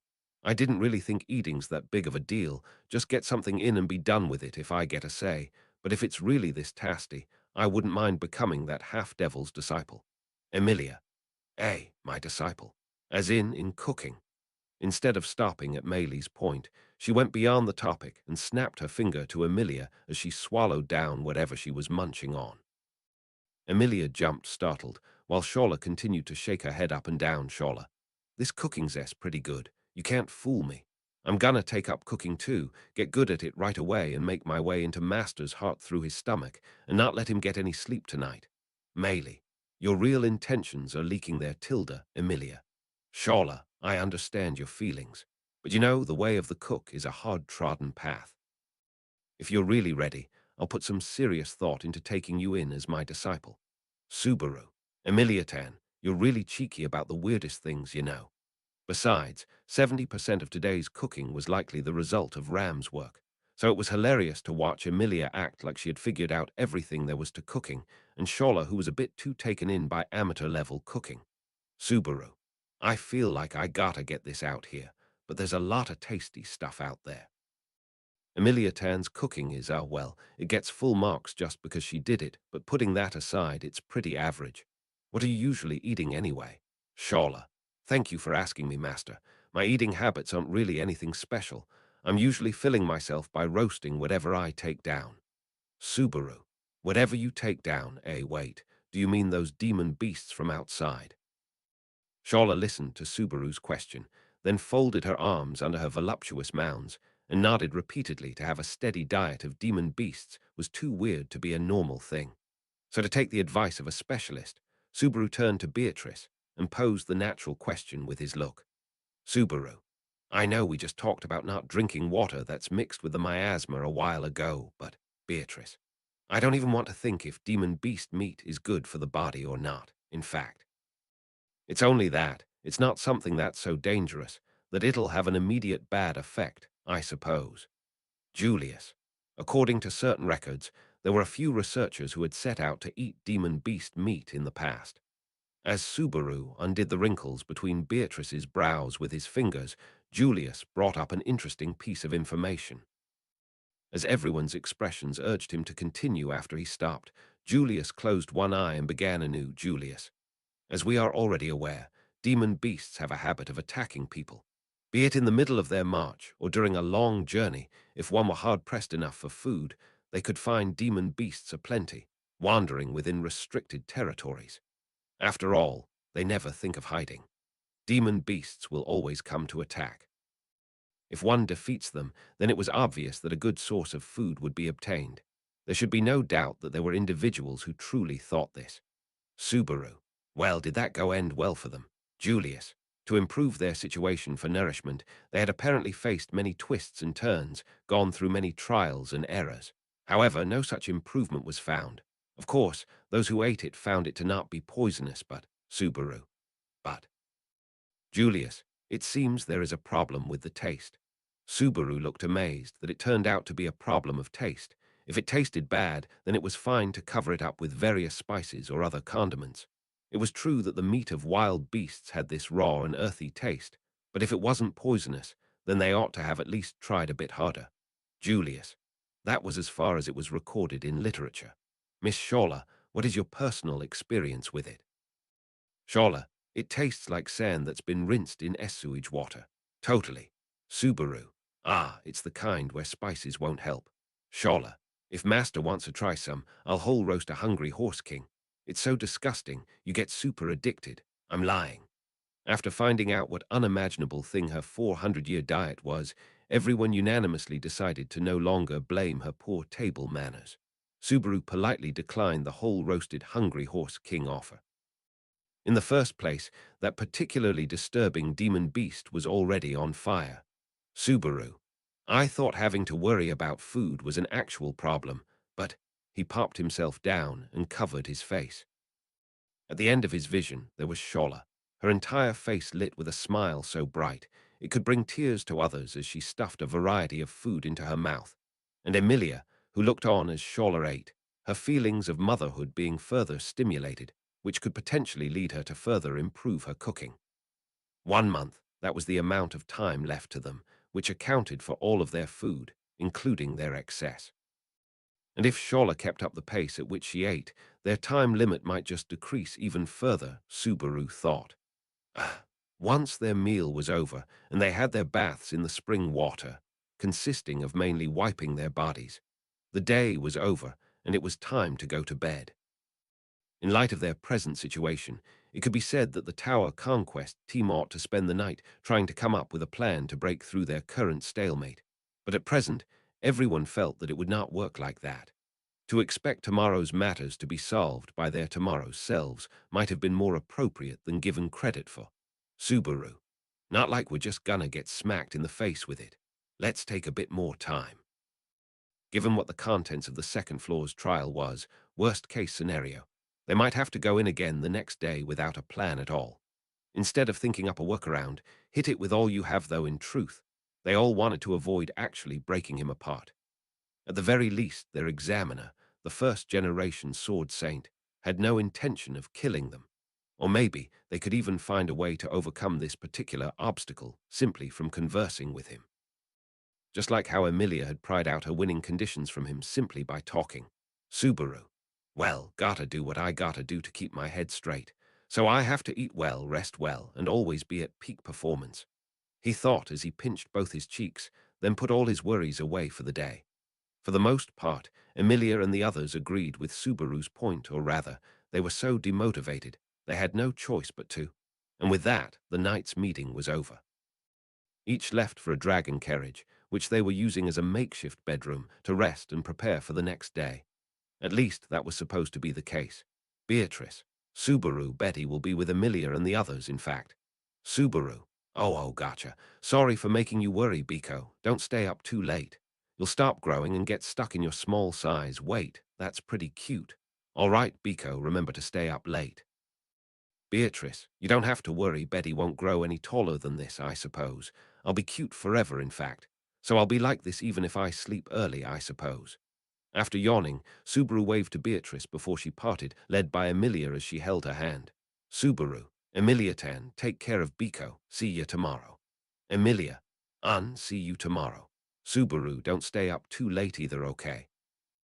Instead of directly telling him not to, Emilia said her piece and headed down the great stairway to the lower floor. Once she was out of sight, Subaru stretched a few times, then walked down the fourth floor's passage. His destination was obvious.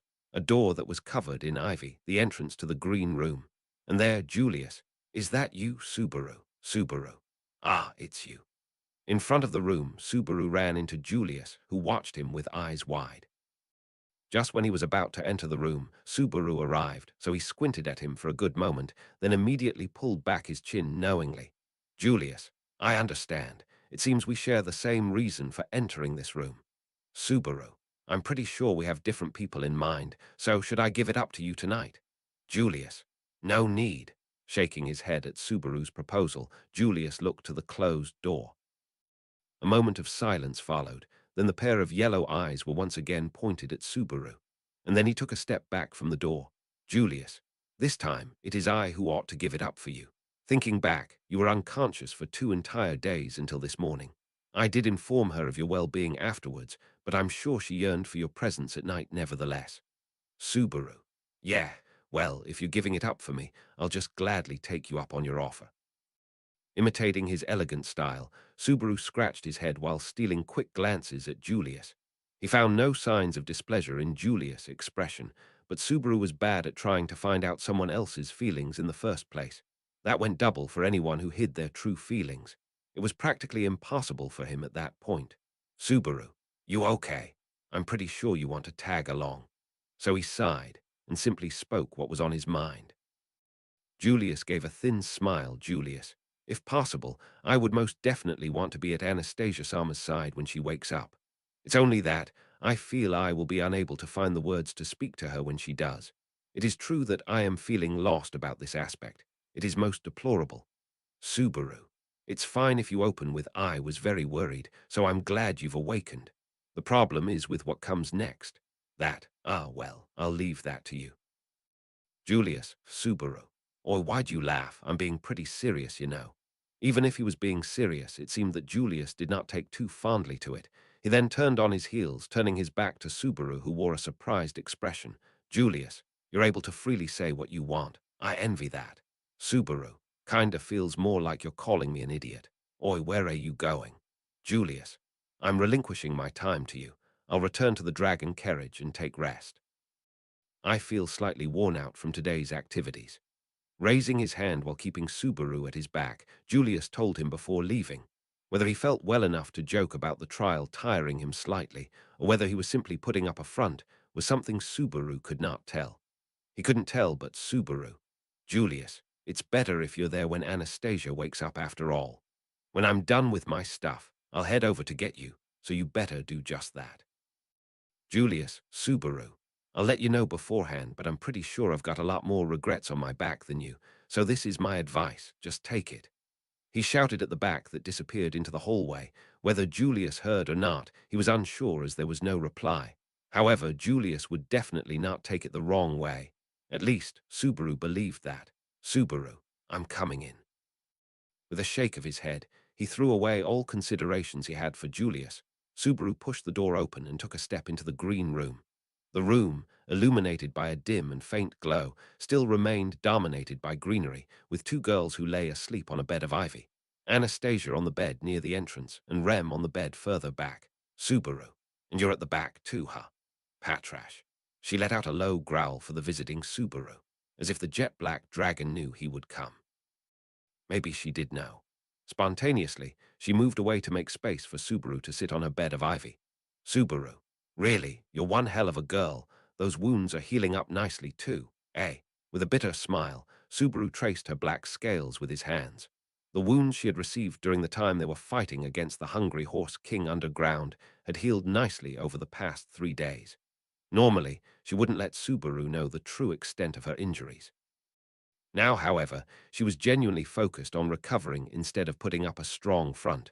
Subaru, really, can't thank this spirit enough.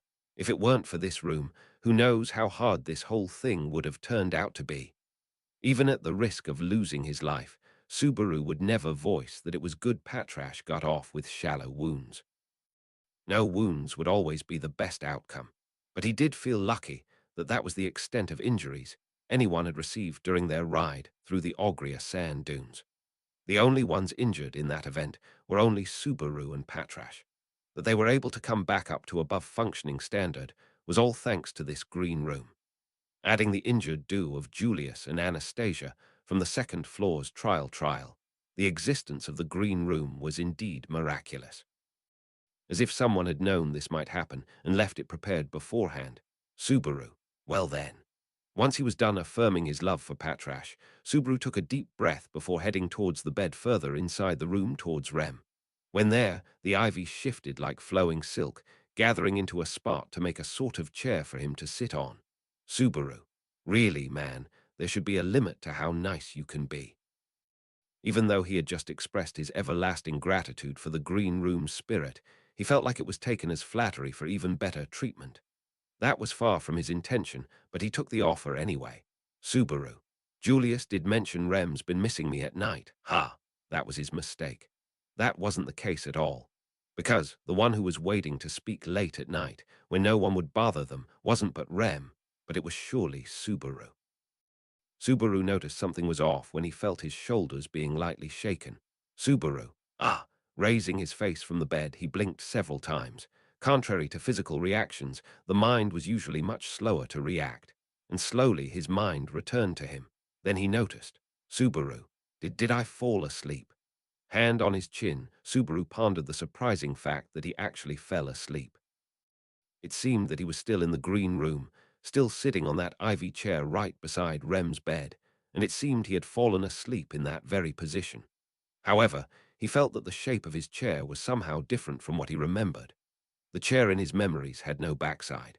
But now, the chair had a large backside to support him in his sleep, and it had taken an almost egg-like shape to conform to his comfort as much as possible. The spirit was just too damn nice. It was so comfortable, it turned yawns into actual sleep. Subaru. Means I was pretty tired too, eh, Patrash? Muttering about him dozing off, Subaru turned to Patrash, the kind lady who had nudged him with her long tail to wake him. Curled up over the ivy bed, his beloved dragon likely woke him to alert him to something. Subaru squinted at where she was staring, and Subaru. You were, no way. Jumped off his chair and rushed over to the bed that was by the green room's entrance door, the one Anastasia was supposed to be occupying. It's supposed to be because she was not there. And once it hit Subaru, his face lost color. Subaru. Even though I gave Julius an earful about this, only because he dozed off, Julius could not greet Anastasia when she woke up. He couldn't even face him if he wanted to with this. Unfortunately, that was not the only problem. Subaru. She got up, and then... Where'd she go? The toilet, without waking me. It wasn't really a matter of whether she had actually gone to the toilet.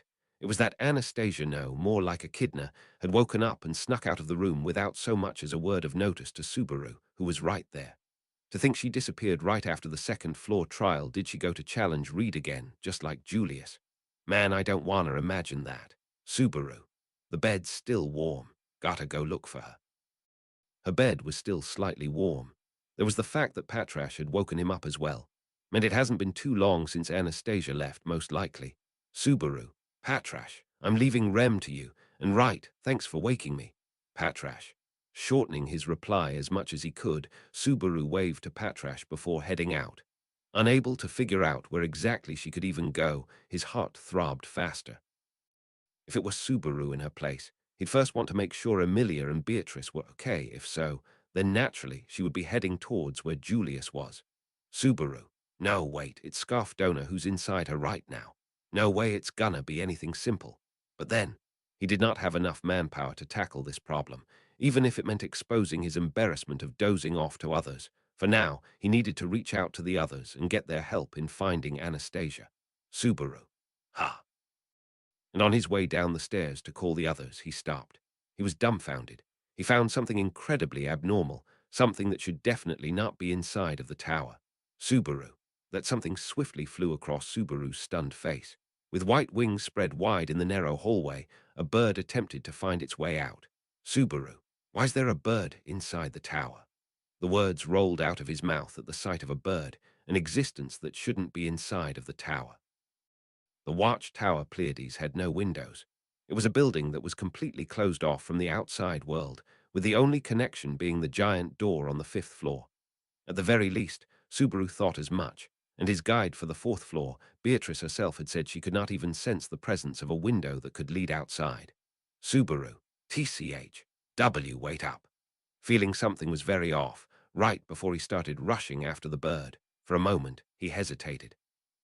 Should he follow after the bird, or should he call someone and find Anastasia first, then discuss the bird issue? He chose to follow the bird, however. To lose sight of that bird here, he felt, might lead to an even greater danger down the road. Simply put, it was a gut feeling. Subaru. Of course, birds were not such gentle creatures to listen to Subaru and stop flying simply because he called after them. Gently it flew away from Subaru, further and further, deeper into the hallway. He chased and chased and chased, and before long, Subaru, it disappeared. WH the hell, he shouted when he reached the end of the hallway. The hallway itself was circular, taking after the shape of the tower. However, it was not connected like that because at a round half-circle, a wall stopped further progression. It was like a clock. If one started at 12:00, they could go till 06:00, both clockwise and counterclockwise, but no more than that either way. Subaru knew that, and as long as none of the doors were opened, he was certain he could catch the bird, but Subaru doesn't look like it slammed into the wall and fell. What the hell's going on here? Confused as to where that pair of wings had disappeared, he surveyed his surroundings over and over. Unfortunately, there were no open rooms the bird could enter. It appeared suddenly and disappeared just as suddenly. He felt like he was wrapped around the smoky veil of a dream. But he soon confirmed he was not dreaming. Sabah, these are feathers, right? On his way back out of the hallway, he found white feathers fallen on the ground. While he still held his doubts, looking at it from a situational perspective, these white feathers definitely belonged to that bird he was chasing. They were proof the bird definitely existed. He could very well take them to Emilia and the others and say there was a bird inside of the tower, but it would ultimately lead to nothing. Most of all, it wouldn't lead to where Anastasia disappeared off to, Subaru. Wait. If there's feathers lying around here, then there should be something here. He searched the wall and floor around the place where the feathers had fallen while thinking that. He examined the stone floor and ceiling, checked the nearby rooms, and even pressed the stone bricks of the walls. However, nothing came of it, and he only felt his pulse quicken with each passing moment. I should really go get help. It was precisely at that moment Subaru. It was when he was moving his palm over the place the feathers had fallen. His fingers had brushed against the wall right beside there, or so he had thought. In reality, he realized his fingers had slipped through the wall as if it were an illusion. Even when he carefully tried to press his fingers against it, they went through, so he wasn't seeing things. Subaru. But I'm pretty sure I've checked the walls around here pretty well. That was not to say he had failed in searching properly, but only that the wall above his waist, from where it was an illusion, was solid. An illusionary wall that covered up the entrance the last time he saw something like this was back when Beetlejuice and the witch cult were hiding in that cavern. Subaru. Risk it all to win it all, huh? If one went into a crawl, they could pass through the illusionary wall. After a good moment of hesitation, he decided to crawl through and get to the other side. The bird had gotten in through this way, most likely. If this led to the outside of the tower, or maybe to another part of the tower, then Subaru. Pure. The darkness beyond the wall did not last as long as he expected. He dove out of the illusionary wall and took a deep breath, like someone coming back up from a dive underwater. He was holding his breath while inside that darkness for no apparent reason. He quickly noticed the outside air. A cool breeze flew across his face. Subaru. Whoa, he opened his eyes, slowly adjusting them to the darkness of the outside world. Spreading out in all directions over the vast horizon was a sea of sand, the Ogria sand dunes, seen from a height unfathomable by Subaru. And watching over this spectacle was the dark sky, spotted with countless twinkling stars. And there, Subaru, in the place that was supposedly the tower's balcony, her purple hair shining under starlight, surrounded by flocks of birds, was Anastasia. TL notes, this phrase means that someone is acting prideful or boastful, but hasn't done anything to warrant it. Arc 6, Chapter 32, Just Who? Translated by Archbishop, proofread by Archbishop, art source link. All rights belong to TAPPEI Nagatsuki, the original author of Ray. Zero, starting a life in a different world from Zero.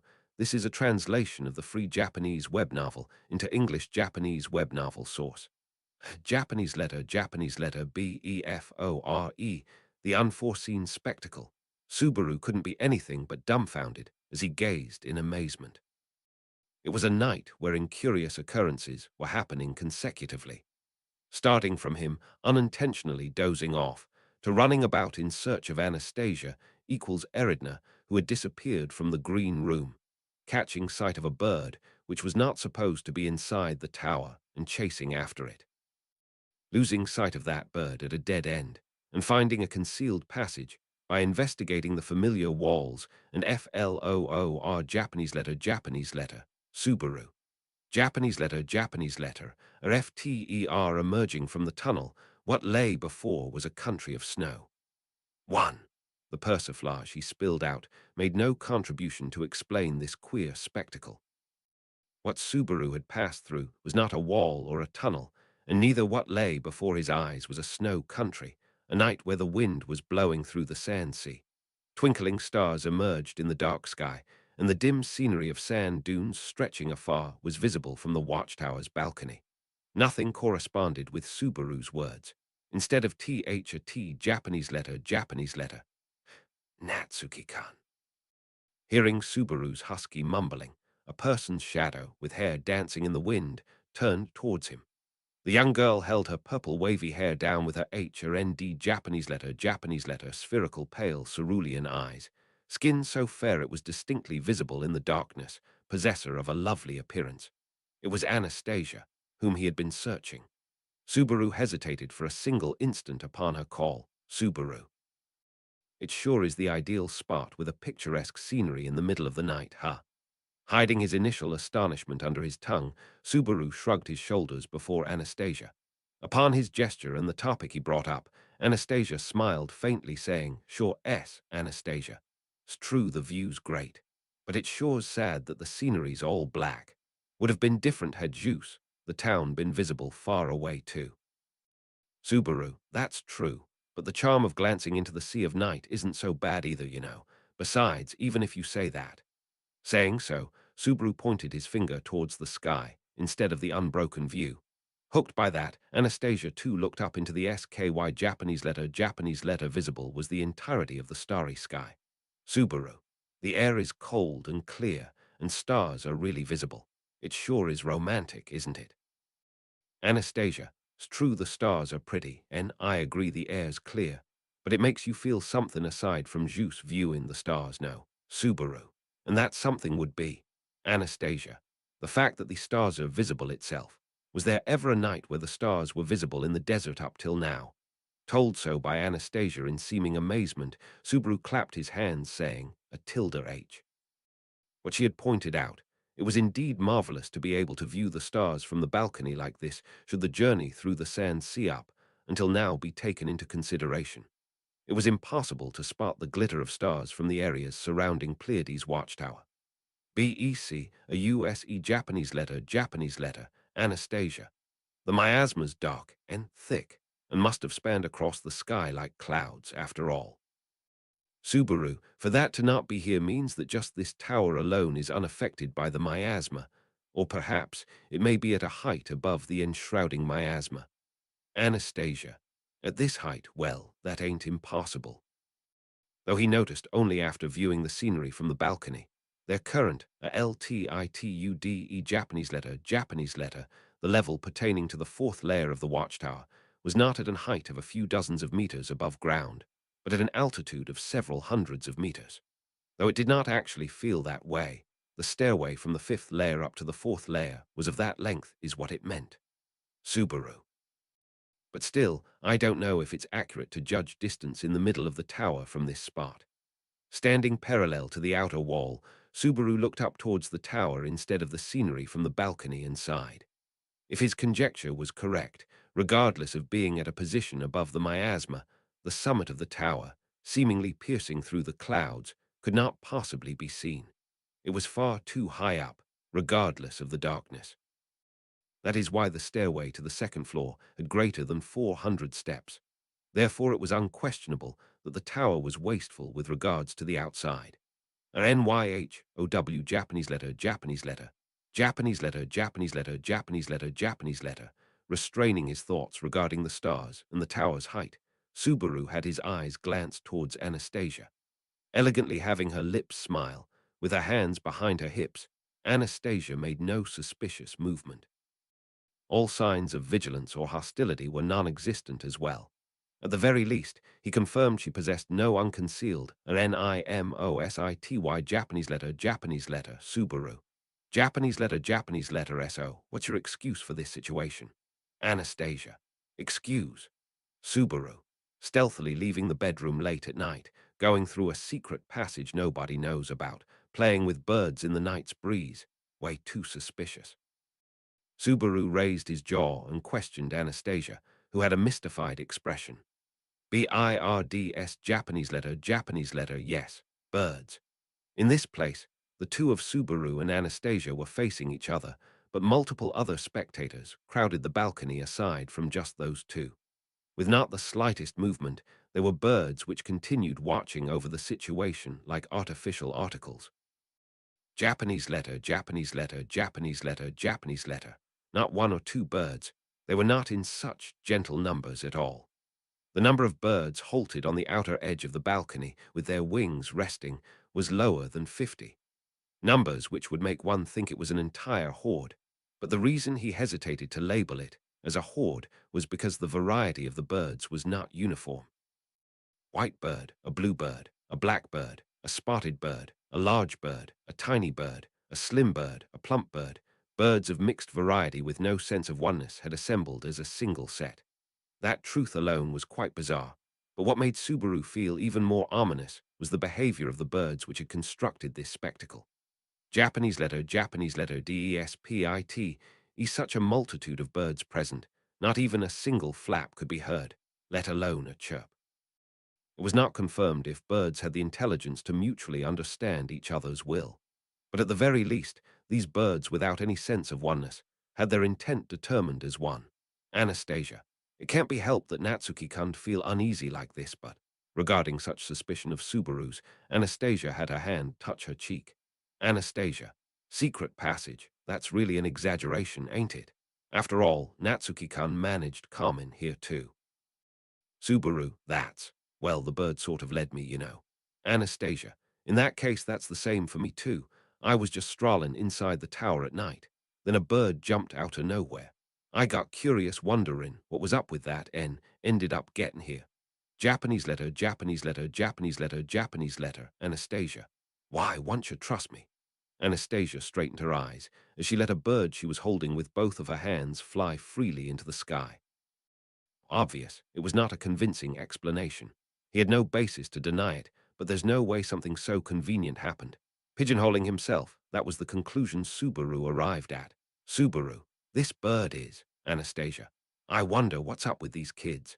Subaru, Japanese letter, tilde HK. That's what I want to ask. The gaze of the birds watching their exchange from a distance felt apprehensive, though the same also went for the evasive Anastasia's attitude. It was difficult to read emotions in the eyes of birds, or perhaps they truly wielded no emotion. He could feel the alienation which would make him think that way. Just what are these birds, this balcony, this Anastasia thinking? Subaru, knowing nothing like me, that is way too convenient a story for me to swallow. Anastasia, I'd also like to say something about Natsuki-kun not knowing anything, but it's really troubling. Everything's been so confusing ever after Carmen here. Dear, oh dear, saying so whilst putting one hand on her eyebrows, Anastasia displayed behavior of drowning in lamentation. Looking at that Anastasia without letting his guard down, Subaru suddenly remembered something about birds. Japanese letter, T birds fly over Ogria sand dunes in the direction of Pleiades watchtower. He had heard that in the bar they had stopped by to prepare for crossing over the sand sea in order to head towards the tower. The bartender told them to look for birds in case they get puzzled over the way through the desert. Fortunately, Subaru and the rest did not make a blunder like being stranded in the desert, so it turned out to be a warning. He almost entirely forgot about Japanese letter, Subaru. Looking at this now makes me think that was not necessarily just some rumor. Despite receiving Subaru's whispering, the birds gave no response. They merely had their wings folded silently and were letting their wings rest as if they despised flying in twilight. Despite being exposed to the chilling breeze, they did not huddle close to each other and refrained from sharing warmth. They merely had their gaze towards Subaru and Anastasia like exquisite dolls. Anastasia, these kids are always like that. I'm at a loss too. Subaru, judging from my experience, that's a bit impossible for me to believe. Anastasia, judging from experience, you say. Subaru, based on my experience, Upon heedlessly coming across a scene like this, it's generally promised that your life is in danger. Subaru had an abundance of near-death experience due to his heedless behavior, starting from being beaten to death by Rem when he was loitering around the old mansion at night. A lot of stuff happened back then which is being left out, but Subaru's experience taught and made him conclude that heedless behavior equals death in its essence. And judging from those experiences of his, he thought of this situation to be quite Ngerous Japanese letter, Anastasia. If that's so, then better add a new pattern to those judgments based on experiences of yours. That won't be happening this time. Japanese letter, Japanese letter, Japanese letter, Japanese letter, Anastasia. For the cowardly Natsuki-kun, the worst probability is if I'm plotting something. So I lured you to this tower and spun up some outrageous conspiracy to harm Natsuki-kun or Emilia-san, and the rest beyond repair is what you thought, isn't it? Having gotten struck at the bullseye, Subaru slightly stiffened himself up. Looking at how Subaru was acting, Anastasia smiled, saying, "Easy to get. Anastasia, relax. I'm not thinking about something so roundabout, and I've no hostility against Natsuki-kun, nor for anyone else in this tower. Not counting the trial takers. Subaru, Scholler and Reed, huh? Japanese letter, Japanese letter, Japanese letter, Japanese letter."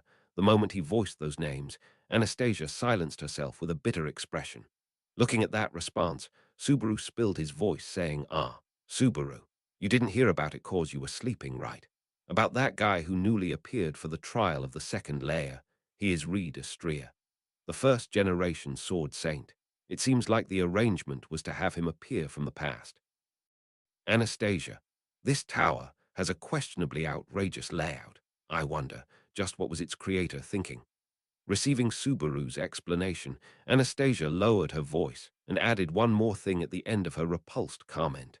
Sensing the omission of the Kararagi dialect's accent in her tone, Subaru halted his breath. Up until now, he had intended to treat her and deal with her as Anastasia. But after all, the true nature of her, who was before his eyes like this, WRS Japanese letter, Subaru. Japanese letter, RIGHT now, only you and I are here. How about talking your heart out frankly? Anastasia. Subaru. To be honest, I can't make any progress with you, who is wearing the mask of someone else. No matter what I'm told, it's impossible for me to trust you down to my very core. That's why. Japanese letter, YO, you say that you want to exchange words with me, not the me who acts as Anna. That instant, Anastasia's presence changed, as if responding to Subaru's proposition. The mood surrounding her completely changed, though her form didn't change. The sense of existence he was standing off against definitely altered. The emotions dwelling in her eyes, the expression interweaving her thoughts, had changed completely. Japanese letter, Japanese letter, Japanese letter, Japanese letter. And before Subaru, who halted his breath, witnessing this transformation, a Japanese letter, no. The artificial spirit Echidna, who had been acting as Anastasia, slowly turned towards the outer edge of the balcony.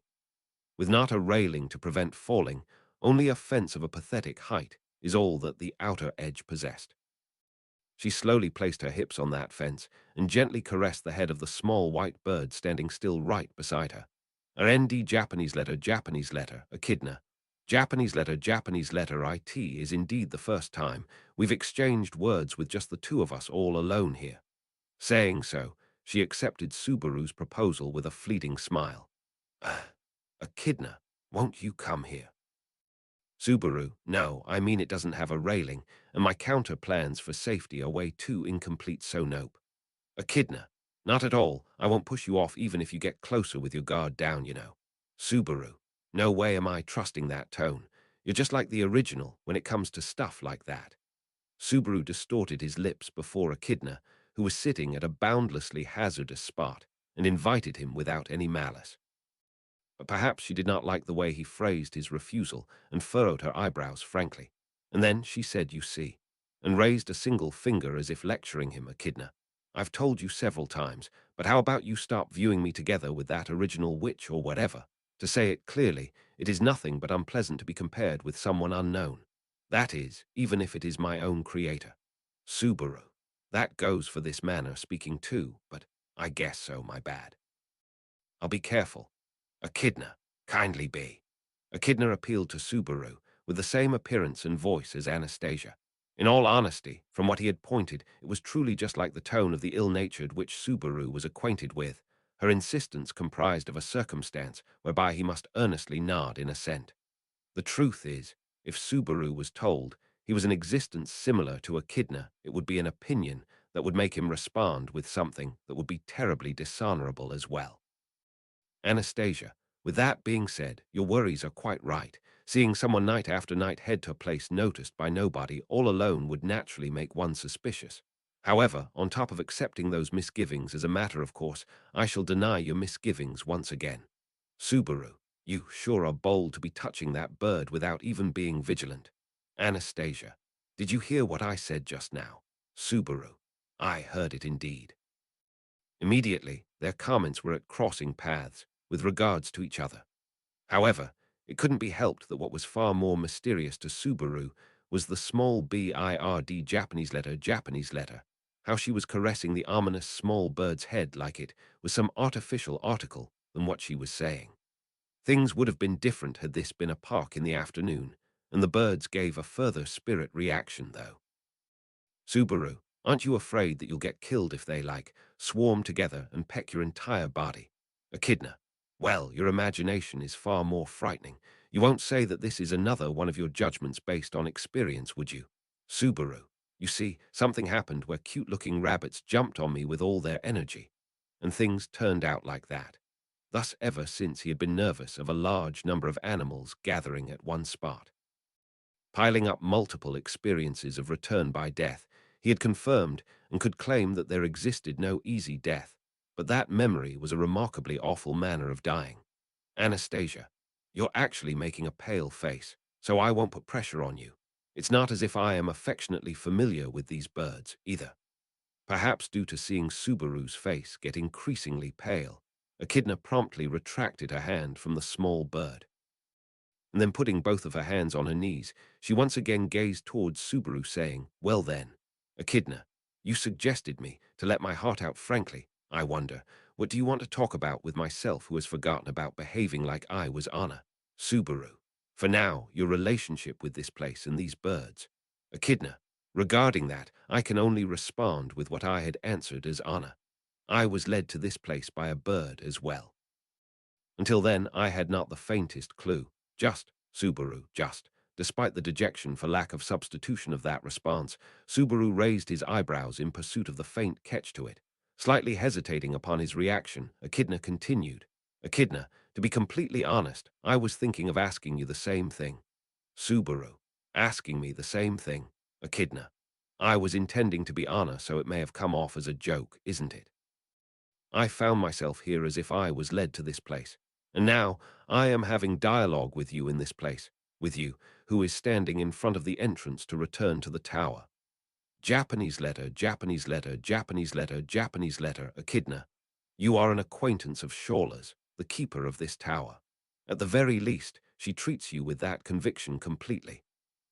Taking that into consideration, being informed on top of just the two of us being in this place does seem cowardly to me, but, engulfed by the words Echidna voiced, Subaru was unable to interrupt her comments.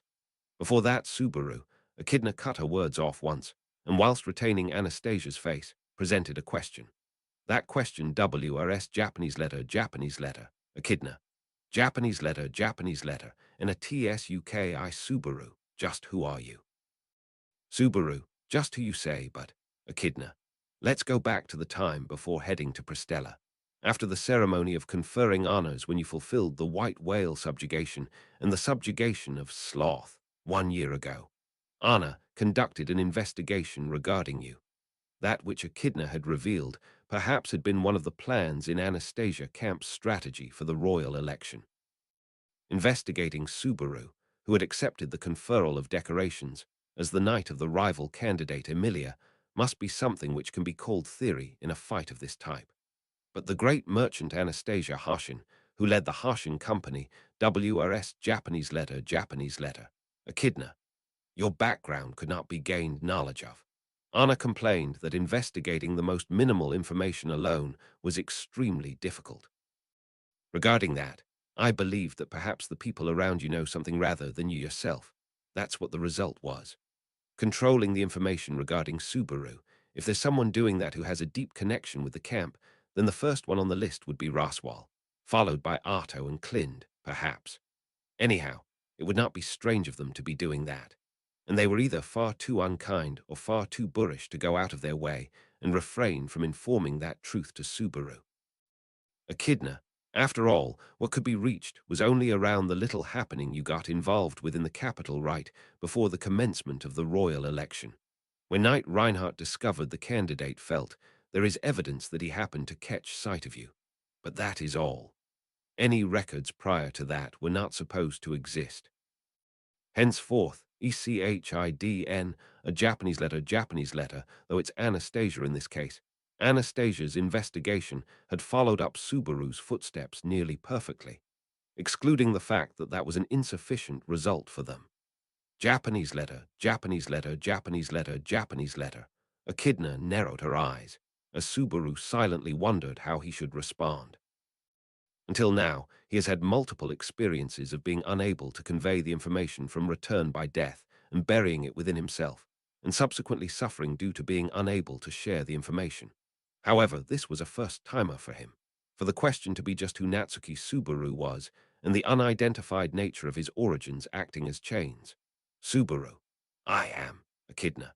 Japanese letter, or ND, that's how I just lined it all up. Subaru. Japanese letter, or H. Echidna unfolded both of her arms before Subaru, who tried to somehow ring out some words with a serious expression. Her tone was far too indiscreet, as Subaru stood dumbfounded.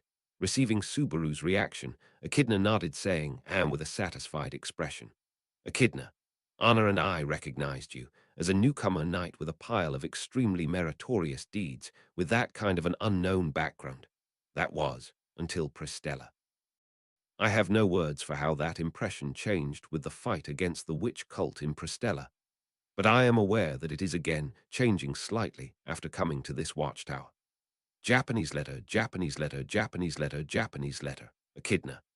I felt anxious for being with you alone late at night in a space beyond the sights of anyone, so even if I was on guard against you, I want you to forgive it as something which could not be helped.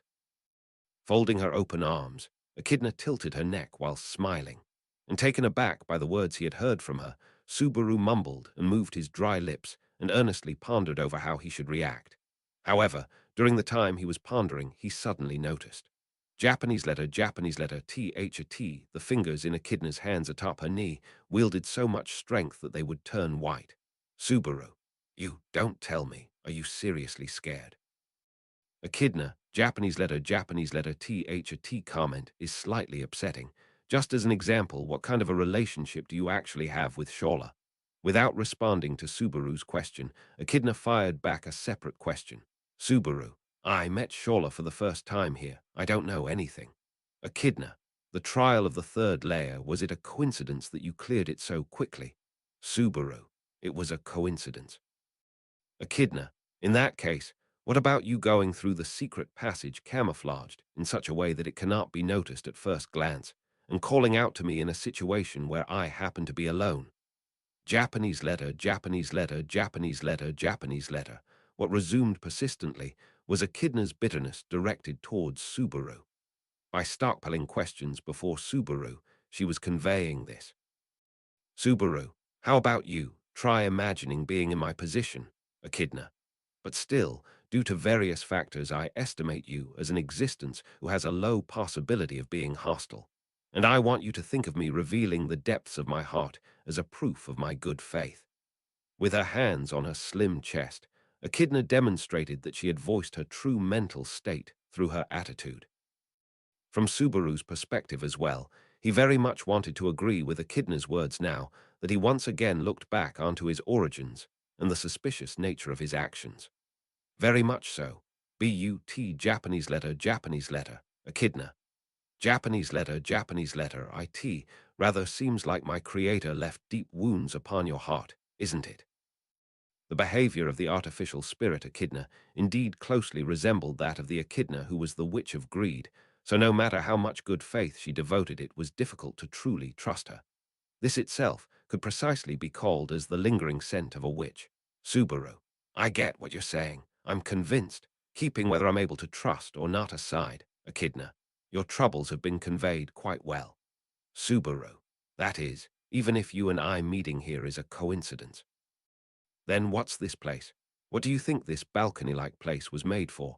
As a matter of fact, even if this echidna was plotting something, there existed no evidence that would make her open her mouth. He complied with her not because he trusted her, but because he considered it an inevitability. However, that, and the fact that this place was a concealed space, are entirely different subjects. Due to being concealed and everything, there must be some kind of worth to its existence. Echidna, I have a hypothesis regarding that. Do you remember what happened 3 days ago in the desert? Subaru, 3 days ago, that mean before we reach the tower, some totally messy stuff comes to my mind.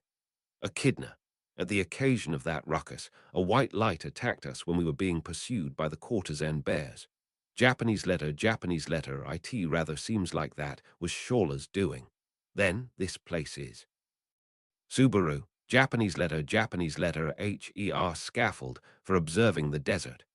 Before Echidna's hypothesis reached its end, Subaru clicked his fingers. Her conjecture was convincing. The truth is, she had continued to snipe those who approached the tower with what she calls Hell's snipe from a long distance. He had wondered how she did that, with there not being a single window or way to view outside of the WATCHTOWER Japanese letter, Echidna. Perhaps there are places like this connected through the circumference of the tower. From what it seems, this space is not in the direction from which we approach the tower. Subaru, what about the birds? Echidna, the birds are an enigma. Even if they are touched like this, they give no response. It's just that they still perhaps do have warm body temperature.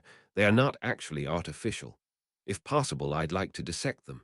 Looking down onto the birds beside her, Echidna straightened her spherical eyes with cruelty.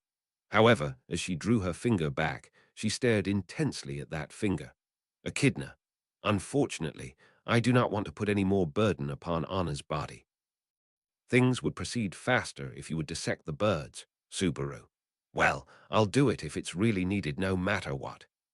In the 1 year he had spent living in the different world ever since being summoned, Subaru had gained some experience of hunting birds or hare. Of course, killing for the sake of eating and killing for the sake of experimenting felt way too different. Japanese letter, Subaru. After killing it, as for eating it, Echidna. Yes, there was also the problem of remaining food supplies. Then I would like to request around 20 of them. Subaru. Bloody bastard. Don't you know about the legend of Zelda? Indifferently requested to take the lives of a large number of birds, Subaru raised his voice harshly. Echidna rounded her eyes, having been yelled at over knowledge she had no way knowing. That aside, killing 20 would indeed aggravate his spirit. Subaru. Besides, upon killing there would also be some movement in these countless birds too, you know. Echidna. That seems undeniably frightening. In response to Subaru's distress, Echidna also put her hand on her mouth. The birds gave no reaction to the perilous conversation of the two, but their gazes alone were unchangingly fixed upon the outsiders to this place, that is, Subaru and Echidna. With the word sky burial accidentally appearing in his mind, Subaru detained Echidna's prompt judgment. Subaru, if we're going to do it, then let's do it after making some preparations. For the time being, let's keep it for later. Echidna, no attitude of running away either. Ha, got it. Very well. The truth is, it's difficult to even think about what could be gained from investigating these birds. Subaru. Please stop with an atmosphere of stuff like the spirit of inquiry or comments on the success of thirst for knowledge. Echidna. Japanese letter. He thought that Echidna, despite truly not knowing the nature of the witch, maintained a behavioral style similar to the original, and resultantly he never let his guard down.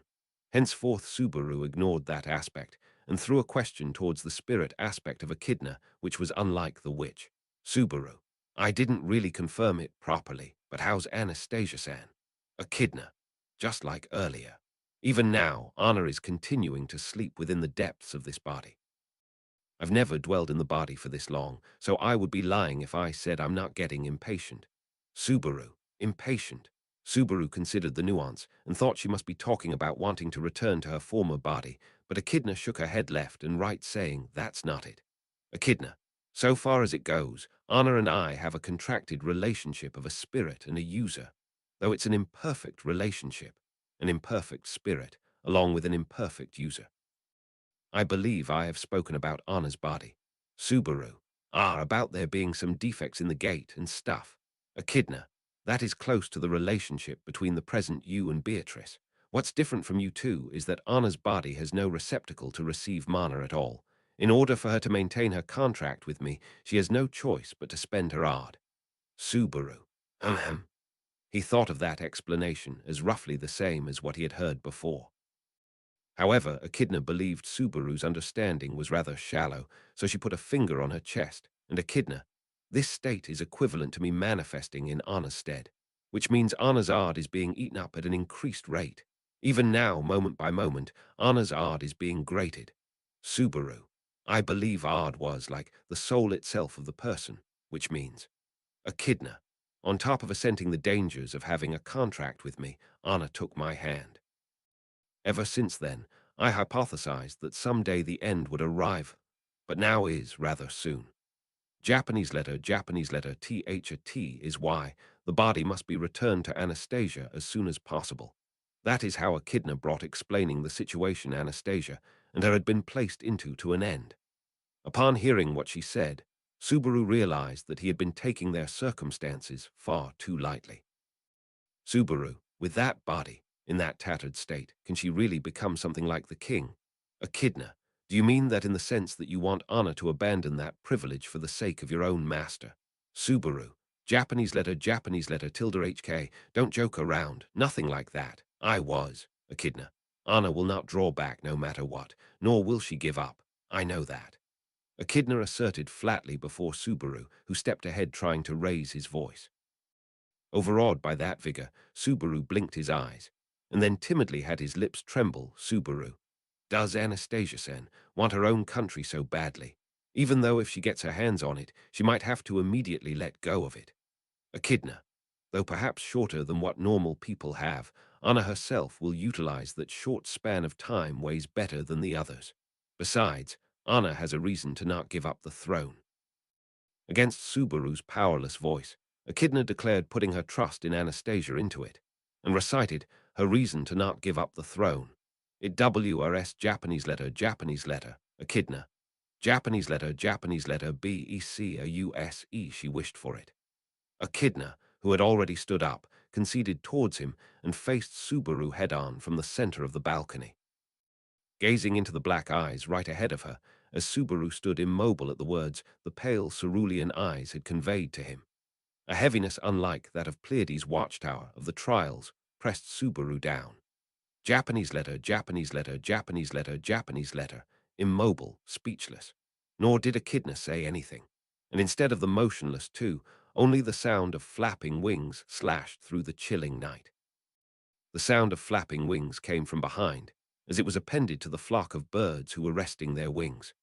Once again, a single bird flew towards the BRLCONY Japanese letter, FROM behind. Japanese letter. Just as before, Subaru had been standing with his back turned towards the outer wall of the watchtower. If a bird flapped its wings behind him, then it unquestionably came from the interior of the watchtower. Echidna, Subaru, had reached this place upon being led by birds. Then naturally, that was also the case with the flapping of the third bird. Japanese letter WHT is the meaning of what you were saying right now. A voice, somewhat astonished, somewhat in disbelief, echoed in the balcony. The birds spread their wings wide at once upon the voice of the standing man, and giving rise to a terrible sound of flapping wings like a cloudburst, the birds attained flight lacking all vacillation, towards the night sky, towards the desert enveloped in the dusk, leaving Subaru, Echidna, to seemingly drown in an ocean, Japanese letter, a LONG with Julius Juculius. TL notes, This is a reference to a well-known passage in Snow Country, Chinese Letter, a work written by Literature Nobel Prize recipient Yasunari Kawabata. Chinese letter, Chinese letter, Chinese letter, Chinese letter.